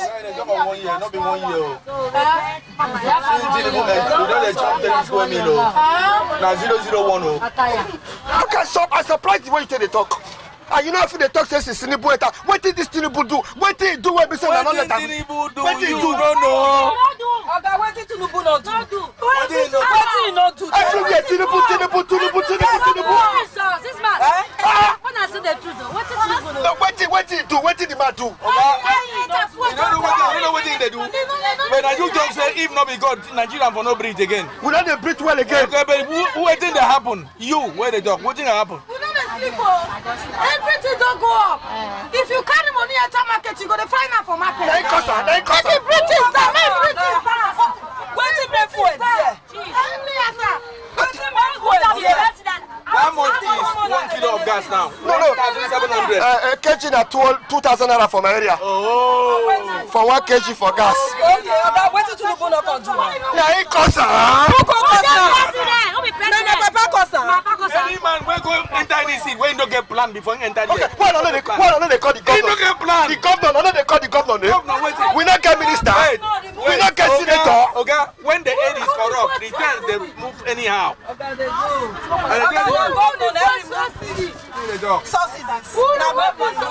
However, His Excellency, the Executive Governor of Edo State, this bus now when I get so the engine don't not the sound well again. Those people say those new cha-cha bus where you buy will be diesel and CNG. Bring them for us. Bring them. Make him hear them. Make him bring the bus. The bus take government as now. Government as they want use them. Now government they enter. A lot of people want enter. This one never reach 30 years. Where they do this one? This one never reach 30 years. As they buy new one come now, they don't go bring and make with the enter. They don't go commissioner. They don't go shaker. Commission. Make the bring and come from me with commissioner. So when they go book for government as when you talk now. Now government as they want use am. For the past 3 years, you want to say you never see what Tinubu don't do. Tinubu? What you do for the past 3 years? You never see what he don't do. I see what he do. Tinubu do something. He use hungry beaters. He do something. He do something.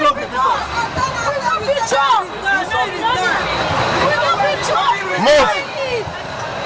50 bus now, Pawolo buy. Akpako bus. His Excellency. His Excellency. Akpako rescue.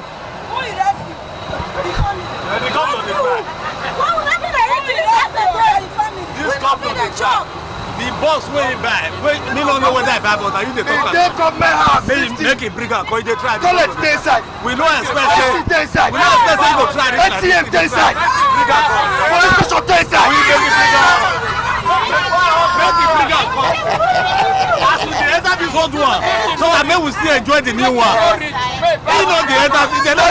Governor, that's why they tell us say the new one. Police station dey inside. ATM dey inside. Security dey inside.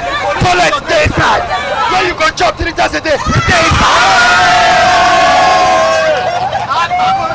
Hey! I want I pledge to Nigeria, my country. Hey, whoa!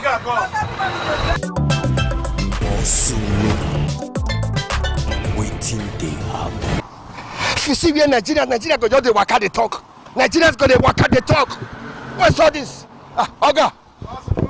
Good morning. How the family now? Nigerians go just dey complain about Tinubu. What did Tinubu do? If you hear Tinubu, he said that guy come they say people Tinubu, they don't want to let him out. I don't know what he do. One thing I know that don't everybody we get person where we still give and we do more than Tinubu. This country where we don't know where we go, then I go when they go, then I come back when they come. It's only God can help us. It's only God can help us this country. And nobody will say this country don't get a CB. Everybody they complain for hardship. Food we no see, water we no see, everything they complain. More all of us gather man, they thank God, may help us, may touch us so that we find something to do. Things can move well. This Tinubu matter. If you talk about Tinubu, another can go now and can be worse than Tinubu. So we know how they work out. So we don't say to hold to you walk and walk. That is good move well. Understand? Yes. Understand? President of Nigeria. No. The way Nigerians they complain about Tinubu, what did he do? Not be Tinubu for the complaint senators. It's on Facebook. Tinubu na president, not be the God. Yes. What is senators? Then they sleep. House of Rep. Then they sleep. Politicians. Then they sleep. Look well. I'm a human rights advocate. United Nations human rights advocate. Not this Tinubu where they shout everywhere for Nigeria. They shout 1 2 man. Not be only 2 man be president. Senator, they be president. Money when senator they receive, you need to tell build the street, you build people. When they this state? What did they tell me? President there, it be like what you were talking. You have like a figure there. In be like figure. Now try to tell you, fresh me. Make a fresh look me. Oga. United Nations Human Rights Advocate. Oh yeah, me talk. Oh yeah. I know. Make I put my shoes on. Make I don't see shoes when I wear now. Okay. I dey hear you. What be the problem? The problem when we get now bandits don't drive us. I want go shave my hair now. Me I wear car, make them not catch me. Bandit? You don't know what be bandit. They can't be journalists. No. What is bandit? What is it? Bandit na people when they killing innocent people. And these people now, maybe some of them not get job. I don't tell government. Say make them they pay social to people when not get job. Not be everybody will get job. See, Africa not there equal. Me they tell you, Africa they not there equal. I don't go many countries. Now social, now they tell the control person. You dey hear me now? This country just dey like that, man, no, make them come arrest me the way they arrest Kanu. I want run, no. What is your problem? What is your problem? My problem is the hungry. I want run, no. What's your problem? I want run. My problem is no food to eat. Bandit, they pursue. I want run. You be bandit. Make I not come run, no.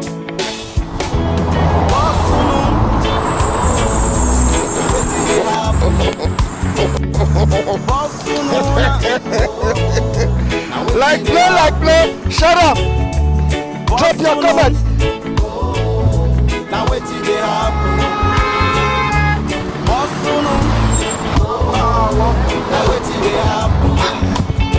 This one done too bad. This one done. I dey for Benin City, Edo State, South Nigeria.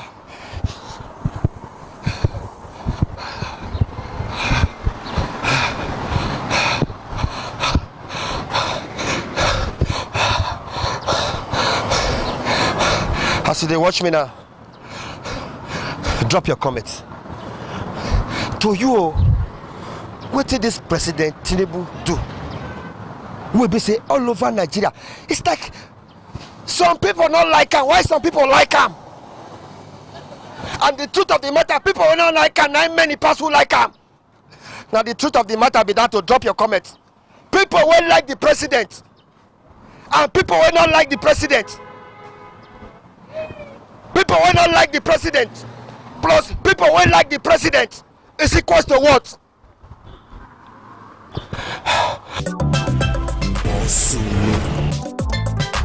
Waiting they happen. Election done they come. Now say your vote. No need to fight.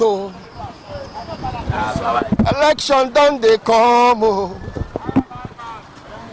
No say your vote. No say your vote. Election done they come. No say your vote. No need to fight. People go dey complain.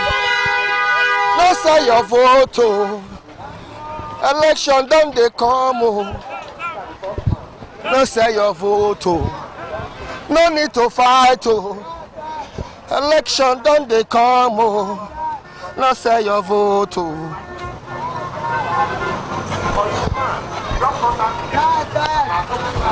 So, God, how the family? We did. People go to church, they call President Tinubu. What did this President Tinubu do?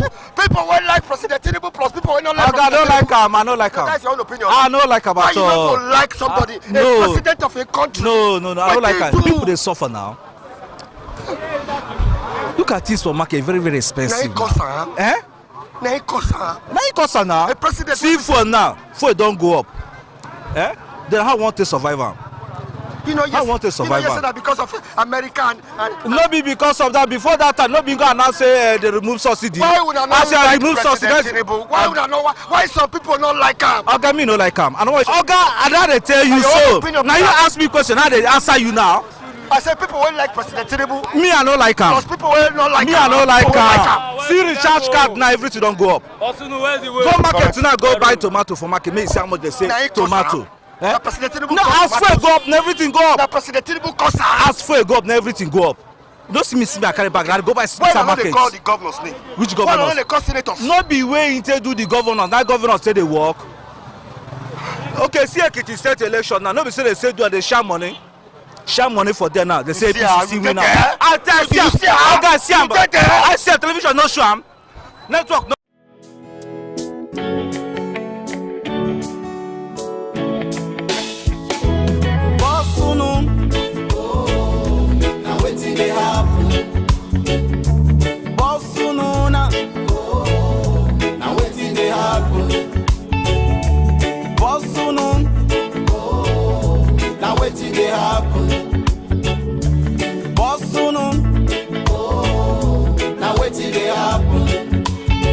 This one done too bad, oh.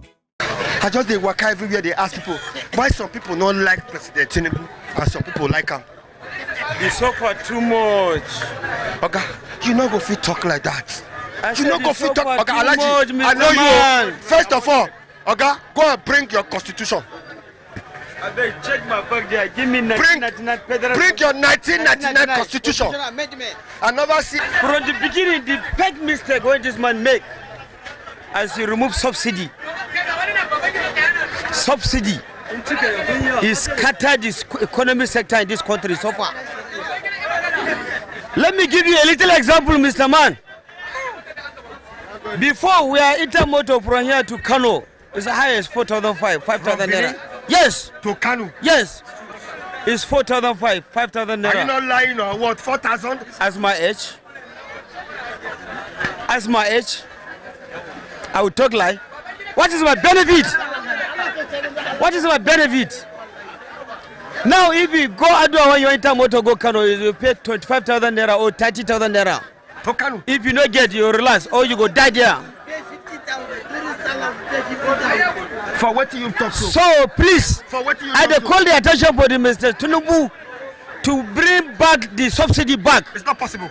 Why you say so? It's not possible. After 3 years, to bring back subsidy. And so what? We don't see the benefit of that. Wait.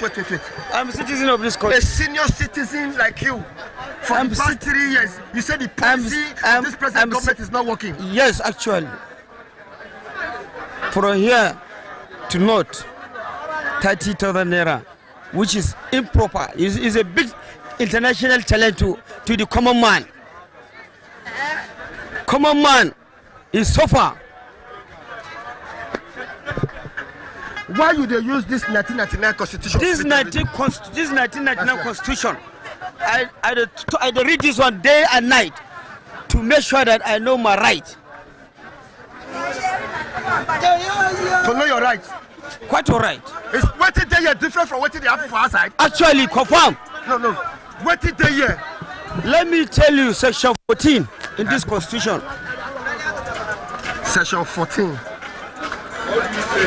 Fundamental objection and directive to the principle of the state policy. The governor, the government, and the people. Are you getting my point? Number 14A. The federal government of this country shall be a state based on the principle of democracy and social justice. Yeah. The social justice. Are you experiencing the social justice in this country? Number 2, it is hereby accordingly declared that sovereign belongs to the people. Yes.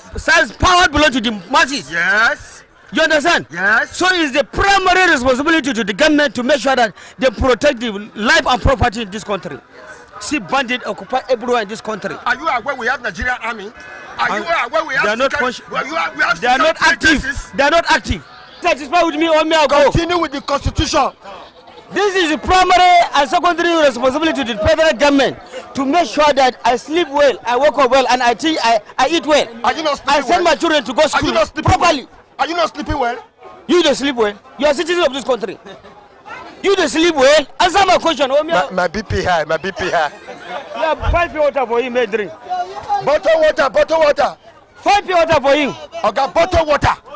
Pure water. I don't get money to buy. Bottle water. I don't get money to buy pure bottle water for you. Constitution. Now 1999 constitution. Is a 1999 constitution. Not be a constitution at the read. It's different from what they happen for outside Nigeria. This topic alone. This topic alone is a failure to the federal government. They never amend them. Well, now the security and welfare of the people shall be the primary purpose of the government. You experience that one? Not be Nigeria you dey. Let's carry this rumor of bandits and kidnappers. It's not a rumor, Mr. Man. I'm checking. You're checking. Come. What is rumor about that? What is rumor about that? Tell me the one way be rumor for waiting he don't tell you now. Is it not bandit to anywhere, everywhere? As I talk to you now, full security. Now every problem will get. Nigerians cannot feed themselves any longer. No, this man go bring 1999 constitution. Where's the authority? I said just the constitution. And I want to hear the one with the. See what I read for him. He did, I don't know whether he did doubt. He said fundamental objectives and directive principle of state policy. It's happening. Yes. See, the permanent responsibility of government now to protect life and property. Is Nigerian government not protecting Nigerians? 0 minus 9. That's your own opinion. That is F9. It's not That's your own opinion. That is F9. No. Go ask another person. Which kind of my opinion? Come, are you saving your house? Tell me true, you dey sleep with your 2 eyes. Are you threatening me? I'm not threatening you. I'm asking you a question. Are you saving your own house now? Are you threatening me? No. Answer the question. No, answer yes the or question. No, Mr. Man. You are a citizen of this country. Do you know how many dogs I have in my house? Dog and so I have what? dogs. Okay, And now so wait, you have dogs. You know the chef. No, I have dogs in my house. you don't agree to wait till they talk. Say he not get safety. Failure in the comment. You don't have Insecurity. safety. You know not. Waiting they happen. Prepare water for him, may manage in life. On my body they hot. On my body. They hot. We can't even afford you water. No, not give out water. Water is expensive. No, may they give him. Because of God. Calm down. At my age, now you they buy me sachet water at my You age. will see water drink. At my age, I don't cry.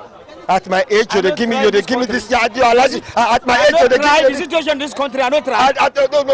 At my age, now you give me this kind of sachet water. Wait. I will not blame you. Now, because you will see this water drink. And I own fan for you. Not The blame fan they because blow you you. see and eat. My fan they blow My you. brother, better take No, water. but You don't need that. That's why you need that. For photo water. For No. Nigeria. Why you go see the pure water? Waiting they happen. I beg, give me cocoyam, take. You never correct. You don't correct. I know if you put sauce. You pour here. I know put oil. Now you're na bag. I know they put. I give you wazalako. I give you wazalako. Edojive. I give you wazalako. Edojive. I give you wazalako. I give you wazalako. Edojive. I give you wazalako. Edojive. I give you wazalako. You beg any? I walk. We happy. Now for those of you now they watch us online for Facebook, for ITV, for TikTok, this na cocoyam. Many of you are not the chopper. Benin people they call them Aka. You when they watch us, whether it be Hausa or Igbo or Yoruba or what do they call cocoyam for your language? Drop your comments, share them. I give you wazalako. I give you wazalako. I give you say fish everything go join na 1,001 pages. No, na 1,500. You give me another cocoyam, tomatoes and pepper, me I go chop. You buy fish. You buy. Why you no buy? Scooby I don't ship. How much they sell am? Fish there, oh. Not shoot am, oh. Not shoot my wife. Cocoyam.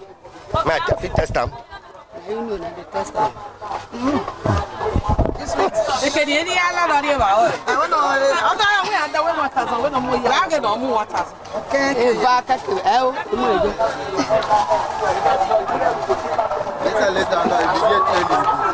What is this cocoyam do for me? It's good now. Good now. What you come make a come there say those people will be Cocoyam where they see for backyard. Now 50,000 for bag. 50,000. Cocoyam where scatter everywhere now you. Now 50,000 for bag. For bag.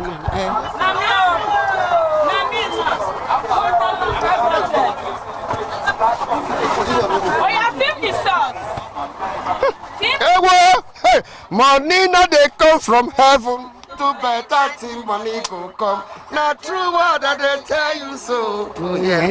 This is pepper tomatoes. Now put the fish. Now put 500. Now put her. Put her. How many? One.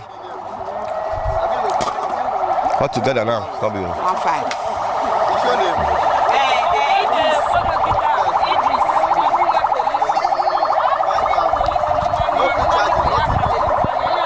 Sharp. Now take this level.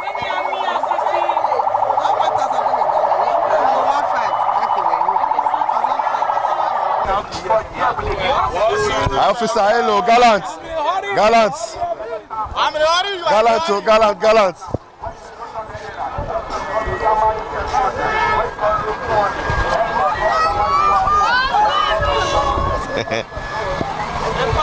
Hey, original.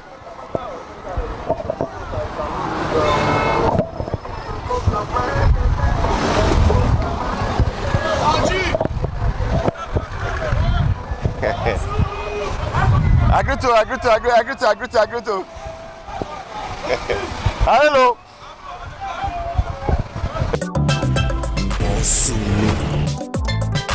Waiting they happen. How far, Claire? Oh, Claire! Shut up! For Facebook, TikTok, YouTube. I pledge to Nigeria, my country, to be faithful, loyal, and honest, and to serve Nigeria with all my strength. That's so it's supposed to be. We are suffering and smiling, but how you see this my car? Check this my car. How you see the car?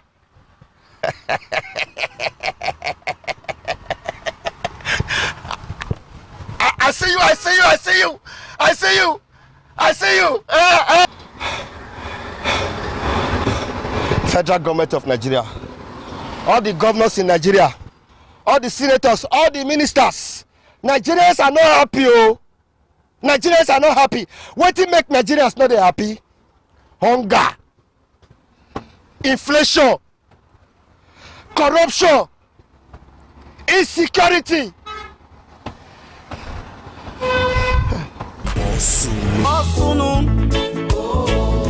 Now waiting they happen. Now waiting they happen. Now waiting they happen. Waiting they happen. ITV, certainly the best.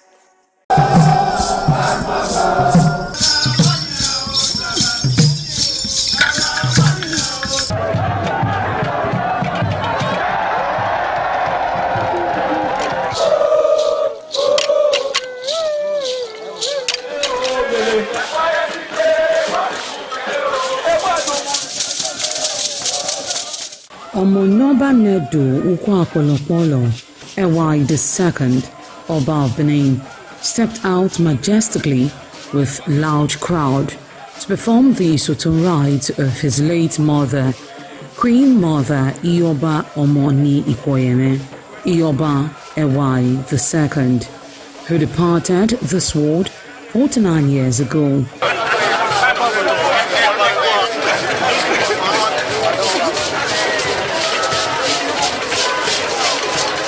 Isoton is a traditional rite of the procession in memory of the departed person's spirit in Benin Kingdom.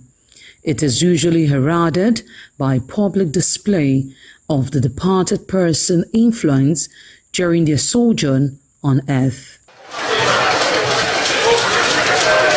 The display of a human effigy symbolizing the departed royal matriarch was preceded by the Oba of Benin, who led the procession from his palace to the Emotan Shrine at King Square in Benin City, where he offered prayers for the repose of the soul of the Queen Mother, Ioba Ewai II.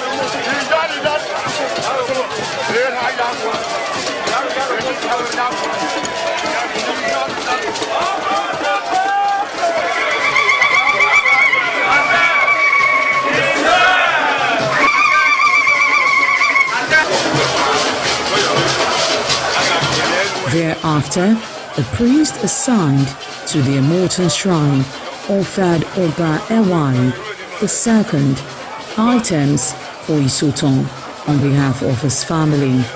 However, Chok, known as Uri, represented a mixture from royal fans after ancestral spirits were invoked to bear witness and announce his arrival. On his way home, Oba Ewai paid tributes at various pilgrimage sites, including Queen Idia Tomb, the side Oba Market, where a cheerful crowd of traders abandoned their wares to catch a glimpse of the royal personage and join in the celebration.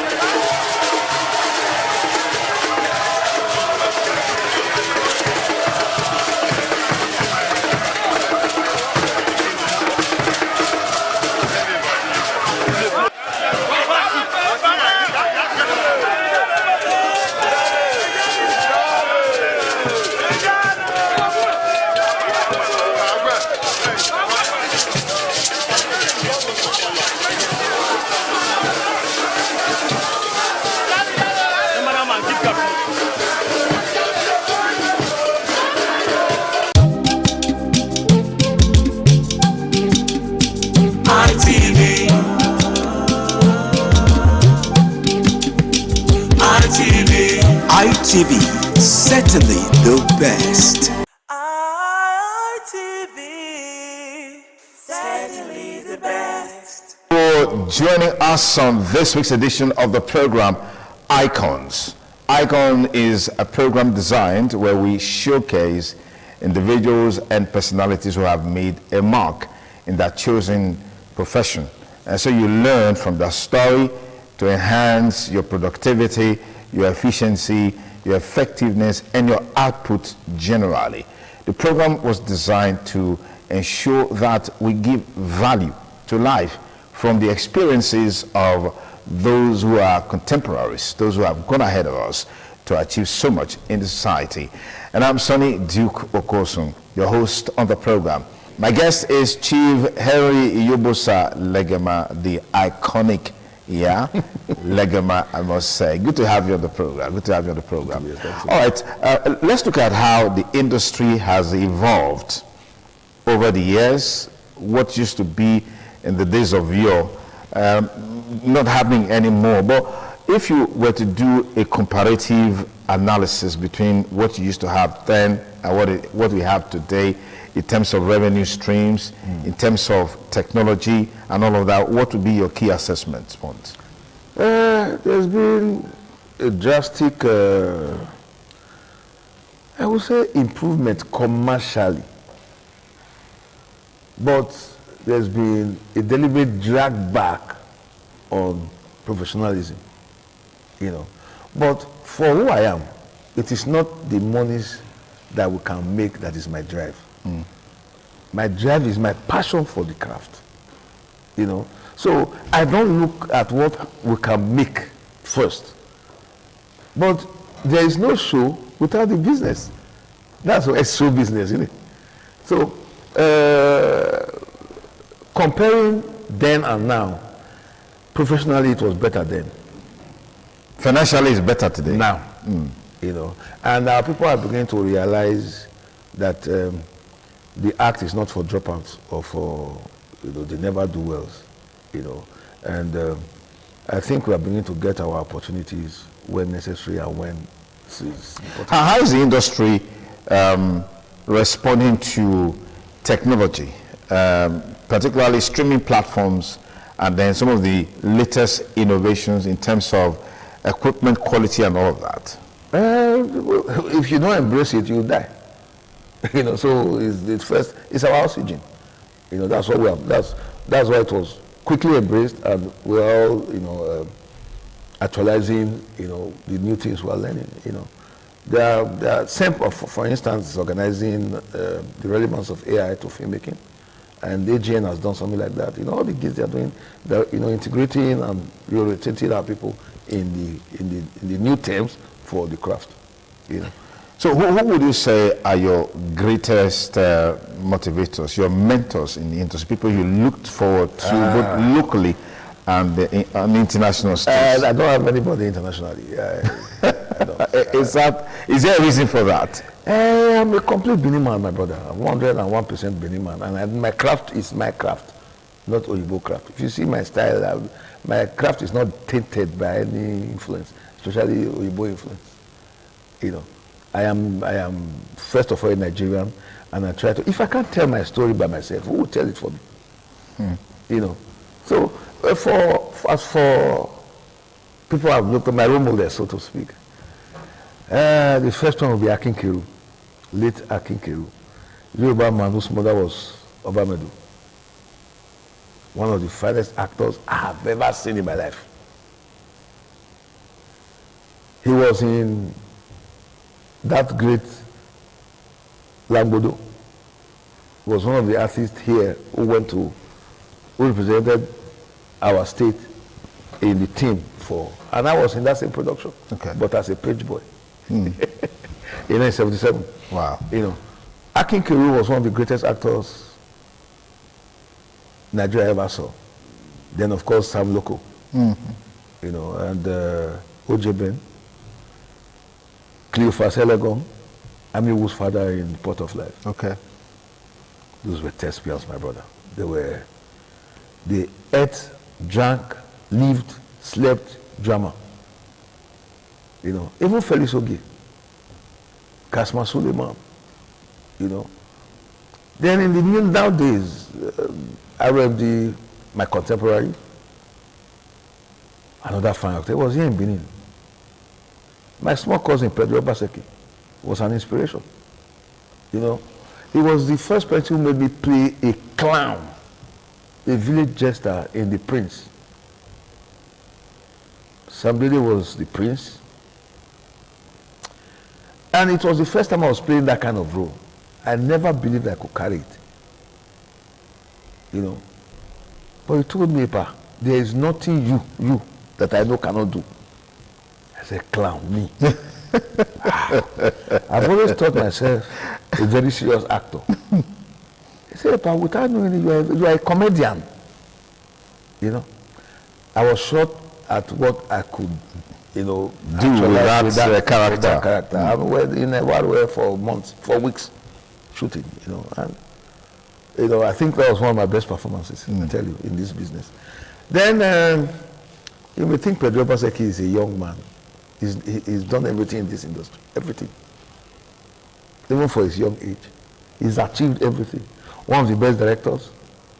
Look at his play, his film. I mean. Eziza. There is no film like that in this country. And there's never been, and I don't think there will still be. Only my film, Ataparapa, and Jerome, I'm sure those are the ones that can match that. If not better it. Okay. You know, with technology. With technology now, yes. Which is available now. Yes. You know. Then of course Lancelot. Boisterous young man, but he's a very together person. He loves his craft, and he does not shy away from talking about it and shouting from the highest mountains about it, you know. Otherwise, he's one of our best, and we have done well to support him. I think I've been in over 20 to 30 of his films. Wow. You know. Wow. And that is one way we can support ourselves. Absolutely. It's not the money. Yeah. It's not like me. I don't think, maybe one or two persons have paid me for acting for them. You know, I finish with you and walk away because I feel it's one way to encourage you. You know, It's not because I have too much, but it's one way. I didn't have anything to start this business. People also supported you back then. Yes, yes. So I don't see why I should stress or strain your pulse to make you achieve what you want to do. Okay. What would you say are those values? Some of them you highlighted, but I just want us to talk a bit more about those values and virtues that you head on to that has kept you thus far in the industry, which I believe strongly younger people, younger actors, actresses need to learn from. First thing first is know who you are and believe in you. That's one. It's like the foundation. Know the talent you have. Know, the strength of your talent. Okay. Then hone it properly. Because it's you. There shouldn't be shortcuts or cutting corners to it. You must go through the mill. That's the only way you can actually be, when they say wet your whistle, that's the only way you can actually clean your pipe. Or like cleaning your lungs for fresh and clean breath, Then two, you must be dedicated to the craft. Otherwise it will leave you. It's like a guitarist who leaves his guitar for 1 month. The guitar craft will leave you. To start again, you start to learn all over again. That's how the act is. You must practice it every day, whether you are alone, whether you are in a production situation. And don't let money be your focus. Don't let the glitz, the glamour be your focus. Otherwise you'll be a flash in the pan. It's like fashion. It has its season. Yeah. That's how it is. But if you are in for the craft, and you are an absolute practitioner of the craft, you may not have that kind of fame, but you will be there. Consistently. You will just be a necessary evil there. I like that word. People anybody who is coming to shoot anywhere will say, where is that leg? Well, because you have made yourself relevant. And don't ever go on set and be a problem. What do you mean by that? Some people come and they come with all sorts of excuses, especially if they are collected monies. He will know that he's having another shoot in 5 days' time. He will collect the money. He will collect the money, and 3 days to the 5th day, he starts to give you problem with, I'm not well, my mother is in the hospital. Those kind of excuses. You may get away with it first, second time. But you may not have another job from that city. Because that would be people's perception of you, and then they use it against you. So we try, we follow that, our slogan that says the show must go on. Go on. So whatever. I pulled a tooth. I pulled a tooth to go on the set. Wow.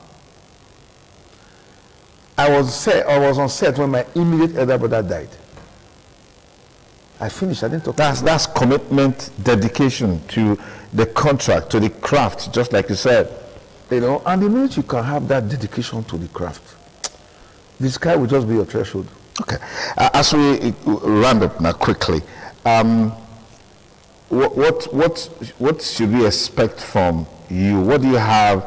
In the pipeline? Yes, in the pipeline. What are you doing? Do you still act? Do you still shoot? Do you still produce? Do you still direct? And when you look back, how many movies would you give credit to as your personal production? Whoa. Movies. Maybe like my personal movies. Maybe like 47, 48. Wow. That's huge. Then I produced for others about 50 something. That's huge. Right now, we are starting a new phase of filmmaking. Why do you say new phase? Because it's not what we have been doing or what we did before now. It's completing the movie and then animating the movies. It's a new deal we are starting with the Chinese. Okay. And we are starting with our own stories, epic stories. Joromi, Kwase, what do you call it? Atakpayakpa, Ise Nazoloa, then Nekidi, all those movies on way back, yeah. So that's what we are doing. All the scripts already. We are doing our crossing our teeth and dotting our eyes. Okay. By tomorrow, Pedi is starting his own, the cartoon version of Ikoka. Tomorrow, and I'm playing with him. Okay. So he's the director. I'm just an actor. Okay. In that sense. But I'll be there tomorrow, and I think it will take the whole of this week for that. Okay. Okay. So that's where we are. So right now, I have 2 films to release in the next couple of days. Interesting. Mother Dearest and A Woman of Virtue. Now we're back to the theaters. I mean, the return of theaters. Yeah. How is that adding value to the industry? Well, it should add value because it's a plus. But it looks like it's not adding value from that. Because that's why I said we have no actors anymore. The crop of actors we have now don't know stage, and they are not interested because there's no glamour, there's no glitz, and according to them, no money.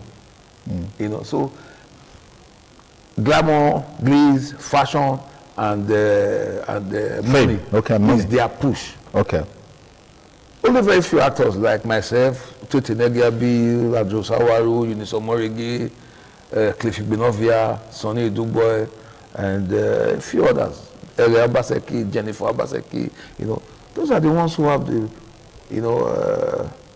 the drive for, or the passion for stage, and of course, what do you call this girl? Peace Usawayi. Call them anytime. They prefer the stage to movies. Ameze Okponu. Okay. These are fantastic stage actors who are ready to work anytime. Okay, but we've seen a lot of movies going to theaters, not necessarily the stage kind of theater. We've seen that. I mean, for a while it was more of the stage, but we're seeing movies going to theater, people going. How is that adding value to the system today? It's one of the distribution windows. Okay. For filmmaking. Okay. And we have embraced that a long time. I have had 3 films that have gone to the cinemas and theaters. So how do you see yourself in the next 5 years, 10 years? So maybe if I ask this, how old are you today? Or are you, I'm near 60. I'm near 70 than 60. Wow, you don't look it more big. So what's the secret? Just mind your business. Wow. Don't interfere in other people's matter. Wow. No, if you tell somebody you're 50, I'm sure they'll believe you without even. Don't reduce my market value. So let's keep it like that. So where do I see myself in another 5 years? I think I'm slowing down on acting. I want to concentrate on producing and directing. Okay. And I'm not getting any younger. So I will only be I'm selecting roles to play these days. I can't be playing all that daga I used to do. So I play king. But you can still play level. I mean, with this look that you've got. Well, it will be a one-off thing. I can't be. Nobody can call me a Liverpool anymore. Anyways, it was a delight having you here on the show. Thank you so much for coming. Thank you. My guest has been Chief Harry Yobosa Legema, veteran Nollywood actor, producer, director, scriptwriter, everything Nollywood. Hall of Fame Nollywood. Legend Nollywood. Former president of Association of Movie Producers in Edo State. Oh, still chairman. Okay, interesting. Anyways, thank you so much for the impact that you've made. We wish you the very best as you look to the next decade of your craft. Thank you. And that's our package today on the program, Icons. We hope you had a great time watching. Be sure to join us and we'll bring you a fresh episode of the program. And I'm Sonny Duke Okosun, thanking you for staying with us. Bye for now.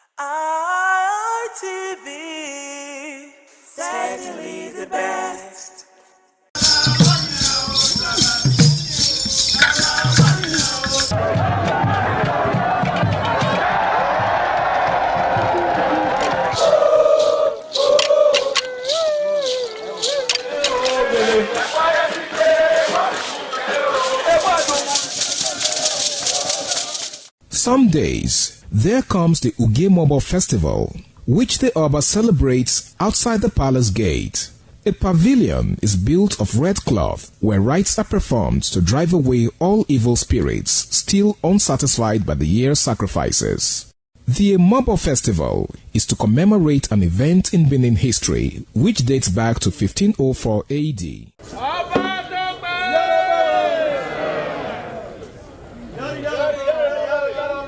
Yari yari, Ọba Tope.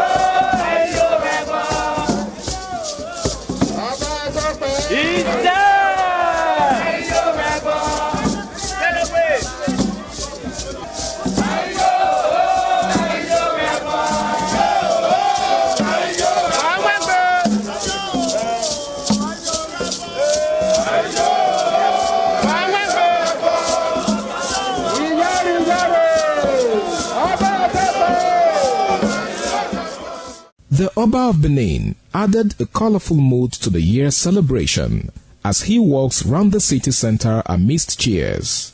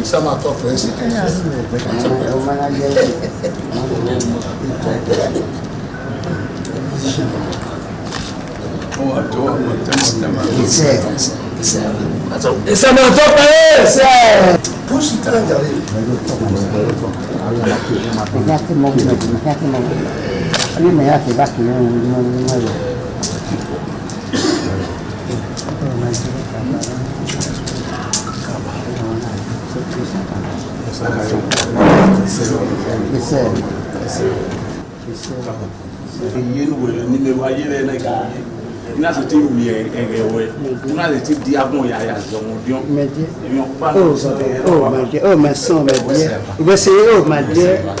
Oh, where are you here? You know, yes. Yes, where's it happening? Where's it happening? Oh, where's my dear? He said,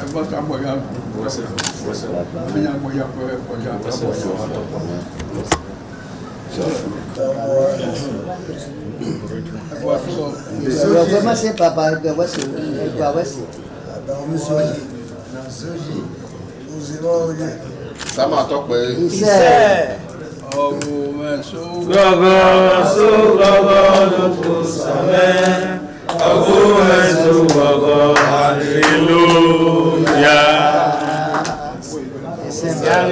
Sama tope. Ize. Wayagi makpome samane. Igaro we. Wayagi makpome samane. Igaro we.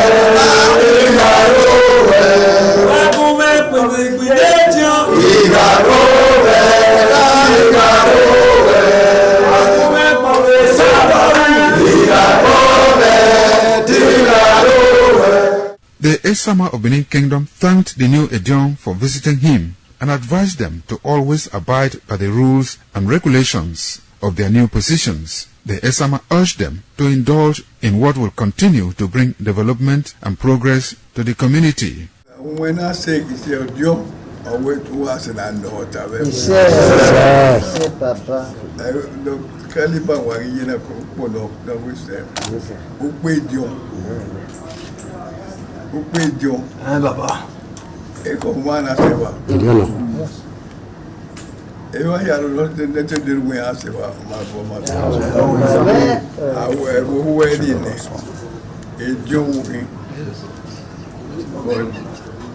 Ejo na wele. Ejo na pulu. Ejo na mnuri ya kwa ewa. Bawe kwa ba. Ojo wele. Kaja de nena ya de wuyi. Wa wi ade wona no ma se lo kai.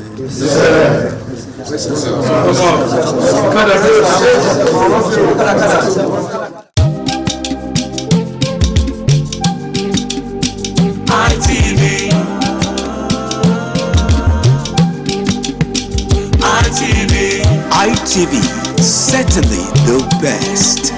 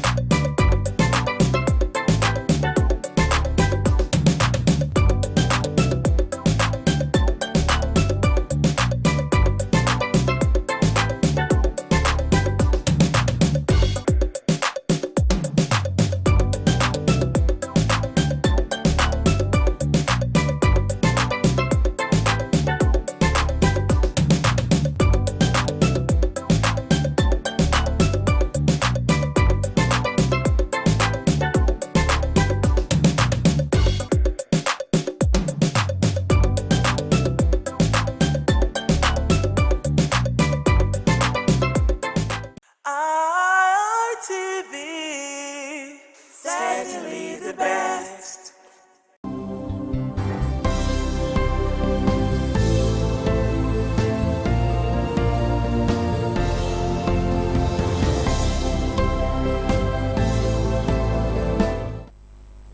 Hello everyone, thank you for joining us on the program Healthy Living. I'm Adesu Walsawage, and today on Healthy Living we want to look at geriatric care, which is a specialized health care focused on the need of older adults, usually that kind of sometimes 65, 70 thereabout.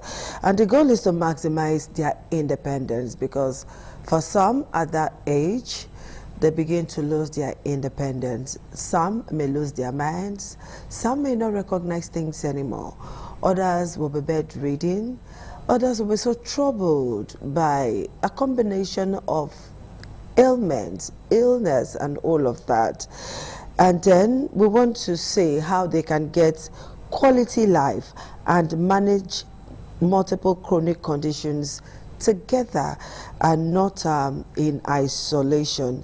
And we know that geriatric care often happen, it is a family thing usually, because we stay in the part of the world where families take care for the elderly in the family. They don't just go dump them in one healthcare center or the other, or one home like is commonly found in other climes. So here in our climb, we still take care of our elderly. But how do we take care of these our elderly people? How should we take care of them? Once one is getting aged, this fear of being maltreated begin to set in. Usually they say, okay, you are the first son, your mother should stay with you, or you are the first daughter, your mother should stay with you. Often time you see that when our elderly ones stay with their daughters, they usually get some quality care.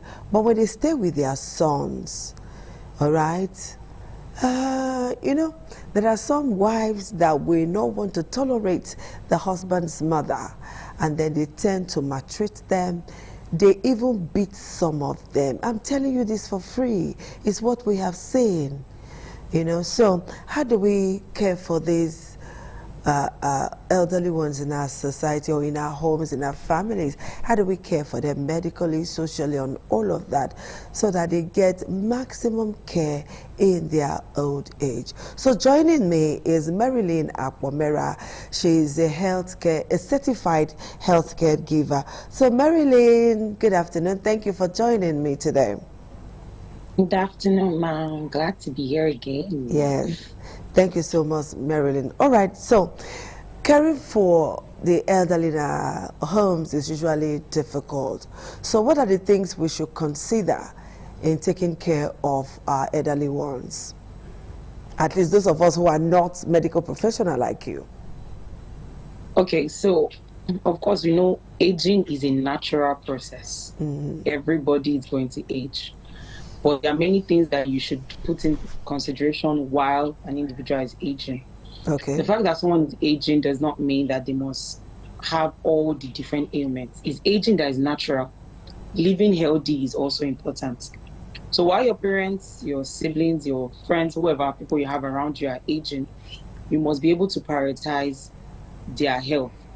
So first thing, you should note that there's so many diseases that can come up as you age. Now, like I said, aging is natural. Those ailments are not the natural process. Now, yes, what happens is that as you age, your organs are not as vital as they used to be. Just like when you're using a machine, after a while, it begins to have some little dysfunctions here and there. But you can play your part in ensuring that your parents or your grandparents stay healthy from the necessity for regular health checkups. Now, because as at that point, all of the organs are not as vital. So there's need for regular checkups in the clinic, checking their blood pressure, checking their blood sugar, checking their bones. So there are different aspects of their body, and they need that regular health checkup. Okay. Second thing, okay. No, go ahead, I'm listening. Okay, so secondly, you also are very keen on their nutrition. This is a period where what they eat is very, very vital. So you must prioritize proteinous food helps for bones, strong bones, teeth. So proteinous food that will help their body. You also prioritize things that are nutritious, vital nutrients for their body. So this is not the period to just allow them eat anything they like. Of course, they must eat healthy meals. Then you're also conscious of their environment. One of the things that we easily find in this group of individuals, this age group, is that they fall. They have easy falls. Why do they have easy falls? Because of course there's weakness of their bones. They have lost bone mass and they are becoming weak, so they can easily fall. So you must protect them. Now these falls is what will lead to fracture, and you see that most of the time they are bedridden until the period of death. So you must protect them. Give them the nutrition will also help their bones. Then the environment, their environment should be well lighted up. They should have easy walking aids. You know, their distance from the room to the bathroom should not be so far. You know, everything that will protect them from easy falls are very, very important this period. All right, Marilyn, thank you so much. Now let's take it one after the other. You know, once they're aging, they begin to suffer delirium, they're losing their memory, they start having some form of mental issue or the other. And some persons cannot tolerate that. Many times we have seen old people on our streets looking for their houses, you know. They come out of their house and then they get, you know, when they go outside, they can't find their way home again. They can't even remember their name. They can't remember where they stay. So how should we care for these elderly people who are suffering from maybe one form of mental ailment or the other? It could be delirium, it could be forgetfulness, it could be schizophrenia and all of that. All right, so one of the things that happen with aging is that there could be a bit of memory loss. But we found out that in recent time, dementia has become common, which is also, there's a major memory loss in dementia. And it is seen with the elderly. Now, when you have this kind of condition, if it's as bad as dementia, or it's just, you know, dementia is really, really bad for the memory loss, but there could be some slight memory loss here and there for our elderly. Whatever the case is, you should realize that this is not a deliberate act to be this way. What they need is adequate medical care throughout this period. Now, what we see with dementia is that they begin to deteriorate more cognitive impairments, more memory losses that occur. You must give them adequate medical care. This is not the time to relegate them to a corner. You know, we see all of these things that happen. They become even depressed at that old age because they are isolated, or like you mentioned, they are even maltreated. That's not adequate. That's not proper, because like I said, aging is a natural process. We all age, and you might not be one to determine how you will age, right? So you should give them proper medical care. Then, of course, be patient with them. There is a lot going on within their minds this period, so be very, very, very patient with them. Yes, it's tiring to repeat some things over and over again, and it looks like, are you not hearing me? But please be patient. Say the things that they asked you.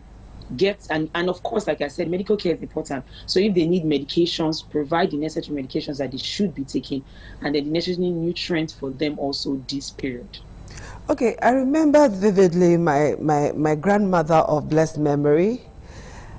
She's very selective and very picky about food. There's some food she will never eat no matter what. For food, she's okay, but when it comes to medication, oh my word, we need to, I don't know, it takes us like almost 2-3 hours to give my grandmother medication. So how do we go about giving them medication? Because some person will say, you know what, take medicine, I sabi, and then they just walk away. No patience, nothing. So talk to that person now who is watching and also having difficulty in administering medications to grandmother, grandfather, or aunt, somebody elderly at home. Please talk to us on the techniques to employ, because it gets to a point in life they start acting up like children. I saw that firsthand. So. All right, of course, they start acting like babies. The cycle goes back. We started as a baby, you go back again. So yes, But this, like I mentioned just now, patience is important for them.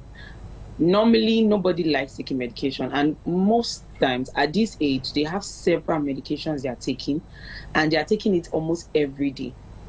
And this is not what anybody normally likes. Nobody wants to just be taking medication every day. So you should understand that you, that is the caregiver, you should understand that it is not so convenient for an individual to be taking medication, even if it's just one every time. And they have several medications to take. So you would understand that first of all. Then how would you give them the medications? Now, there are different techniques, and I believe it's individual based.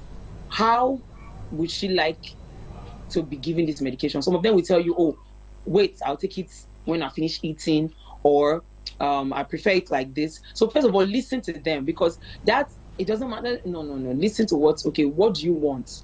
Oh, I want it at this time. But you now explain to them.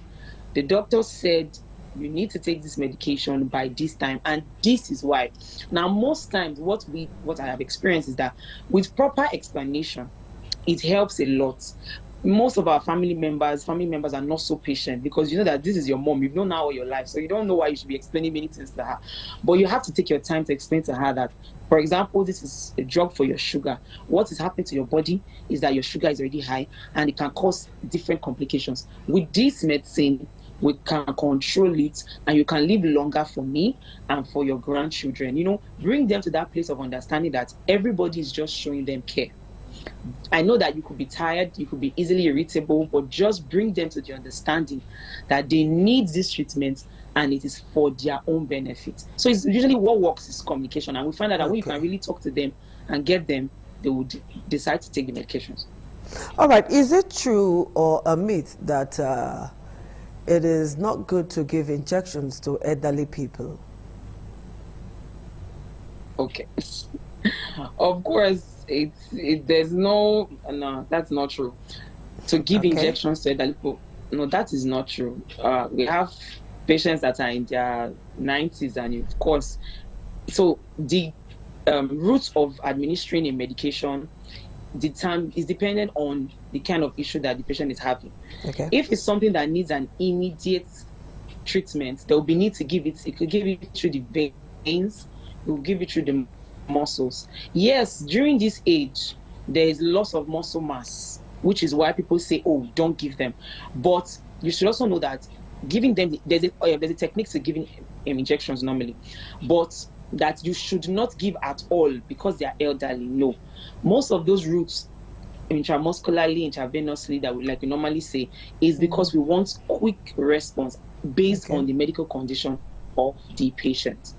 Okay. All right, Marilyn, you mentioned delirium and dementia. You know, they may look one and same. How can we, ordinary persons like us who have grandmothers, grandfather, people above 60, how can we recognize the one that is dementia and the one that is delirium?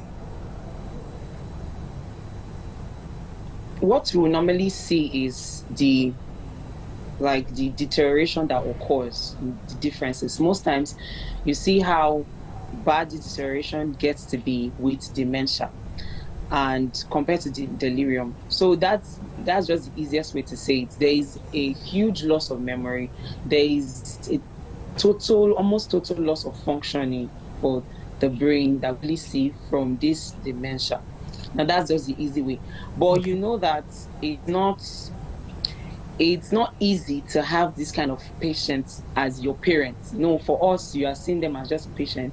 But for you that is having them as your parents, we know that it is actually worse when you keep on seeing them deteriorate. But there is some support medically that can be provided. But most times, there is no cure. So you just do your bidding to understand that these are these are the presentations that occur, and I will be managing them as they get older. Okay. Now let's talk about hygiene, because I have seen where elderly persons are abandoned in their own body waste, so to speak. You know, they defecate, they pee on their bodies, and they just leave them like that. So what's the best practice when it comes to at least now they are not independent, they cannot care for themselves per se. So what's the best way to care for this set of persons? The best way to care for them is the way you care for yourself. You will not want to be in a pool of your own pee. You will not want to be in the pool of your own poop. You will not want to be in a dirty environment. So if you would not like to be in that kind of environment, then there is no reason why you should leave them in that environment. Yes, some of them have medical conditions that make these things occur so often. But just like you know that there's nothing comfortable about being in dirt, you cannot also leave them in dirt. So as much as possible, clean, tidy, as regular as you should, as regular as you can. Of course, there's room for some support, like you have Pampers that you can also put on them so that they don't soil everywhere up.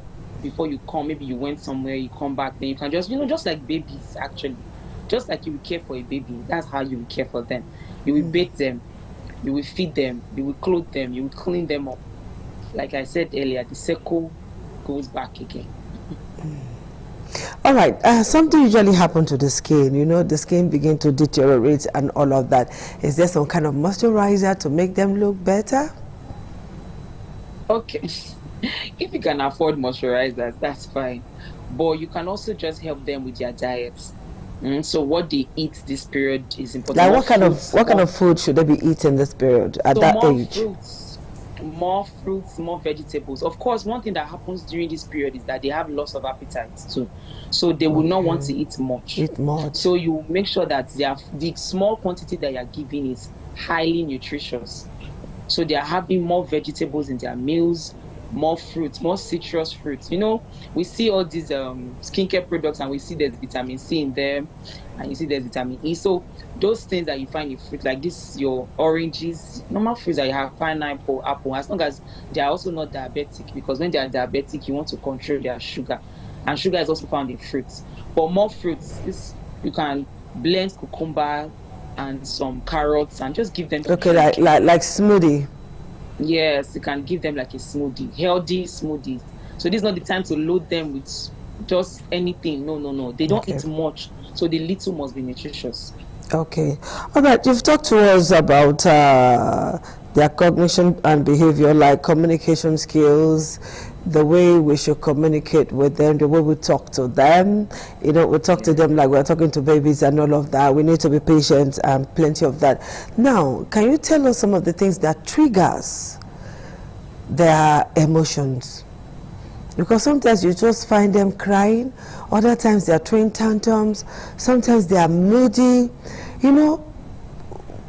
What are those things that triggers all of those emotions in elderly persons?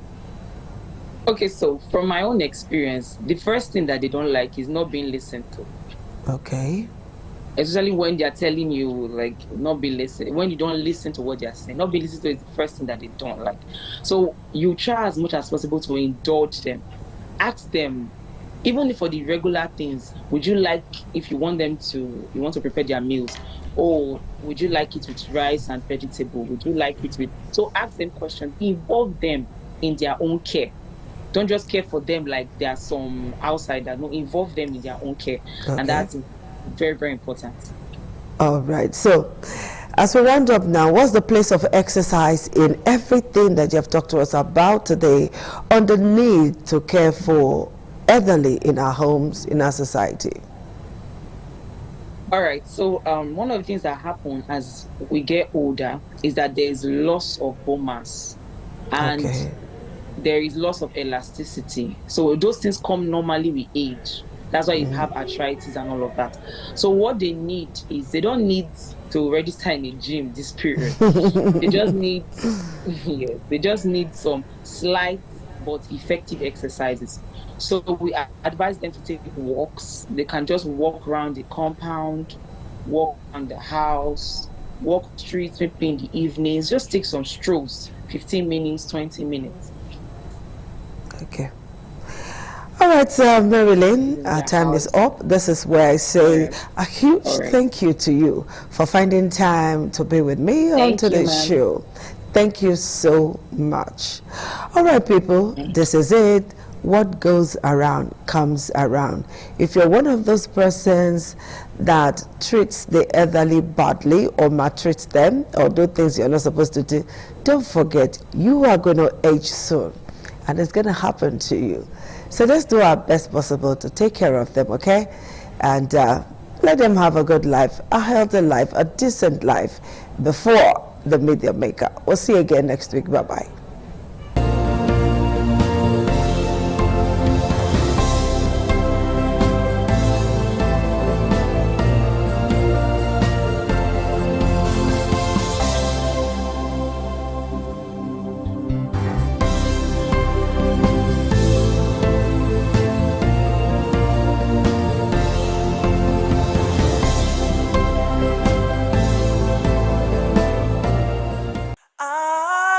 ITV, certainly the best.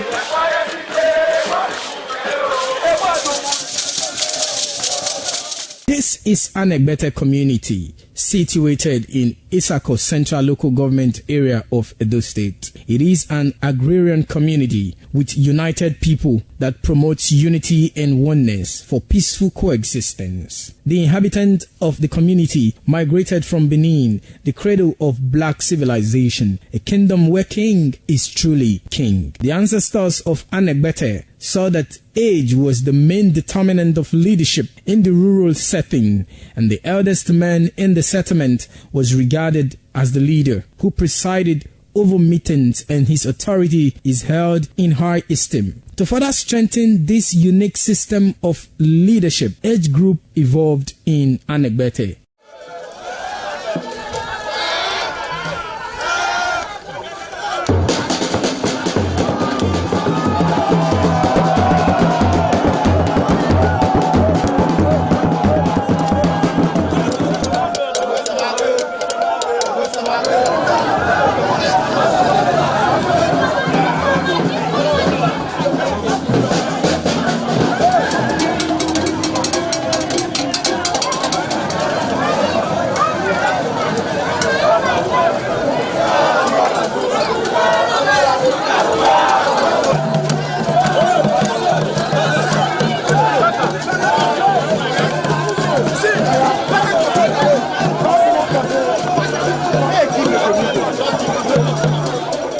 In Anegbete, age group is categorized into two, that is the common and the noble. Anegbete is rich in cultural heritage, as the community at noon saw the commitment of the festival with the first set rolled out in beauty colors to showcase their might and strength, indicating their feet and ready for the responsibilities behold on them. The streets in the community with a feed up of young men and women adorned with the festival. Later, the royal family takes the stage as their children fight out royally and work in the community to showcase their might and fitness.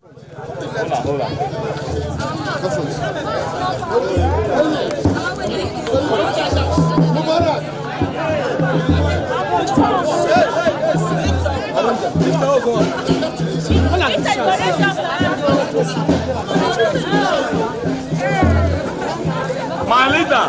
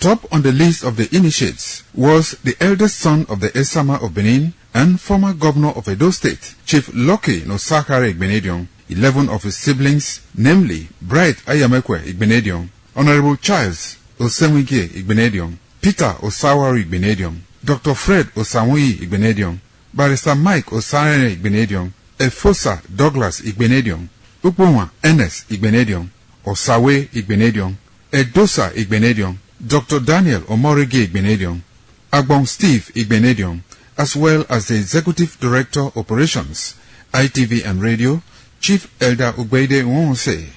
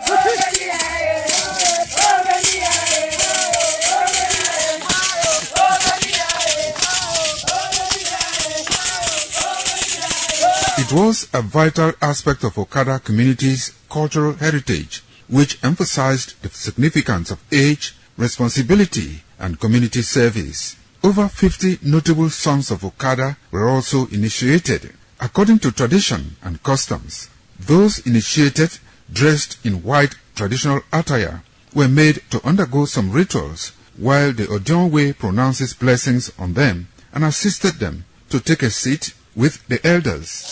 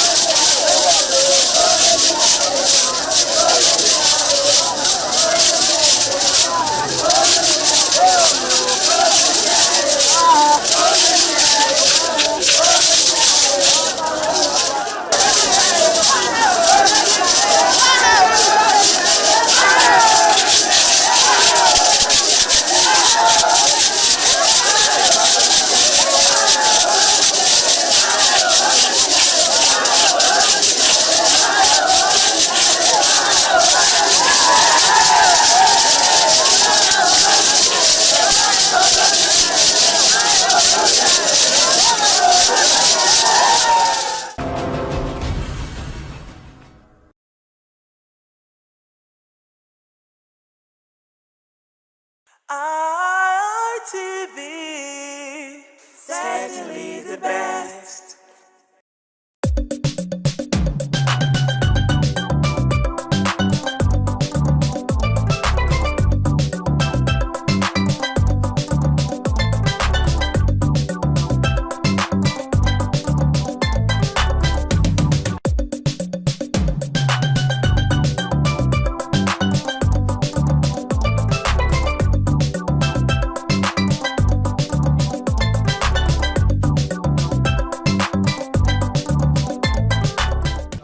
viewers, again we welcome you to Message of Islam, reaching you from Independent Television. I'm your uncle Al-Aji Al-Amin Allah. Inshallah, today we have a topic that is framed among current occurrence. Simply, new Islamic lunar year amid increasing insecurity. To say this vital and relevant topic, I have with me in the studio, close to me on my left, is Al-Aji Professor Bunyamin Aidi. Assalamu alaikum, welcome to the program. Wa alaikum salam wa rahmatullahi wa barakatuh. Viewers at home, peace be unto you all. Alhamdulillah. And we also have in the studio this evening, Malam Nuruddin Asunoge. Assalamu alaikum, welcome to the program. Wa alaikum salam. Assalamu alaikum, viewers. Wa alaikum salam. Alhamdulillah. Now we are currently in the month of Muharram, 1448 AH, that is 1448 years after the Hijrah of the Prophet, after the Eid al-Adha festival, which took place on the 10th of Dhul-Hijjah, the 12th month in the lunar calendar. We have now entered the new month, Muharram, and a new year to 1448 AH. Going by the topic, new Islamic lunar year amid increasing insecurity. Let's start with the first one. What do we mean when we talk of Islamic lunar year? Because we are now in the middle of the Gregorian calendar year. أعوذ بالله من الشيطان الرجيم بسم الله الرحمن الرحيم والصلاة والسلام على سيدنا محمد وعلى آله وصحبه وسلم. What we mean by Islamic lunar calendar is that in Islam there is a particular calendar that we follow, which starts with the month that we call Muharram, and then this month follows the month that we do Eid al-Adha, that is the big Salah. Just as you said, the big Salah was done on the 10th day of Dhul-Hijjah.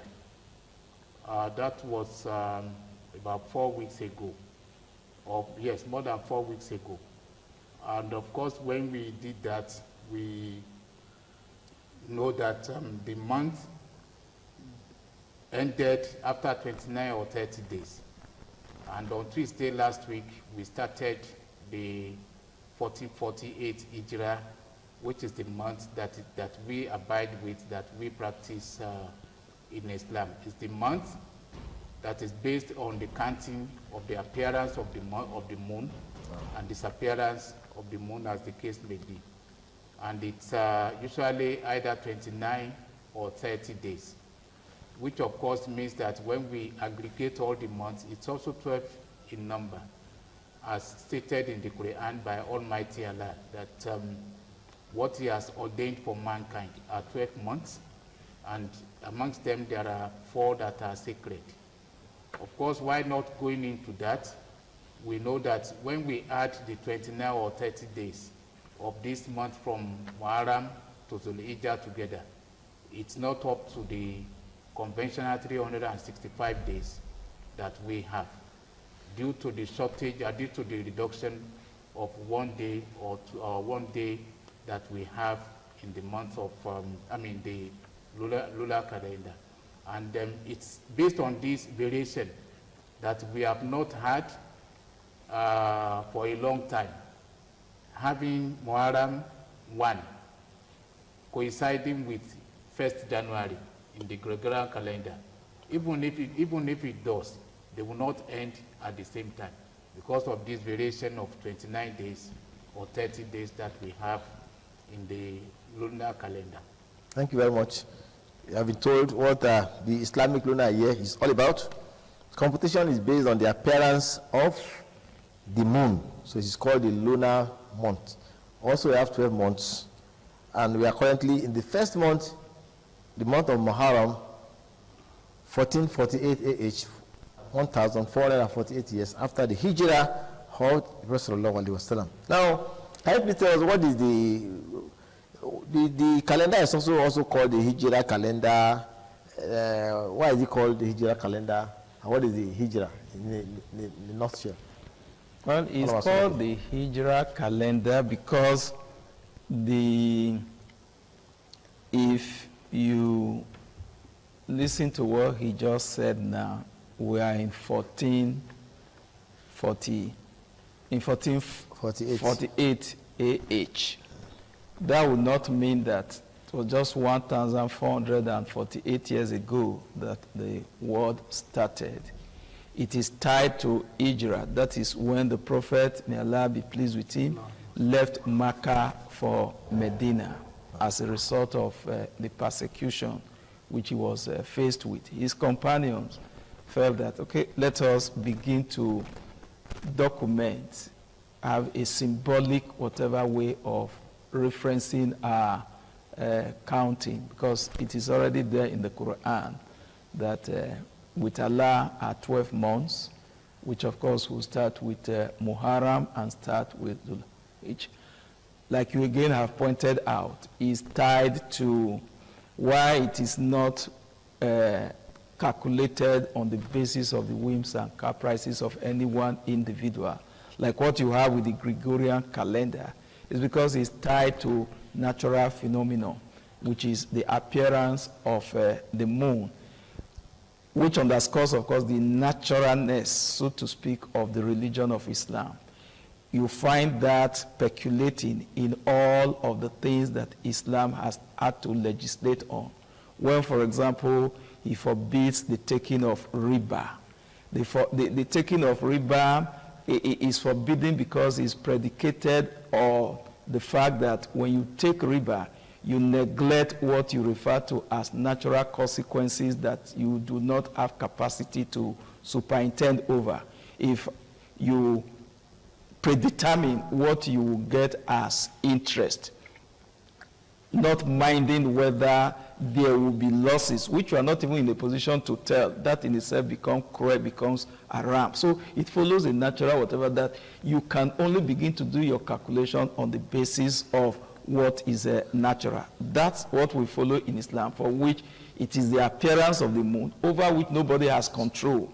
It will appear only when Allah subhanahu wa ta'ala decrees that it appears.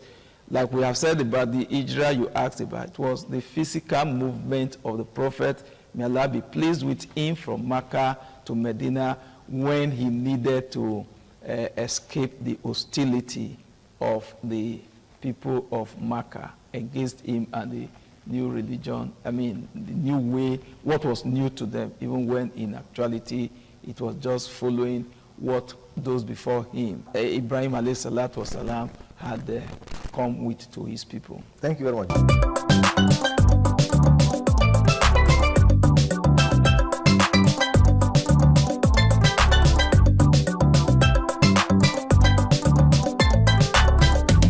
Viewers, if you are just joining us, we are looking at the topic, New Islamic Lunar Year amid increasing insecurity. We have been battling this problem of insecurity, but it appears it is now on the increase. Before, you hear one incident at a particular time, but now we are hearing of several incidences at the same time. So where exactly are we going?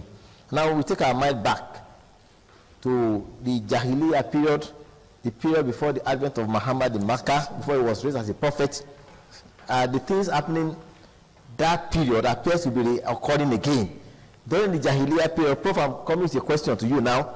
During the Jahiliyyah period, dacoity, highway robbery was a way of life. Raiding was an occupation. You lay a man, collect his goods, and kill him. No police station to go to. The strong oppressing the weak.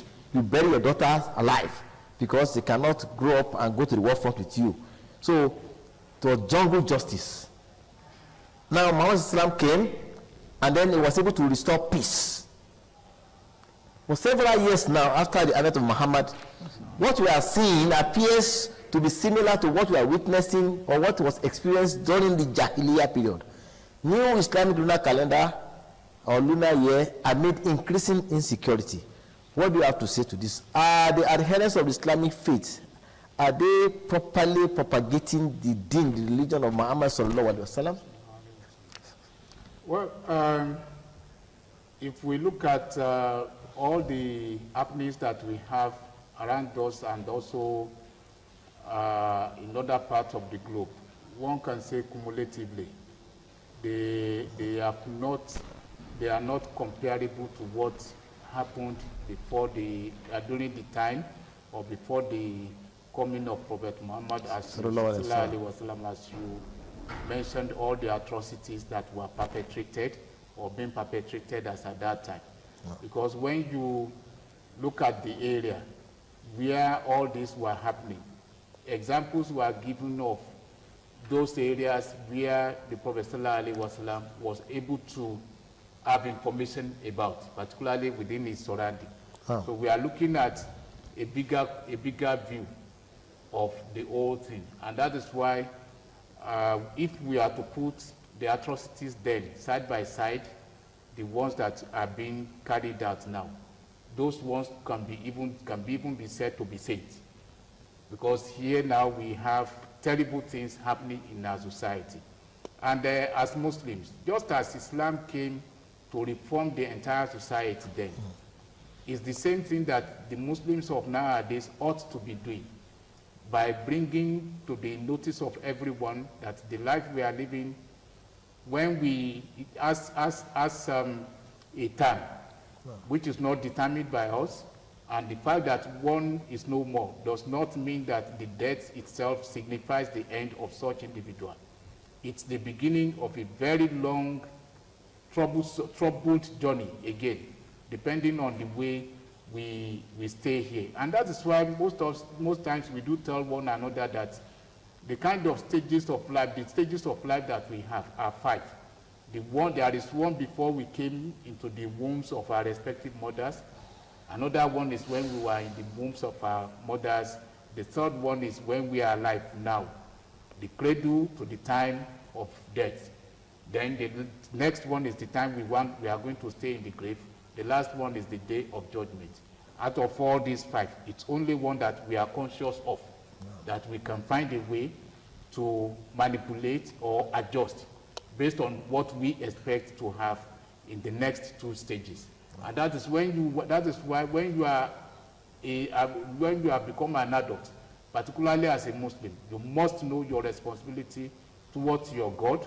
You must know your responsibility towards fellow human beings, that you are having the same journey on this surface of the earth, because it's what we do during this period that will determine the next journeys that we are going to embark on when we enter the grave and the day of Qiyamah. We have a lot of responsibilities to carry out by making sure that we propagate the deen the way it should be, by telling people, condemning the evils that are happening around us and not joining them. Thank you very much.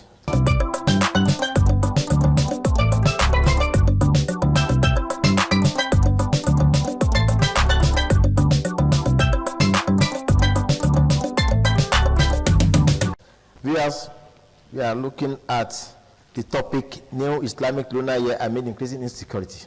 Have I been told that as terrible as the Jahiliyyah period was, what we are witnessing today appears to be worse than what was experienced during the Jahiliyyah period.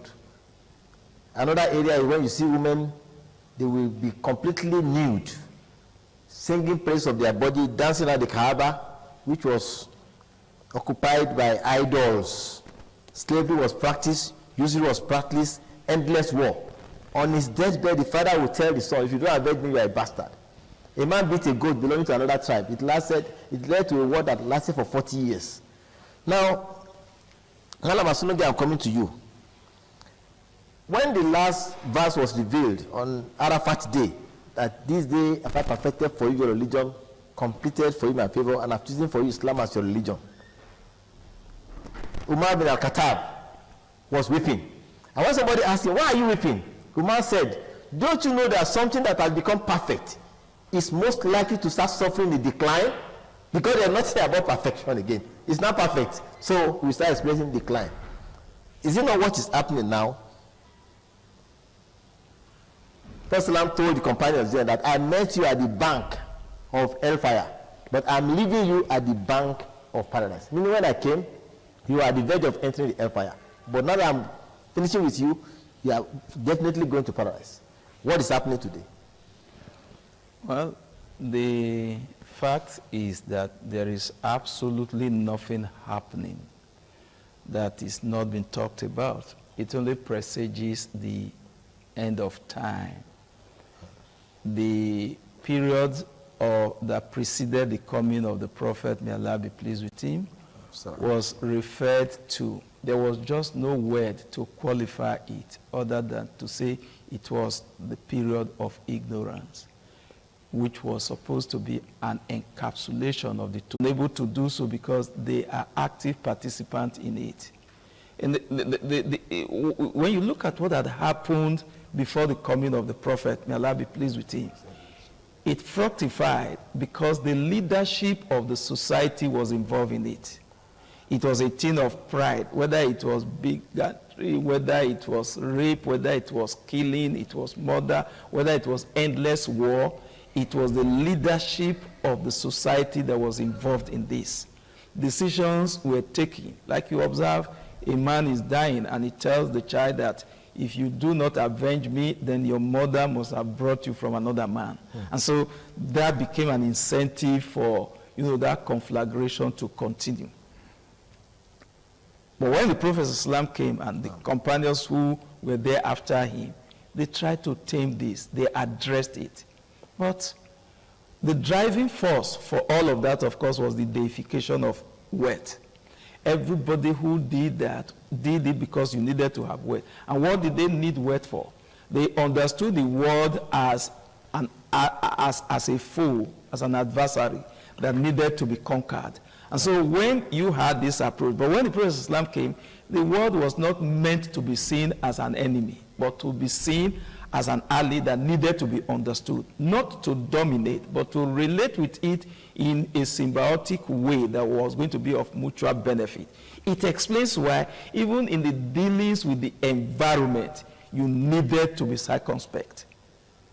You needed to be circumspect because everything that you found in place were required for you to experience a commodious life. And so you treated the environment with respect, so much so that the Prophet ﷺ had spoken to people to say, and getting to a point that even when you knew that as the angel that was responsible, Israfil, that was responsible for blowing the trumpet, was about to do that to announce the coming to an end of the world, you had a seed in your hand, plant that seed, in order that your very last act will be one that was done to enrich the environment in which you found yourself. But what we have done over time is to get involved in conspicuous accumulation. All of the battles that are fought, because the crises you find in our society today are tributaries, so to speak, of the greater whatever issue. Because you need to arm somebody in order that that person acts as a distraction for you to be able to do what it is you want to do. So if you know, for example, that you'll be disturbed, somebody could lit your own apartment, you create a fire somewhere. Once that individual begins to be involved in the extinguishing of that particular fire, he no longer has the time to say he's coming to you. So you find that in all environment, people will look at where do you find a society that has the gravitational pull. And so if this is the place that has the gravitational pull, let us create some disequilibrium in this environment in order that we are able to corner to ourselves resources that you have no need for. And that, of course, you appreciate better when you find what some persons have captured and documented. If you read Shakespeare's Macbeth, for example, what did he desire the throne for which he killed one who had paid the royal visit, Dunkard? It was to appropriate the throne.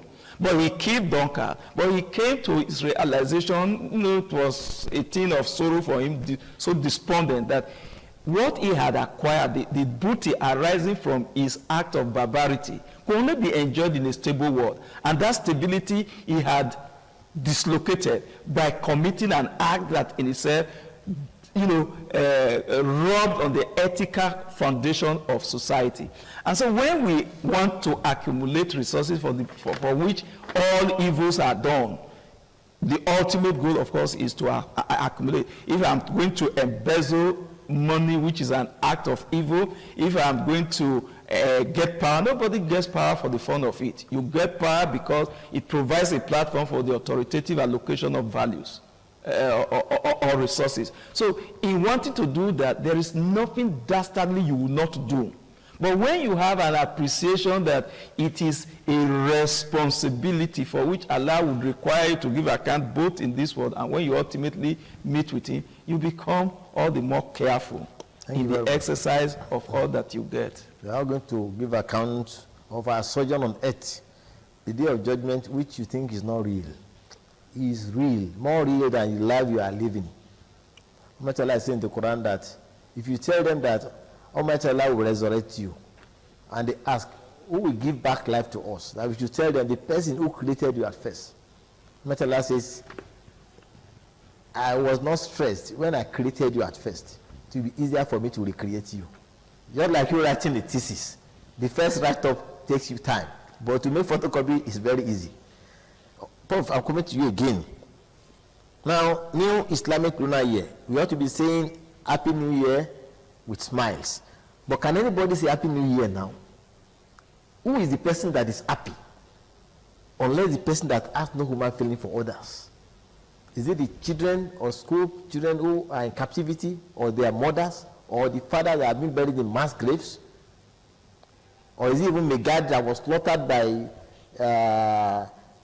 the people who ought to guard, whose place have been demolished by the government, being accused of their site being a ritualist site? Even when you enter a bus, you are not free. You don't know who you are with in the bus. Can we really say Happy New Year? In the word of Amir Ali, at the time Muhammad was coming, he said, never in the history of the world was the time so great and the need so ripe for the appearance of a deliverer. Now, what is the solution now? Muhammad came as the last prophet, they've all gone. What is the solution? How can we get out of this quagmire? Well, the situation is so sad that it's almost on daily basis, or hour basis, hourly basis that you hear of many sad news. And it's unfortunate again that the government at all levels are practicing information management in such a way that they do not even tell us the real things that are happening again. Because when you listen to them, they are enough to give you hypertension, high blood pressure if you don't have one before. And if you already have one, they are enough to send one into coma. If not God that is sustaining one. And there is nothing to celebrate there. The only prayer we just keep praying to Almighty Allah is the fact that Almighty Allah should just grant peace to the entire world and make us have the courage to show high level of patriotism to the society that we have found ourselves. Because if someone is patriotic, the rate at which you accumulate wealth, steal money, we are preparing for election in next year. Oh. People are no longer focusing on developmental issues to improve the infrastructure, to improve the well-being of majority of us. What people are looking at is the issue of insecurity, which of course we can say to a large extent are caused by us, particularly those that are politicians, desperate ones, including their collaborators from outside the country. Because the bulk of the people that are unleashing terror on the nation in various places, there is no part of this country that you can say is safe. No zone. Out of the 6 geopolitical zones that we have in Nigeria, there is none that one can say is safe. And the security men, they are trying their best, because there is no way the population of the security men, you can say, has matched or can match the level of atrocities and the perpetrators that we have in the nation. Moving them from one region to another is thinning out the effort that they are all putting into it. Every one of us, the clergy, those that are being preached to, we have to go back to God and reevaluate ourselves and look at the way to improve the society. The rate at which we preach prosperity That has to reduce. Because whether we like it or not, you have wealth, you don't have wealth, every one of us will enter the soil one day. Thank you very much. That should be the journey that we should all think about at all times. And when you are entering the soil, you go empty-handed. You go with nothing when you are entering the soil. Malam Asunage, I'm coming to you again. Now, a particular incident, I want to make reference to it. A woman was kidnapped at the vegetable market. The governor of Edo State said go after them, and eventually got so good, the security agents were able to apprehend them. They deserve commendation for that. And then after the governor made pronouncement, proposing to establish special courts to try kidnappers, bandits, and possibly cultism, just to accelerate ensuring that the justice is not delayed. What is your reaction to this? And then, how about those Nigerians who are saboteurs, who are conniving with all these evil forces? Yeah, what the governor of Edo State did practically demonstrated the fact that when government does not choose to pretend to be sleeping, then things can happen.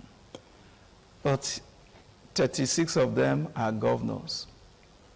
If one does so well and others are sleeping, it pays into insignificance. You see, when you provide incentive for crime and criminality, it fructifies. When you find those at the apex of governance, telling you that criminals are our brothers, they are sisters, it demoralizes those who go after them. Oh, they have repented. Who has not repented? Those in the jailhouse. Bring them out, they will repent, and you say, okay, you go home. So government must demonstrate readiness, willingness, and that explains the beauty in Islam. A judge will not sentence somebody, then the president or governor will say, I pardon you. It doesn't happen anywhere. The position of Islam is clear on those who are bandits. Once they have killed, kill them. It's as simple as ABC. So the governor, yes, he did well, but we must not sacrifice justice on the altar of speed, because human life is involved.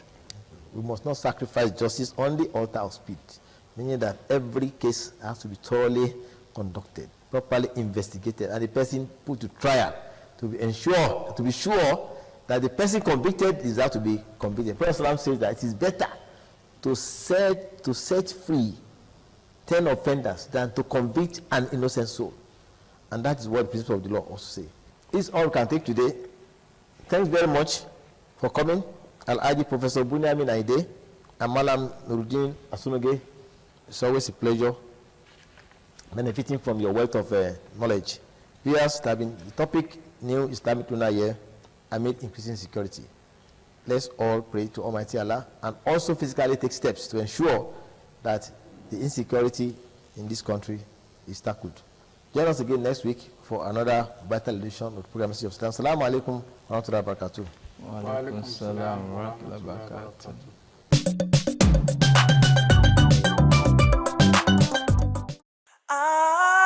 ITV, certainly the best.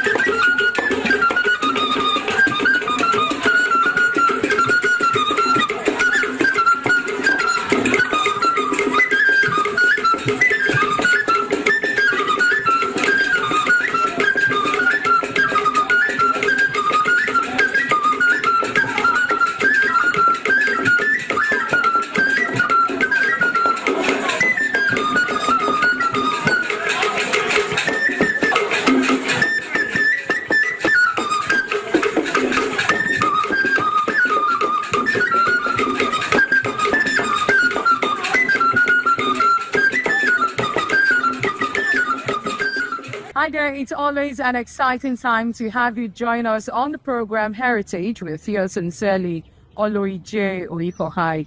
Today on Heritage, we're taking you to the northern part of our country, Nigeria, to go see Koroso dance. Yes, this dance has to do with energy. So if you don't have that energy, I tell you, don't even bother to start learning how to dance the Koroso dance. So wherever you are, you're welcome to take a ride with us down to Kano State, where we'll definitely be enjoying ourselves watching Koroso dance. Don't get away.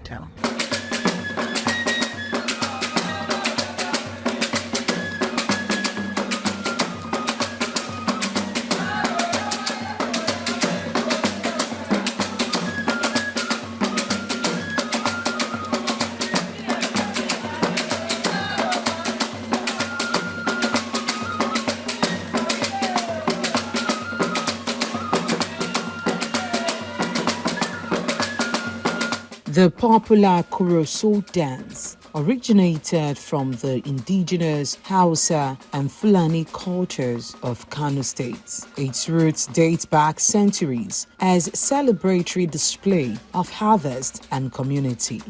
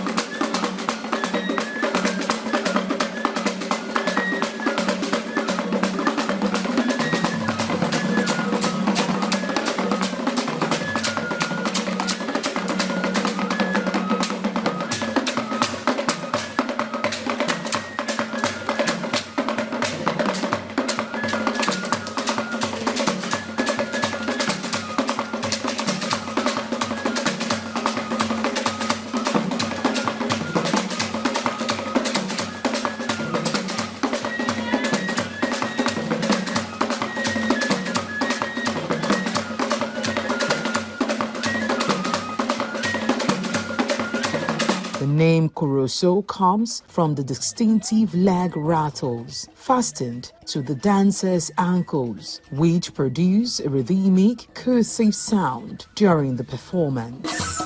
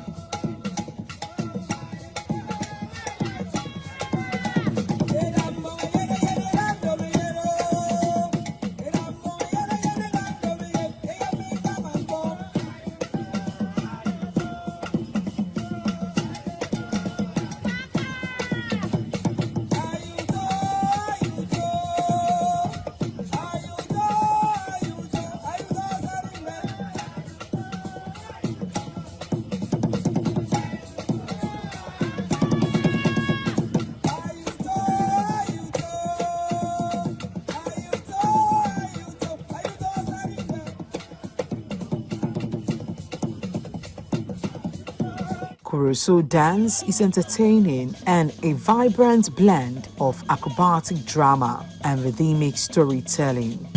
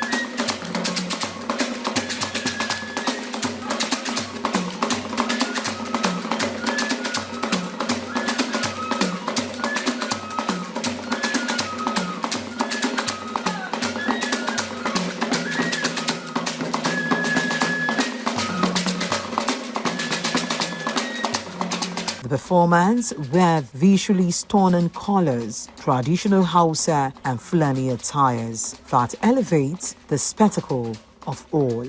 Indeed, this is our heritage.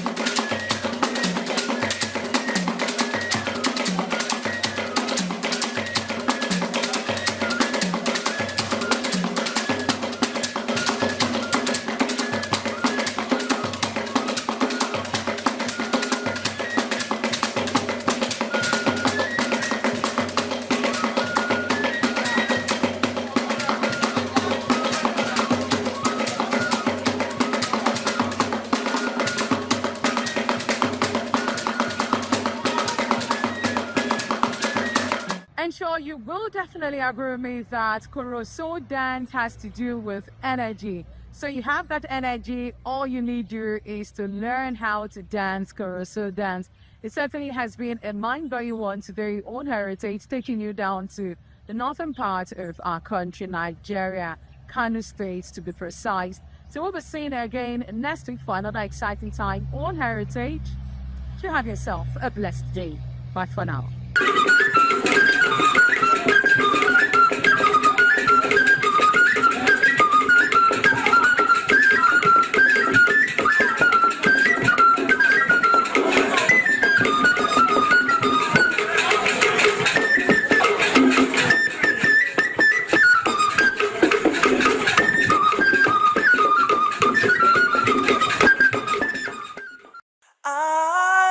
ITV, certainly the best.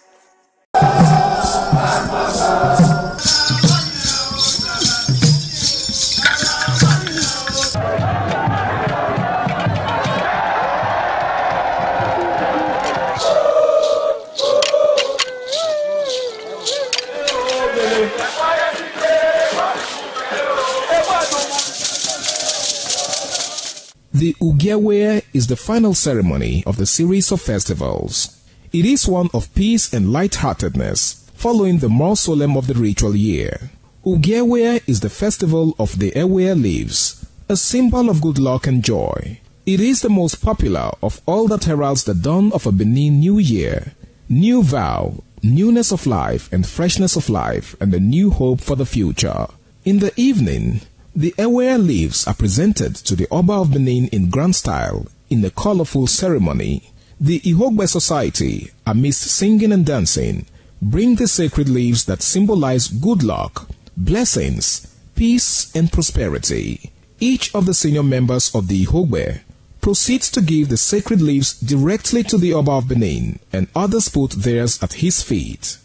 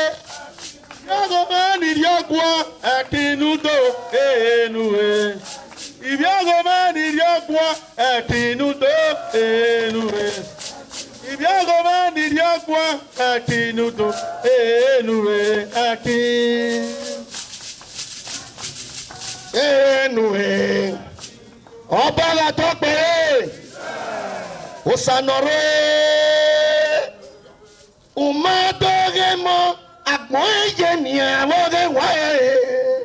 Ewae nori oba. Osanoro oba. Umadoge mo. Akmoye ni awoge wae. Ewae no bi afave o. Oba dije. Oba dije o. Oba dije. Oba gope. Banuki were.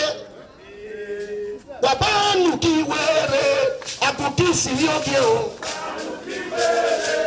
Abuki sirioke ko. Anyara na yaki. Ebi na ya yoku wasa ya yewe.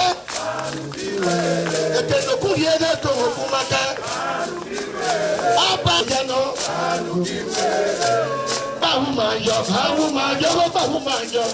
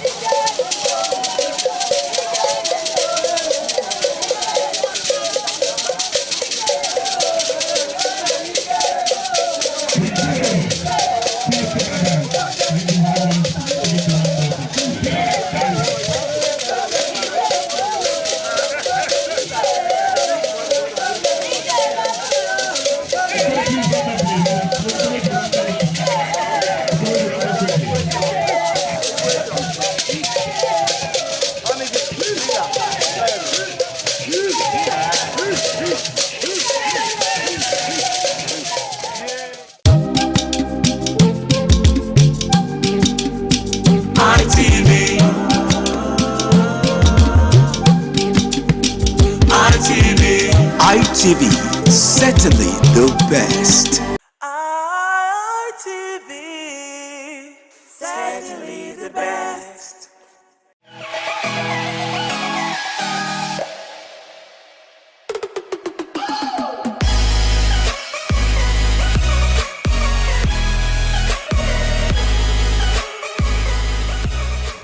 All right, distinguished ladies and gentlemen, it's another beautiful episode of your favorite Rendezvous for Guys on television, and I'm talking about the Guys Hangout Show on independent television, reaching you live from Benin City, Edo State, Southside Nigeria, West Side Africa. Now, for starters, the Guys Hangout Show is a very, very interesting show that teaches men to put themselves first in a society where nobody cares about the feelings of men. All right, so we encourage men to prioritize themselves. I believe that it's only when you invest in yourself that you can give out to those around you. After all, you can't give what you don't have. My name is Harry Agboje, and of course, it's my pleasure to have you join me on another beautiful episode of the show. Now, tonight I've got two gentlemen with me. Of course, they've been with me before, and we're doing this again. And let me begin with the one that sits far away from me. All right? To my far left is someone that is really passionate about everything that concerns guys. Okay, he goes by the name of Osas Zabi. Yeah, yeah, thank you. It's great being here again today. And it's great to have you. Yeah, thanks. All right, and of course, seated next to Zabayo is someone else who is also very passionate about masculinity. He goes by the name of Benedict Ochagu.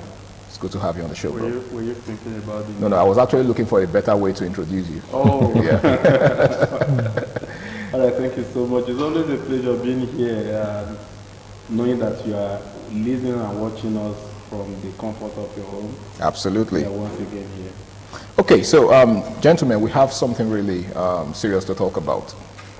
It's one of those very controversial subjects, and of course, you know that we live in a controversial era where certain things tend to offend certain people. Okay, so as guys, we come across some terms that we use, and some persons just get offended. And one of such terms is, jealousy and insecurity. All right. Now, there seems to be a thin line between both. How would you define jealousy, and how would you define insecurity? Some persons believe that both of them are the same thing. Now, what's your take? How do you see both words? Do you think, they are the same, or do you think one is good and the other one is bad? So let me just hear your thoughts on it. Let me begin with you, Zabi. Yeah, okay. Like you said, actually, there's really a thin line between both of them. For someone being jealous and someone being insecure. Yeah. But they come from two different emotional standpoints. So I believe for jealousy is actually the very evil one. Everybody talks about evil is the sin, but the Bible has never talked about insecurity. The Bible has not told us that insecurity is a sin. But for jealousy, the Bible stands against that. Even the Quran. Is jealousy a sin? Yeah, of course, it's a sin. It's a sin. Now, how is jealousy a sin? Now, I see you progressing. I see something in you that I want, and because of that, I start hating. Okay. I start getting angry. I start having what ladies call mood swing. Okay. Because I'm seeing something in you that I need but I can't have.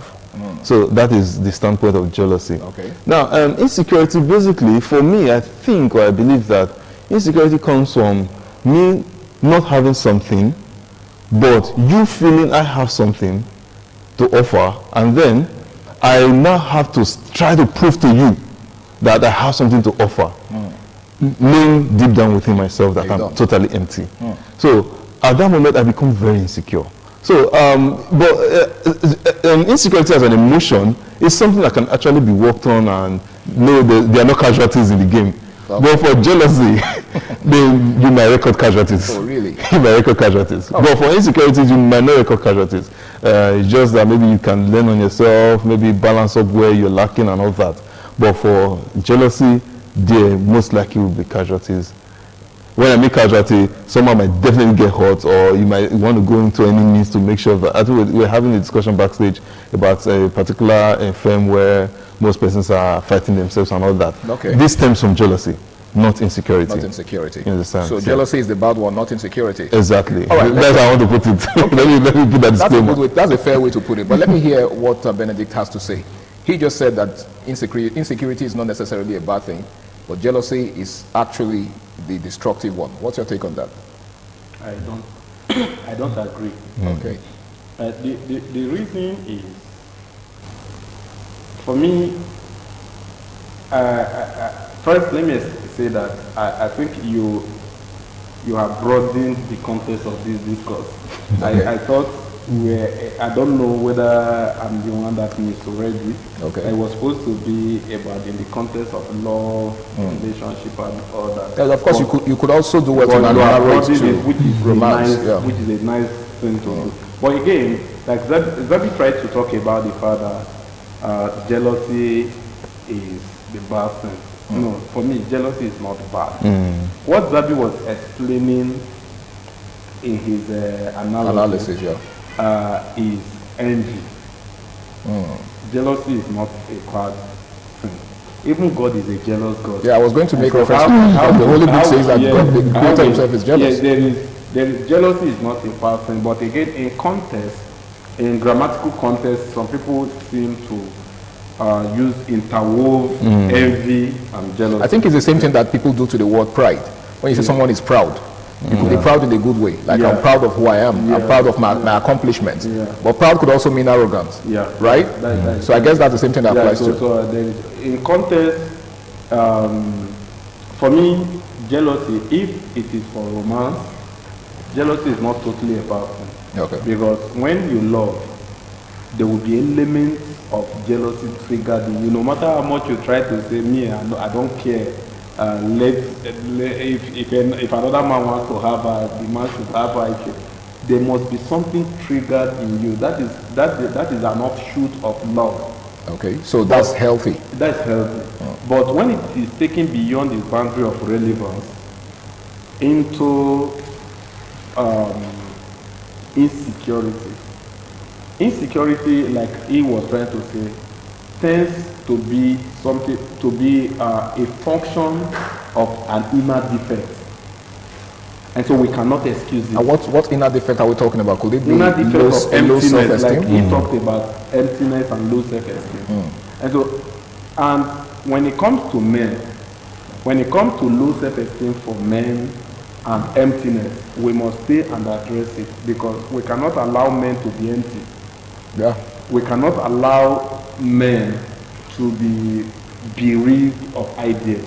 And so because of the position, the sacrosanct nature or the sacrosanct position that men occupy, because of how important the position of men in society are, I will always advocate that men deal with the problem of insecurity. Because what brings witchcraft sometimes is insecurity. It may seem to be an innocent word, but if it is unbridled, it can lead to a whole lot of other things. Like Zabi was trying to say that it can be managed, which is the correct thing. Every man has an element of insecurity in him. You can't pretend about that. But if you have also the ability to manage it and put it under control, means that you have something beyond the insecurity itself. It means there's an element in you that is more powerful than insecurity. But if you are stuck with insecurity alone, that's a big problem. Okay. Right? So that is what we are trying to say, that love comes with a portion of jealousy. But insecurity with men, especially when it comes to do with a general workplace, can lead to so many things. For me, I want to say that instead of being insecure, work on yourself. Grow. When you grow, you will now find out that the next person is not your problem. That your problem was actually lack of growth. Okay. If Zabi is trying to do certain things, the reason why I will be feeling insecure when Zabi comes around to do his thing is that there is no value currency that I can also bring that will make me relevant around Zabi.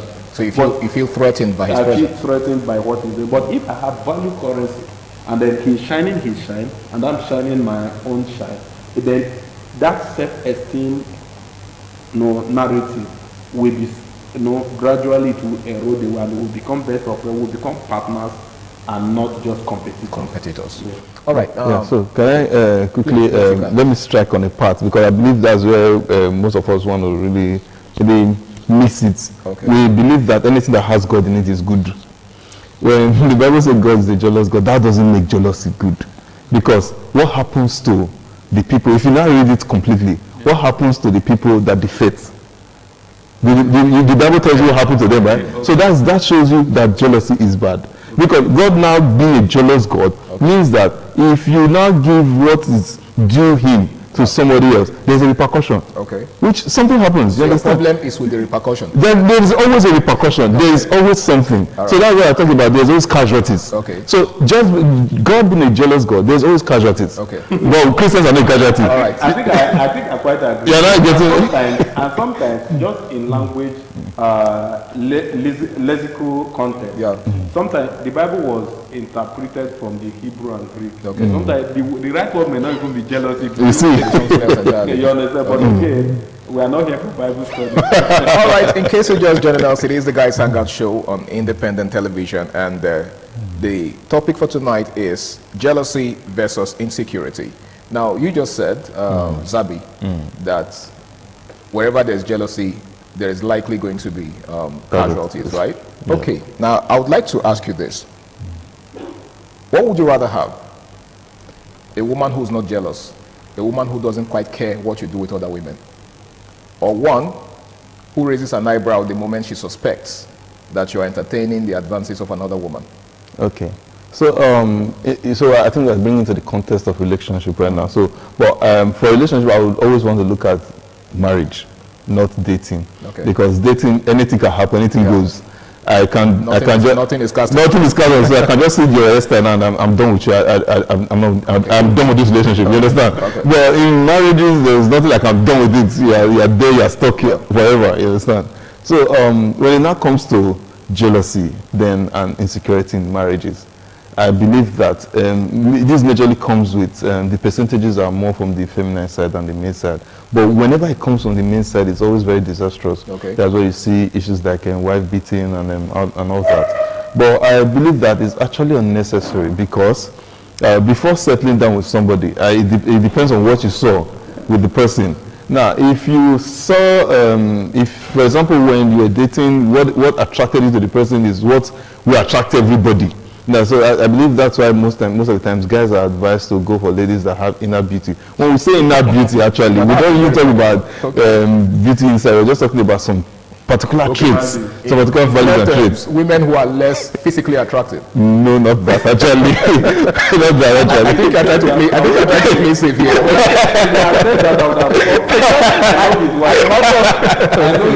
All right, okay, so the point I'm trying to make is. I think they go for ladies that they have the value that everybody can see. Okay. And then another person sees the value and tries to admire it, and then you become insecure or you become jealous. So I'm trying to use both of them together now. So I believe that this is, like I said, insecurity is something you can work on. But jealousy is not something, they're bound to be casualties. Now, if you are being insecure, it's normal. For example, I have a very curvy wife, and then she's working ahead of me, and I'm behind, and I'm seeing guys trying to wow. Definitely, what's going on here? You understand? But that doesn't mean I'll not start getting angry with my woman, because this is the same thing I saw that I came after. You understand? But when you become jealous, you are seeing that she's attracting favors that you cannot attract, and then that devilish spirit of jealousy starts breeding in you. And when it starts breeding in you, you start taking actions, doing things you're not supposed to do. You start venturing into areas or angles you're not even supposed to look into. But for insecurity, it's bound to be there, definitely bound to be there, because you're seeing that, what's going on here, you understand that kind of thing. But jealousy, it's like I keep saying, is the actually bad one. And I believe we try as much as possible to just kill it or don't even venture towards there. But for insecurity, it's normal. Everybody has one particular area that is insecure. I can go into, like I've told you, I can go into a gathering where everybody is discussing football. I become insecure there because I don't really know much about football. You understand? But I can go into a gathering where of like minds, and I will flourish. You understand? So the same thing, I'll be in a gathering flourishing, and then somebody is there, doesn't understand what's going on. I don't say be insecure. Like, what's going on? You understand? Right. So it's normal. So just to be clear, you're saying that there is nothing good about jealousy. There's nothing. Jealousy can't be healthy in any way. Never. I still stand by it. There's nothing. It doesn't build anything good. Benedict, let me get your thought on this. What are the subtle ways, right? The very infinitesimal ways that people exhibit traits of jealousy, not just in relationships, but in interpersonal dealings.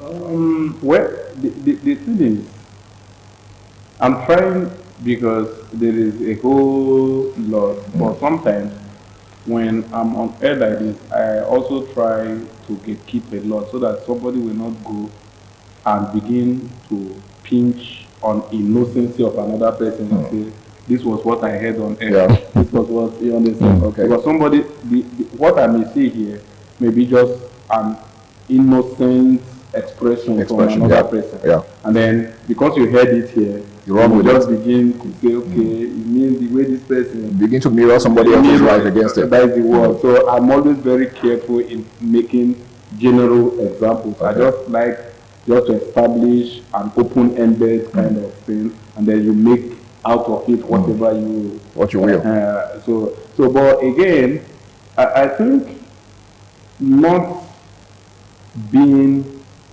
excited about somebody's success to the point where you want to do something to stop the person's success. That is one of the biggest ways. For me, at that point, like I always say, Zabi chose jealousy, me I chose envy at that point. Okay. Yeah, I call it Envy. All right. So at the point where you be naturally, if we are being sincere, when people are succeeding around you, there is a trigger in you that where you're now like, why this is not happening to me? Yeah. Because every man wants good thing to happen to them. So when you are seeing it around, you tend to question yourself, why am I not getting this thing? You feel a kind of a bit discomfort at some point, not always, at some point. And then also, knowledge will not teach you that everybody has their turn. Then immediately you will come up as, oh, let me celebrate those that he has gotten to their turn, right? Then that is somebody who will really go far, the person that it will eventually get to his turn. For the one who always take it a step further, that I must stop there, that failure is sweet when everybody is involved. That's why it will never get to that person's turn. So I would like to restrict it there. I don't want to expand the analogy so that people will not begin to mirror people, like I said earlier, people's innocent expressions as, a kind of trait of jealousy or envy, whatever language you use. All right, thank you very much, Benedict. Now, Zabi, let's take a look at the role of social media in all of this. We are in an era of, in fact, we're in the digital era, and much of what happens in our day-to-day lives, is made manifest on social media. So what influence do you think social media has on people and the way they express themselves vis-a-vis jealousy and the insecurity? Yeah, so I think in 2019, we had a discussion like this on radio, and I made reference to a point because I'm an added user of LinkedIn. And then you go on LinkedIn, you see somebody posting BSc at 18, MSc at 20, PhD at 25, and then you're looking at yourself like, where did I miss it? You understand? So this is for persons you don't know. But for your circle, you're seeing progress. You're seeing these guys achieving this, achieving that. It's smashing goals. Smashing goals. So I think I'm going to use myself as an experience and then as an example, and then I just break it down with the experience. Now, instead of going into jealousy, like, I'm supposed to be having this, I'm supposed to be getting this, I think what I personally do, I study the process of how they get there. Okay. So back then when I was working with a firm, I met top thinkers and big thinkers, and I started seeing how they're making progress. And would I say it's jealousy? No, definitely not jealousy, because I started going through the background to see how they made it and how they got it. Started doing my research, started going through their processes, the certifications they've done, the trainings they've gone through and all that. And I started taking myself through those trainings and the certifications. So I think that's what draws the thin line between jealousy and then realization, like, I want to be like this person now. Most persons will think, oh, you're jealous in the person you want to, but no, I know there's a process. Okay. And then I can go through that. If this person can go through this process, I too can go through the same process and be like this person. All right. Yeah, so I think that's what draws the thin line. That's what actually casts the difference between being jealous and then being realistic. All right, thank you very much. Now, Benedict, what he just said borders more or paints a picture of laziness on the part of some persons. Okay, he took his time to study the people in question and figure out how they achieved their goals and all of that. Does that not give us the impression that some persons just don't have, should I say, the energy to follow through to get to the point where, the people that they are envious of, so to speak, went through. Do you think laziness has a thing to do with this? Yeah, it does. The one thing is the laziness, the mental laziness, the laziness of the mind, the function in the thought processing mindset. For example, like he was trying to say that he saw some persons doing great thinkers and then I find out, okay, what's the process? As a guy, one of the ways you know that there's problem, that you might not go far if you don't deal with it, is when you embrace people's glory without trying to find their story. Their story, okay. Yeah, you must find out people's stories, and their story may not be basically exactly like yours, but you must also find a pathway of that story to create your own story and know that it's not going to be an easy thing in the process. So you have to find out, like he said, he need to also go and try getting certificate. It may not necessarily be that he got exact certification as some of them got. True. But again, when they eventually met at the table, it means that he has gone through his own process and this one, and he is now qualified to have conversation with them. So he became relevant in the scheme of things. In the scheme of things, not necessarily because he got exact qualification, but also because he has also learned the principle of paying price to also get some of those things. So me, I feel if you look at it and say, what makes this person outstanding? Then you also need to find out your own strength. One of the things that breeds jealousy is that people want to be envious of people who are not even going their direction. Yeah. For example, if you are saying, like my pastor would say, if you are saying I am envious of you, find out whether what interests you is what interests me. Okay. You may buy a car. In other words, it might not even be the same. You may buy a car and I come around, maybe you see my face and you feel I'm being jealous. Maybe car is not even my dream in the next 1 year. That's not my pursuit. So find out if a car is my pursuit, or maybe you bought a brand of car. Find out if I do fancy that brand of car before you say I'm being jealous. So sometimes what you need to do is find out where you are going to. Find out, create a roadmap, and then look forward to becoming better. If you can focus on becoming better in your own life, so all of this envy, jealousy will really die down. Because people can be doing well in their own choosing line. That may not be your life. And so when time this one succeeds here, you are envious of this one succeeds, you are envious of this one. Before you know what happened, you are in the game of trying just to pull everybody down and everything just. So it's about building yourself. So that when Zabi comes and Zabi is speaking as a mathematician, for example, I know he's very good with calculation. You understand? And then I speak as a journalist. My drive is not to be a better mathematician, for example, than Zabi. My drive is to be a better journalist than I am today. Because that's your profession. You understand? Than I am today. Or maybe, okay, going into the business line, because Zabi is also a businessman. But we are not into the same line of business. I'm happy seeing him do what he does. And then I am also happy doing what I do. Okay. Right? My goal is to be better doing what I do. And then, again, I will also be happy that he gets better so that when we meet at the echelon, the top echelon, we'll be able to have conversation. And life is easier at that level. Okay, life is easier at that level. Now, Zabi, what do you think, how do you think communication can reduce jealousy and insecurity, in relationships, not just in romantic relationships, but, across board? Education? Communication. Yes. Communication. Yes. Okay, yeah. So I think I'm a very big advocate for communication. Not just communication, effective communication. You can actually be communicating and then it's not being effective. So I think when it comes to jealousy and insecurity, most of the times, majority, 100% of the time, is people don't study or understand the process that the person used in getting whatever the person got. You understand? So I think I was just thinking about this earlier. Like, I think in fact, the only way that kills jealousy and insecurity is understanding the process. Okay. So if I would really advise most persons that are actually making it out there, and I think LinkedIn has been a very good platform for that, where people tend to maybe explain the processes of how they got it, especially for legal means.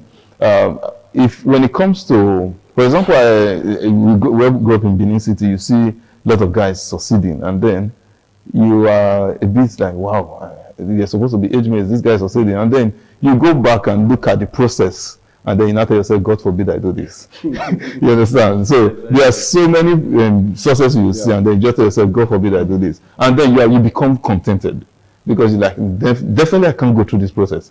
Just the same way for some ladies too.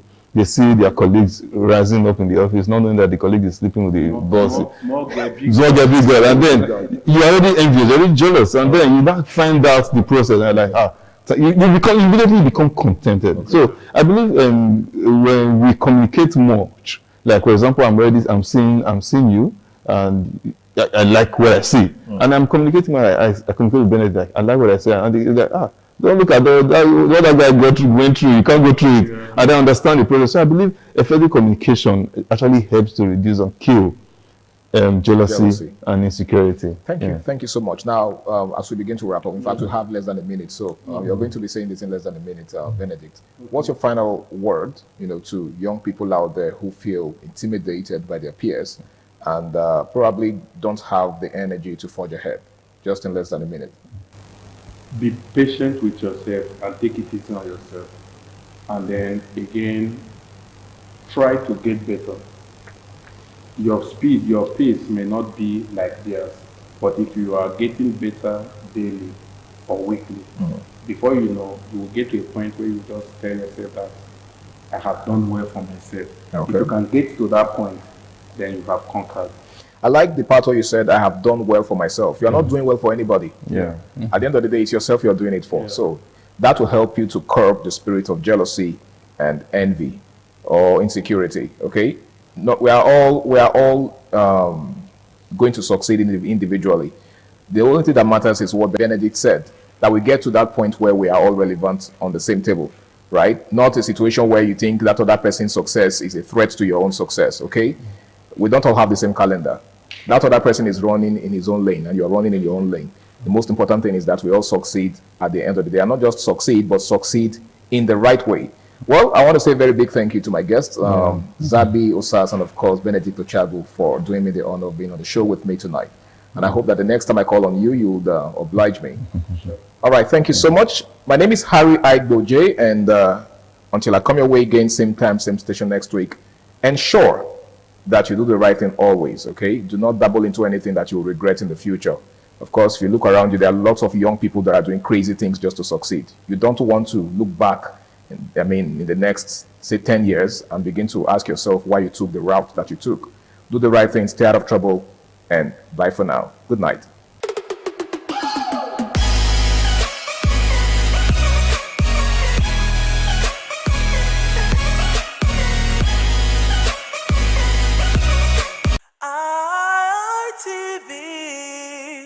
Certainly the best.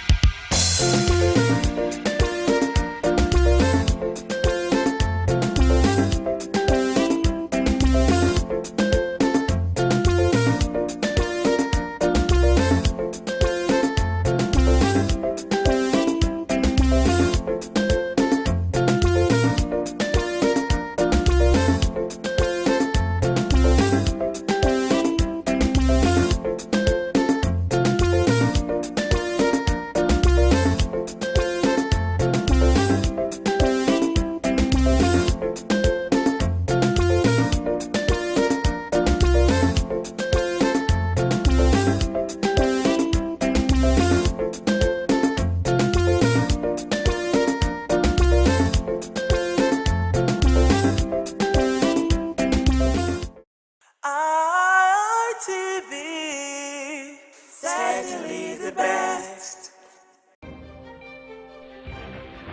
This is ITV. Certainly the best.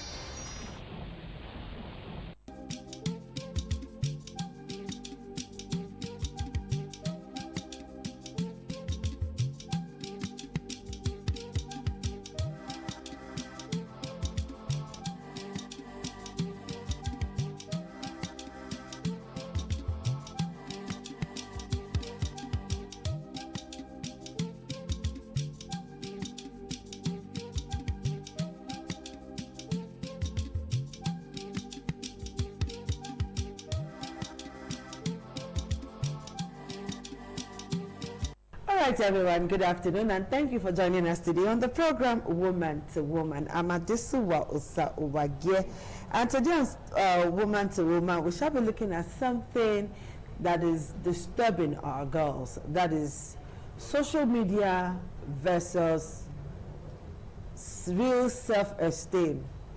Yes, navigating the way forward for our young girls, because a lot of our young girls today are finding it difficult to survive with themselves, within themselves and around themselves. All right, they have serious issues with self-esteem, juggling it alongside what is happening on social media. So many parents are having difficulties dealing with their young daughters because of what they see on social media, what they see in the media spaces, different platforms now, and then just opposing that against what they are going through, what they are seeing. And somebody once said that social media versus self-esteem for young girls is like two roommates stay in one room, yet they don't get along with each other, and that's quite funny. So I have two young ladies in the house that are going to be talking to us today on that issue, how to make sure that our girls are doing right, our girls are happy, and our girls are able to confront the challenges they are facing on social media and also living right by it. All right, so join me as I make welcome Mabel Adage. She is a teen counselor, a marriage counselor, and also very much on the social media space. She also have an NGO where she talks to young girls about building themselves and navigating the challenges in life. Please join me to make welcome Mabel Adage. Thank you. It's a pleasure to have you join us today. You're looking so white and beautiful. Thank you, Ma. All right, I have my colleague, my friend, Lydia Azuka. She's a media personality, and three of us are here to make do with what we have and see how we can help parents help their children navigate this social media wahala. Lydia, it's a pleasure to have you join us. Thank you so and much. Your hair is nice. Thank you. Thanks for having me on the show. I love it. I love it. I love your hair too. You look amazing. I love your hair. I love your hair too. Thank So you. before we come off for hair, I will put it. Thank you, Ma. All right, now let's look at self-esteem for young girls. Mabel, as a teen coach, what's your take on self-esteem for young girls? Well, thank you for having me here today. You're welcome. Thank you so much. Yes. I want to quickly say something very important, because it pains me so much when I see some young lady looking down on themselves. Yeah. To be honest, nobody can raise your ego. Let me use that word. Like boost your self-image and all of that. You are the one to help yourself. Okay. Like when I saw this topic, I was just smiling, you know. I was thinking a lot of things. Okay. I just pray that time should permit us to say a lot of things. Well, we'll do the little that we can. That will help people out there. You know, social media is a place that when you open your phone and log in, a lot of girls, I don't want to use everybody, they don't use the same way they enter to come out. To be honest. Why? Because they feel that people out there that they are seeing, the celebrity, the content creator, and a lot of people out there, when they see the way they are looking, the way they are dressed, the way their tummy is flat, they feel that they are not meeting up with life. They are not meeting up. Maybe for instance, your dream car, you see a young girl, younger than you, driving the car. You can go inside and say, God, what have I done to you now? Have I committed one big sin that you cannot forgive me? What have my family done to you that you cannot raise somebody from that family, you know, without knowing how they got that thing? Yes. Okay, another good example, ma. For instance, now, I open my phone and I will see her on social media. Her tummy is flashy. I've given birth to 3. Me, I've given birth to 3. I will not see her tummy very flat. then my own is big. The next year I will not be looking so sad. Like, my husband is not taking care of me. I'm not getting enough. Look at my mates now. I'm even older than or younger. I don't know the right word to use than her. Look at her now. Look at her skin. Look at everything. Without knowing, before she posted that picture, they have edited everything. Nobody will ever go to social media to post less of themselves. Never. Okay. It's always the best. Okay, Lydia, so tell me, let me feel your pulse now on how social media messes with the self-esteem of a girl, messes with their mind. We want to know. Okay. Thank you so much for having me again. Thank you for that question. You're welcome. Yeah, well, social media has done more harm than good to the average, to the average young girl. Yeah, it has done more harm than good. There's something we call social media validation. That you want to be validated on social media. As a young girl, you want to show off. You want people to see you in a certain light. The way you're seeing other celebrities or social media influencers, you want to dress like them, you want to look like them, you want to achieve what they are doing. Yes. Yeah, so you want to be validated on social media. I remember growing up as a young girl, when we didn't have this social media rampage and all that, we only just wanted to go to school, pass our WAEC, go to the university, come out with first class and all that. That was what we're looking at as young girls. But today, the generation we have today, they want to put on nice clothes, they want to buy the hairs, the bone straight hairs, they want to look flashy and all that, and that's because of social media. So social media have impacted a lot in the young girl of today, and it has affected them because now you cannot afford those things, and you want to, so you start doing things to get those kind of clothes, start doing things to get those kind of hairs and all that, and then it's eating you deep into your self-esteem, that if you don't show up in a certain way as a young girl, you don't even want to post anymore. You don't want to come online. If you even come online, you'll be shy, like, oh, like what she said, oh, these people are doing better than me. Am I a spoon? Am I a carton? God, when you get, so you start degrading yourself, you start looking down on yourself. And even in another light, when you post a good picture, you think that picture is nice, you think it's fine, and then when you check your social media page, you only have 1 like, 2 comments. You'll not be thinking, this picture is not fine. You can even have negative comments like, what are you wearing? Who be this one? Where you for come? So those things eat you up inside. It makes you reduce your self-esteem. You begin to look down on yourself. Oh, am I not enough? Okay, mothers are dealing with a lot, and some fathers too are trying to help their children navigate what is the real deal between social media and real life. As a counselor who works with teens a lot, and let's assume I'm a mother who's going through this with my daughter, I beg, how will you advise? What would your advice be? Because some mothers are dealing with a lot, and the most painful part is this: they don't even know what to do. They don't know what is up with their. They know that their children have problems. Their girl child have problems, but they don't know how to reach that child. They want to help, but because the mother is not equipped with information and what to do, now they are stuck. Instead, they are kind of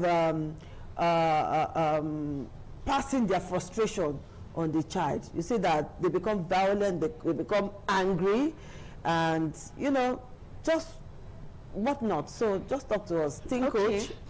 Do you know that I have a lot of guests around me, to be honest, a lot of teenagers. I know. Sometimes you that is working, the phone you are using, it's not up to their own. It's not up to their own. How did they get the money to buy the phone? Wow. You understand. You ask the question or you're going to answer by yourself. You will give us the answer. You understand? Yeah. See, I even though I don't have money, sometimes when I project something to buy, I do go out to search for the price. Sometimes when you get there, maybe for instance you are holding 50K to deposit on that thing. Let's assume you want to buy Bow Street. You will see a small girl like 13 years old. Are you for real now? Ma, this is true life story, to be honest. I know. You will see a little coach. child. Yeah. Some of them, I will just it's not low self-esteem, because there's nothing that can create low self-esteem around me, to be honest.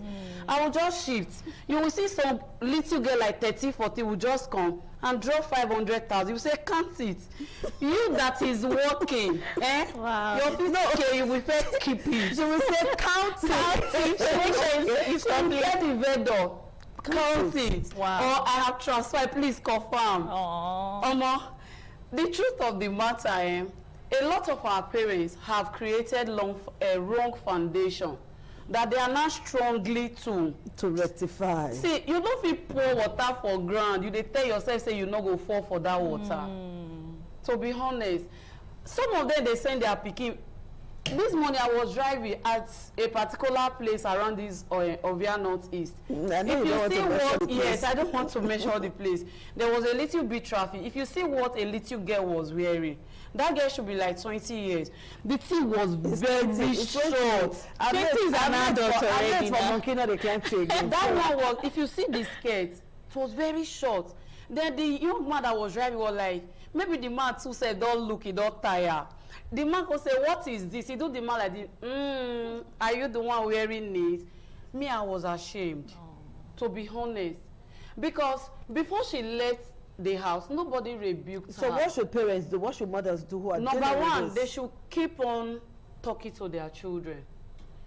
I have an adult living with me. She's 22. She's in final year. There was a day, like a few days ago, I woke up. She was still online like 2 a.m. I took her phone from her. I took it. You are living under me. I took the phone from her. I said, sleep, you have class tomorrow. But you don't even look younger than 22 yourself. I took the phone, Mama. Do you know what some parents, what they are doing? They feel as they are picking up big, I can no longer talk to them. This one is already an adult. You can take care of yourself. No, okra not the back, you know the big past the owner. But a situation whereby the tide is fast changing, where young girls are beginning to fend for their parents. Young girls that's another conversation. I spoke about wrong foundation. Yeah. Young girls are beginning to fend for their parents. How can the parents talk to that child? They can't talk, because even if they want to talk, the girl will be like, Mommy, don't talk to me like that. Oh, you don't want to eat. You don't want to eat this evening. Okay, I have another. You ask the question before that. You ask the question. Give us the answer. That where do they get this money from? Oh, you're not putting me on this spot. Yes, so you know what we'll do. Okay. You know what we'll do before you give the answer. Let's quickly take a short break. All right. A very short break. When we take that short break, I will not ask you any question again. You just go straight and answer that question. Where did they see the money? All right, we'll take a short break now, PD. Take it away. So, Linda,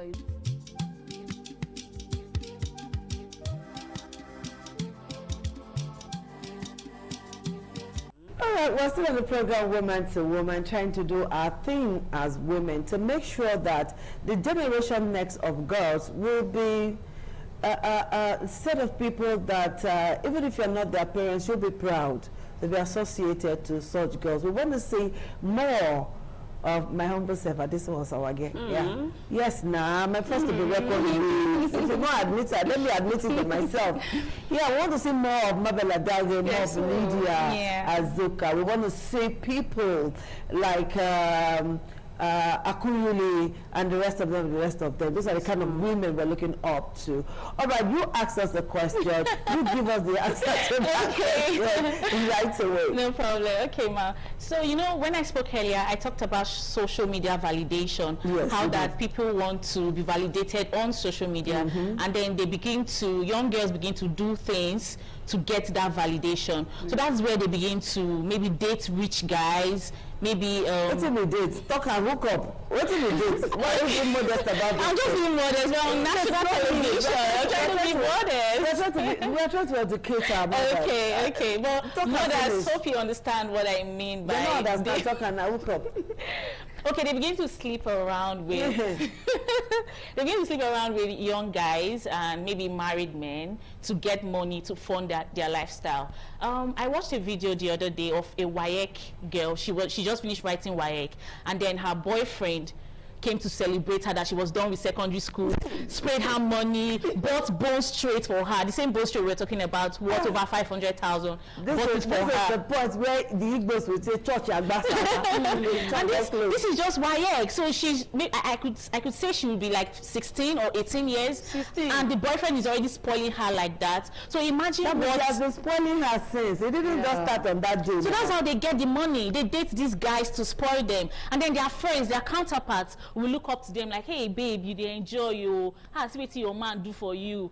Okay, and show me the way. Show cut soap for me. Exactly. So that's it. So that's how they do it. That's how they get the money, the Bone Straight and all that. Just for that social media. They also do Baba, because I saw a young girl, who was so proud. Wow. So happy to be telling the interviewer that, now, she's dating a married man. Wow. And he gave it about a walk. Wow. So all she need to now rub the guy. Guys, but not be well. They not the rub on her, even at the feel. You rub on her brain. Yeah. All she need to do is rub the guy head, wow. until they drop, till they work for her. And some mothers do have them, and some mothers do support them. Girlfriends, what's the way forward? Okay, for me, I think for the advice I would give to a parent that has such a child is there's a love language called words of affirmation. It's a love language. Words of affirmation. Okay. Talk to your children. Talk to your daughters. Let them know you love them. Let them know they are enough. The mama know what she want to talk. Does the mother know what she want to talk? That's why we're because she's sensitizing them now. Collected from the girl. She's already eaten. They go tell you, I'm eating the fruit of my labor. She missed it as a mother. Wow. Okay, I'm talking about those mothers that are not reaping from the fruit of their labor yet. Okay. Those mothers that are still sensible that, oh, my daughter should not go this path. Okay. For a mother like that, talk to your child. Give them these words of affirmation. Let them know that they are enough. Let them know that they are beautiful. Most African mothers don't even talk to their children anymore. They don't tell their children how beautiful they are. They don't boost their ego. That's when your daughter wakes up in the morning, when she's going to school, tell her, oh, my sweet daughter, you are so beautiful. Do you know, when I was young, like you, I was not even as beautiful as you are. Your mother didn't tell me that too. That's what I'm saying. That's the African parents need to know these things. They need to start talking to you know, to the children way like mother will this. tell you that kind of a thing. When you overwork as they go so now, just go like that and come back the way you take the Otherwise, if my hand meets you. Yeah, so they don't know better. If they knew better, they would have done better. That's why we're having this woman-to-woman program, so that when they are watching, they will know, okay, this is what I'm supposed to do to my girl child. Your girl child needs to know that she's enough. She needs to know that social media is not going to validate her. You as the mother, validate your daughter. Okay. Tell your daughter, oh, my dear, you are okay, you are good like this, you're fine, you're beautiful, you're pretty. Don't worry, when the time comes, you will have all the good things in life, you have all the good clothes, the good hairs, everything you want. Just settle down, read your books, go to school, keep your head down, and trust God, everything will be okay. So that's it. Words of affirmation. Mothers, please, let's try and imbibe this in our and educating them in educating them. Let me cut you short now, because if I give you time, maybe 1 hour we will hear. You know that even as we speak today, some mothers find it difficult to talk sex with their daughters. They don't know how to talk sex with their daughters. You know, they see it as a taboo. Even when you talk about it, I remember talking about it on radio, and a woman called me. I want to speak this Benin, but I don't know how to speak the Benin. A woman on a tear, you know. Wow. If you see the way that woman abused me, that I'm trying to spoil her kids. But talk to me. How do women talk to her kids about sex? Her daughters particularly. To be honest, well, for her to have abused you, that's her own best. Yes, I was just trying to talk she's sex. ignorant. She doesn't know. To be honest, for Nigeria of today, in my home, when I keep on saying this online. When I was growing up, there was a table close to my mom's room that she would check every month if you are still a virgin. Aww. To be honest, even till 100 level, you dare not come out or put on clothes she didn't buy for you. You will explain. So now, talking about sex education. In 1 minute, please. Women should not give up. Talk to your children about sex education. If this is breast, tell your children this is breast. That's you call a spade a spade. Yes, you telling your children that, or your child that, if man touch you, you go get belle. Now touch they cause belle. No. Person like me personally, it took me time to realize that it is not touching that causes pregnancy. Wow. Not to touch like this. Yes, now they will tell you if man touch you, you go get belle. And that touch is so vague. They will they will do the other one. They will tell you don't touch. I'm telling you. Wow. Because you did not hit the name or the head. You said touching. Tell your child, don't open your private. There is a reason why this place is called private parts. Don't open it.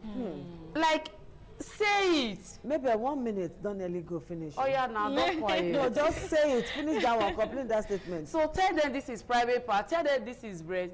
Don't open your leg for any man. Don't do it until that fateful day when you get married. Okay. Don't sell your body just to make money. Yeah. Because if you start it, to quit is very hard. But girls believe in using what they have to get what they want. That is wrong. And some parents too. When your daughter asks for sanitary pad, don't ever say you don't know what your mates they do. Oh my word. Like Lydia said, that love language. Yeah. Validate your daughter. Tell your children I love you. How many parents, if they told their children I love you now? Tell your children you love them and all of that. Everything Lydia have said, I can't go over it again because time is not our friend. Everything Lydia has I've just said. Now please, Mama, use it. Use it to make your daughter better in life. And everything Mabel did say today is key to the progress of your daughter and of you as a mother. This is our show today. And what they say is enough for the wise. Thank you, Lydia. Thank you, Mabel. And thank you for watching. Bye-bye.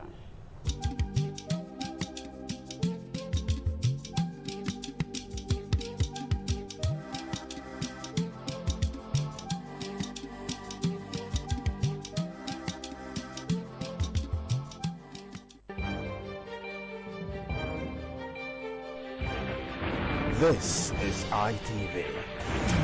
Certainly the best. ITV, certainly the best.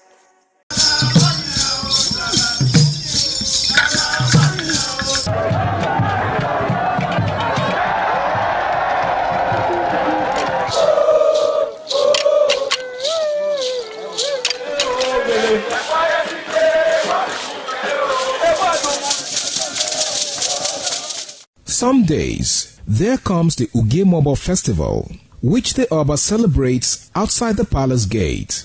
A pavilion is built of red cloth where rites are performed to drive away all evil spirits still unsatisfied by the year's sacrifices. The Ugemobo Festival is to commemorate an event in Benin history which dates back to 1504 AD.